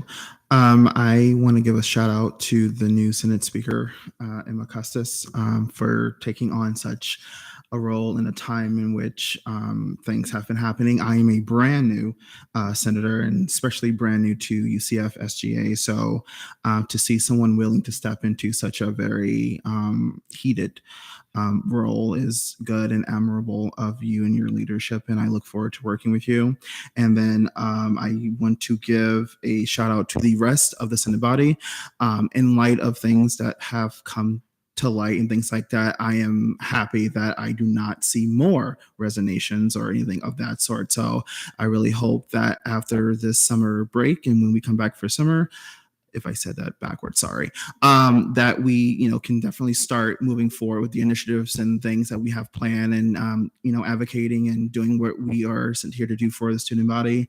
Long story short, this is the first time I've been a part of a student government association where the things that we do literally affect the community and the students and everyone around us, and that we're actually in a position to help those who need them, research things of that nature, and that we're actually able to do so. So I'm going to get off my soapbox now. All right, Nick. Yeah, I want to give two. First, I want to give my first one to Chair Hall. He was able to be acting chair really well in the speaker's role. So shout out to him. He did that really well.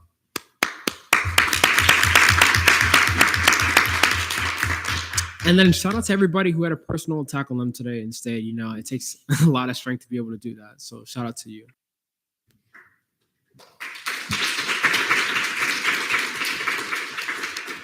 All right. Omanar, did you still have one? Sorry. Okay. Millington. Both of these are FAO related, so sorry, not sorry. But my first one is to Vice Chair Temple.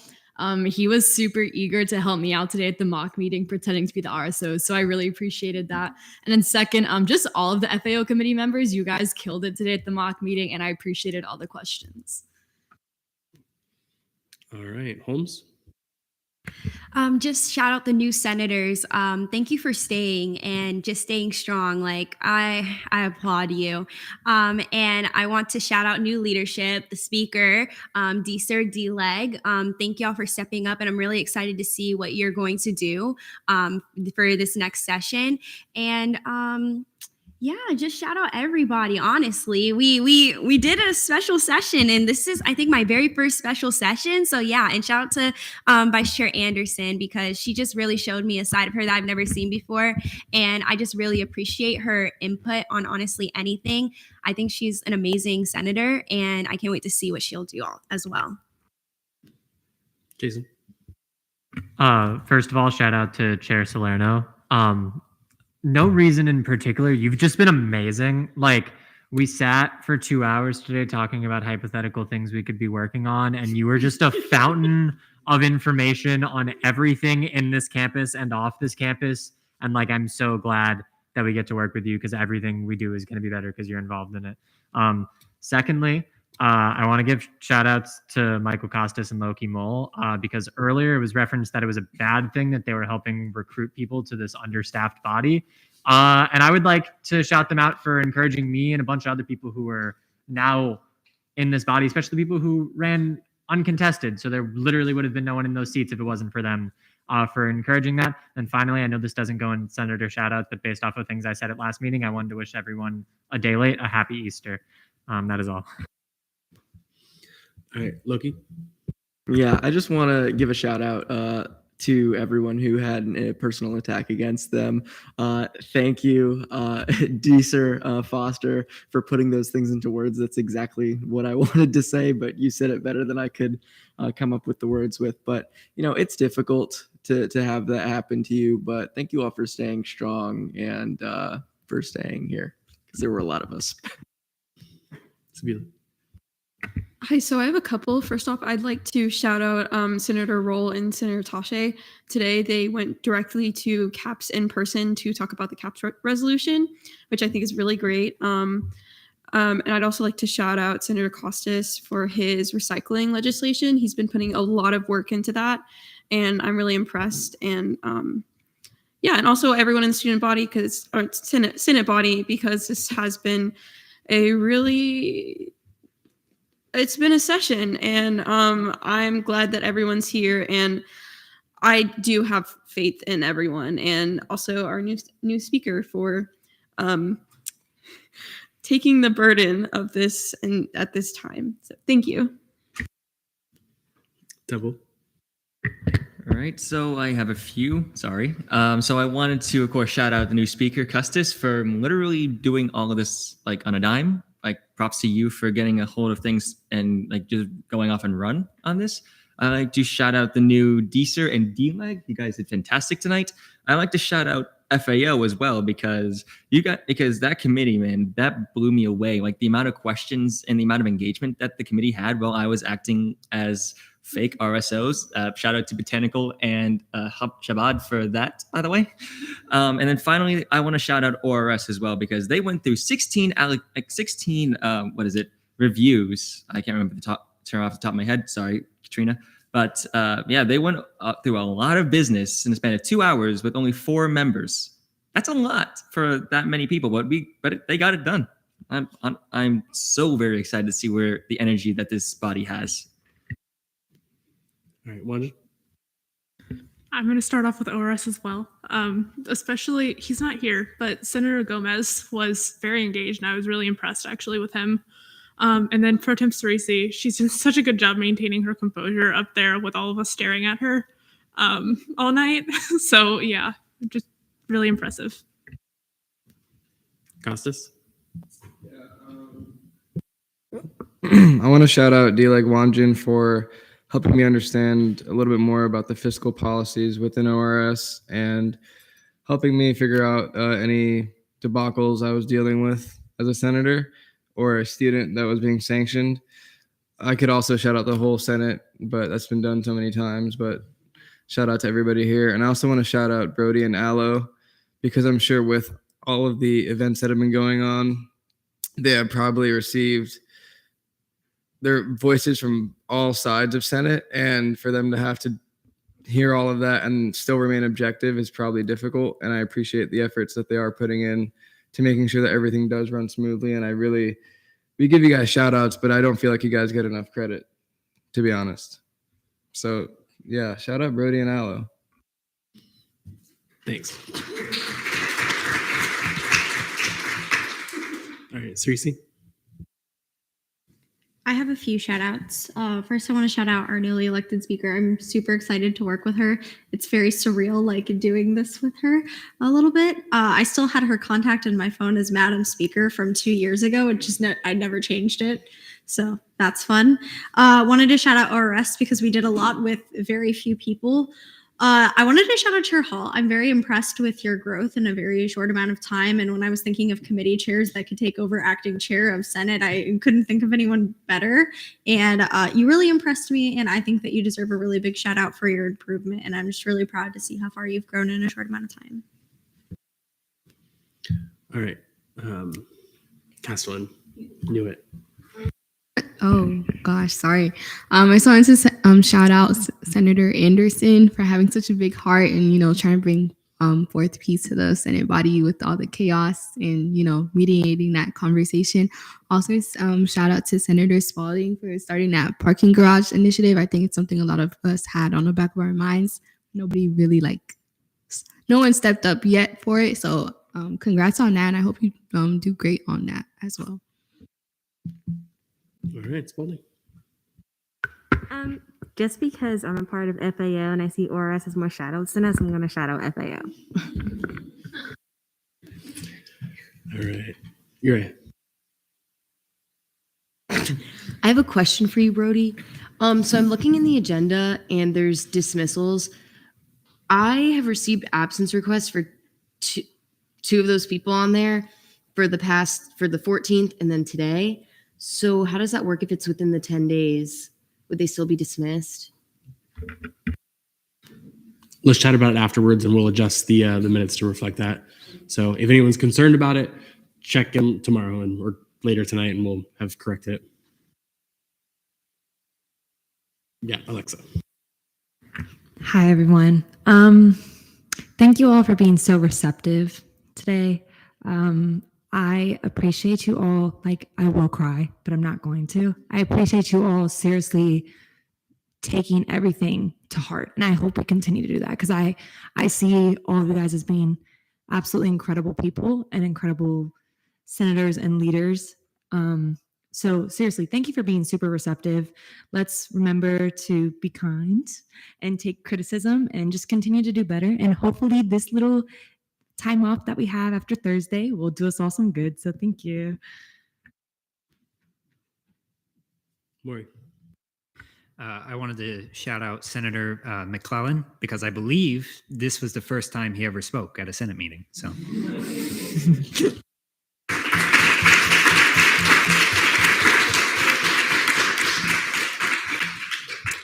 We love growth. McClellan.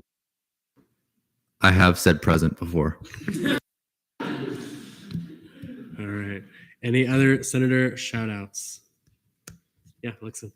Sorry, guys. One last one. I am so proud of Brody, Aloe, and Custis. You guys were really freaking pushing it through today.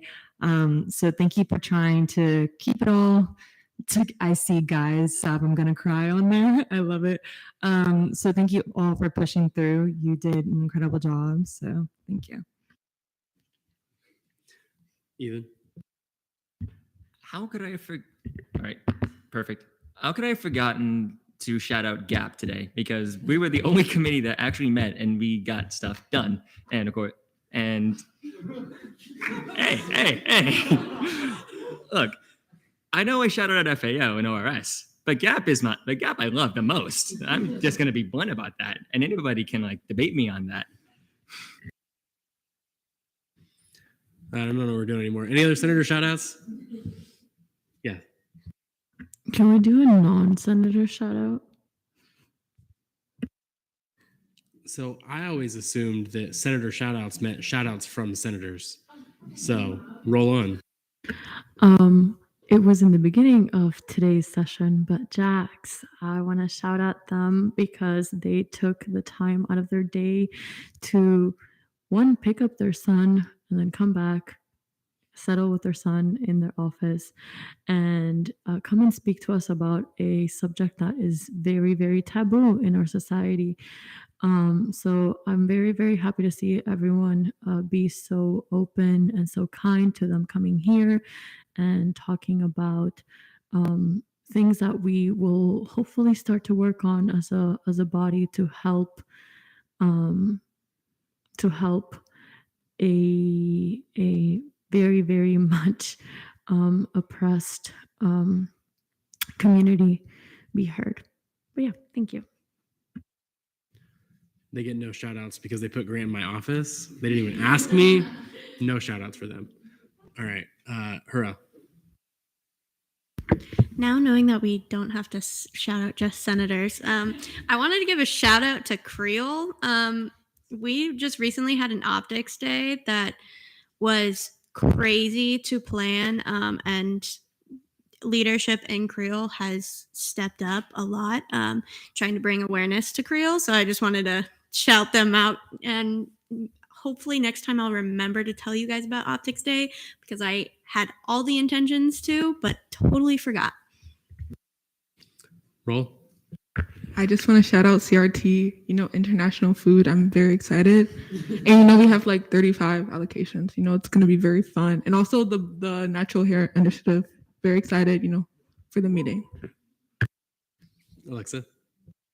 You're going to hate me, but Jax is amazing. So tell them that I appreciate them coming here and speaking on that because that is an absolutely incredible thing to do. And it's super, super hard. I struggle with mental health as well. And I'm also queer.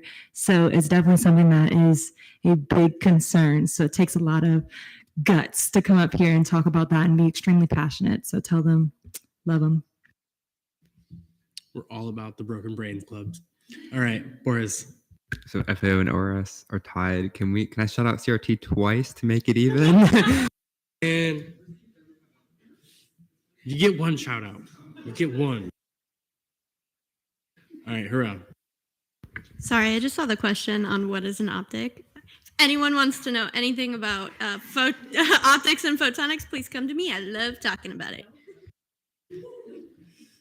Yeah, those are just your minutes because that's how we reflect our business here. It's fine. All right. Any other senator shout outs? All right, Ala. Oh, okay, cool. Yeah, these just get messier and messier every time. It started with just like me putting a heart after someone's name if they got a lot of shout outs, and it's turned into this. So have fun with that. Oh yeah, the thing I said about minutes earlier, if at any point during Senate, you feel that whatever you're saying is being misrepresented or not being represented clearly enough, or you have a pasted script that you want in there, please feel free to put it in. I don't take offense to that. I know I cannot possibly capture all of the words all the time. We have had some leadership changes and we had some people confirmed tonight. Yes. I will get your emails to you. Actually, if you want, I have your passwords. If you want to come to me after the meeting, I can just give you your emails then. I want to make sure that you're able to get in as fast as possible because I know that Pro Tem Cerisi has been juggling everything on her own. So I want to get you in there. Same with our lovely speaker. I'll have to change your password, but then I'll get that to you. And I'm happy to give you the old one in the meantime. Lastly, similarly to what Brody said, I hope that you all know, I know that this has been a tumultuous night. This has been a tumultuous week.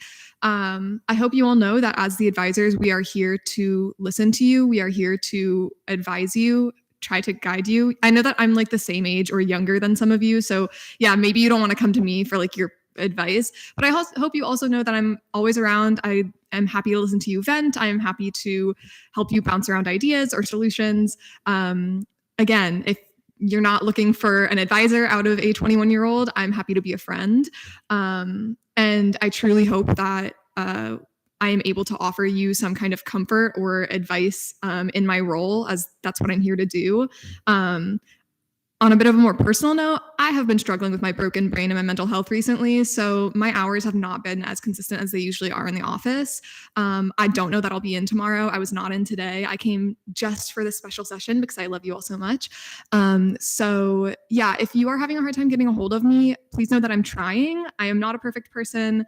I'm going through like a lot of medication changes right now and just struggling with the side effects of that. So if you desperately need to get in contact with me for some reason, I follow a lot of you on Instagram. If I don't, you should follow my Instagram. Feel free to reach out to me there if it's like dire. And in other cases, Brody is usually in the office when I'm not. So, and if on the off chance that neither of us are there, Jax is wonderful and amazing. So had to shout them out just to spite Brody. Yeah, that's all I got. If you have any questions, if you have any concerns, if you want to sit down and talk about something, please know that I'm around. If you want to, I don't do one-on-ones like Brody, but if you want to schedule a time to meet with me, I don't have an office, but I'm more than happy to do that. Maybe I can, steal a conference room for a half hour. But yeah, I just hope you all know that if you are feeling unsupported right now, there are people here who are ready to support you, who are ready to advise you, who are ready to listen to you rant if you're having a bad day. And I hope you know that we're in your corner. So that's all I got for you. Any questions for Brody or Ella? I'm so sorry. I've known you for so long. It's just okay. It's okay. That's not the worst flop on a name. I've been called Custard before. Senator Martinez. Well, okay. What's your Instagram then? I'll put it next to my name in the minutes. All right. Is there a motion to go back to announcements from the Senate President? Any objections? All right. Thank you. The reason I did that is just because I wasn't prepared really the first time around, but as the meeting has gone on, I've kind of been able to formulate some thoughts. First, I would like to apologize to you all because I do feel I made a fault during this meeting when we were seeing Internal Bill 5403, which was introduced by Chair Borges. And that is in regard to the block of amendments that was passed.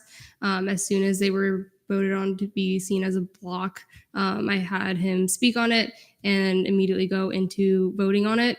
And I apologize because you all should have had the opportunity to debate the block of amendments. So I just wanted to let you all know that now, and apologize for that. And moving forward, when there are amendments on a bill, you will be able to debate them because that is important. In regard to the positions of ILA and ELA, I will be opening them on Thursday. The reason for that is I want everybody to have the same amount of time to work on it. And I know there are some senators who aren't here, didn't have a say in anything tonight, and I want to make sure that they're aware of what's going on. Lastly, in the 52nd session, we never had a meeting that went over 2.5 hours when I was speaker. That's probably not going to happen this time around, just because when I was speaker, it was COVID. COVID was very prevalent. We weren't funding as much, but I would still like to keep things efficient, but still effective. So let's just be cognizant of everything that we're saying on the floor. I did say that everyone deserves the right to be heard, and I do feel that's important. But also keep in mind that sometimes if the debate's just the same, also another form of your voice is your vote. So that's also something to keep in mind.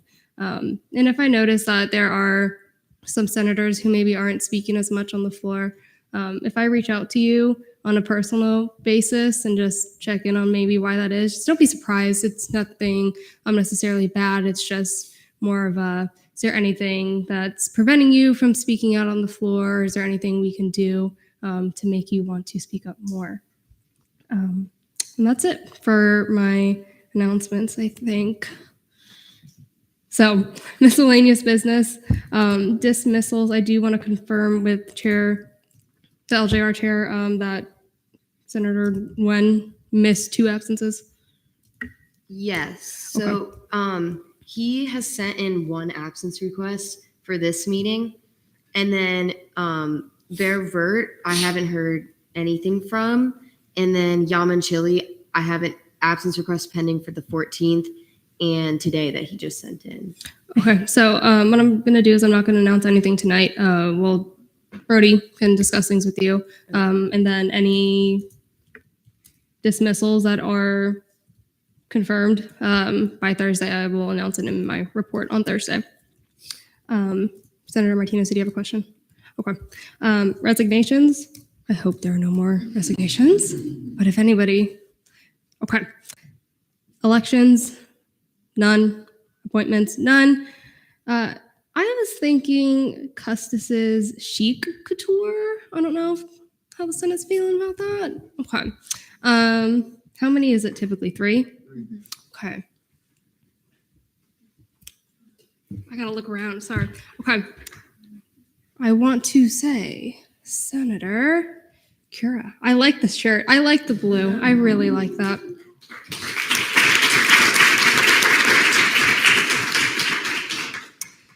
And then I will also say Senator Castellan. Love it. Just love it. And number 1 for Chic Couture, Chair Millington.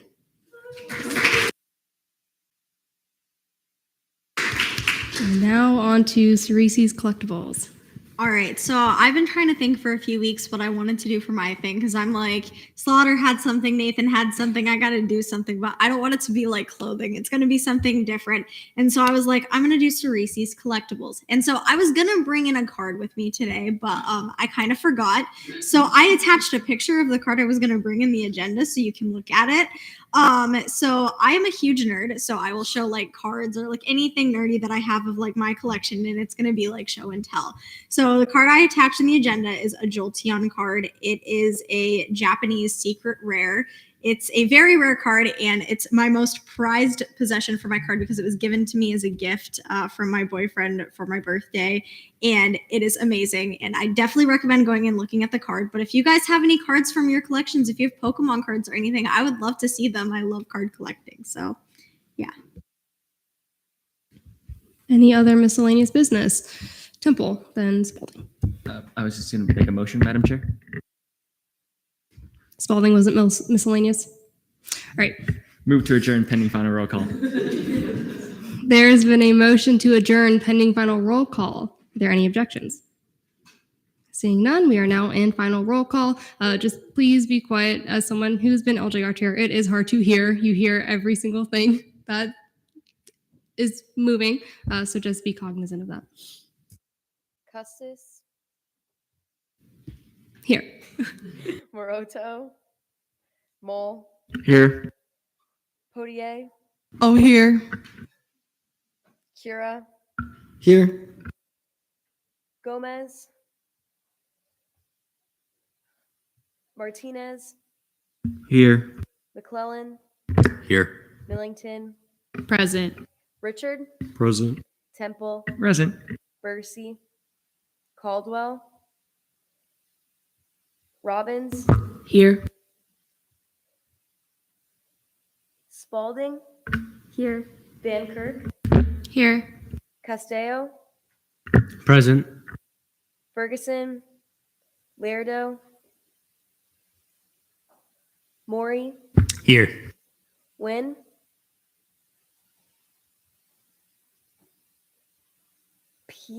Penna, I'm sorry. Simcoe. Present. Wanjin. Present. Bearbert. Domino. Present. Foster. Here. Galloway. Beaumont. Becerra. Gell. Here, sorry. DeMarla. Patel. Here. Yamanchili. Cinco, Harrell, Present. Borges, Here. Roll, Here. Almanar, Present. Anderson, Present. Castellan, Here. Sebula, Here. Hall, Here. Holmes, Present. Huerta, Costas, Here. Martin, Salerno, Present. Saucedo, Present. Tache, Here. Cox. Here. 39 out of 56, quorum is verified. All right. It's a good thing I kept this from 2 sessions ago. Check in with those who sit nearest you. Make sure they get home safely tonight. I hereby adjourn this meeting at 10:33 p.m.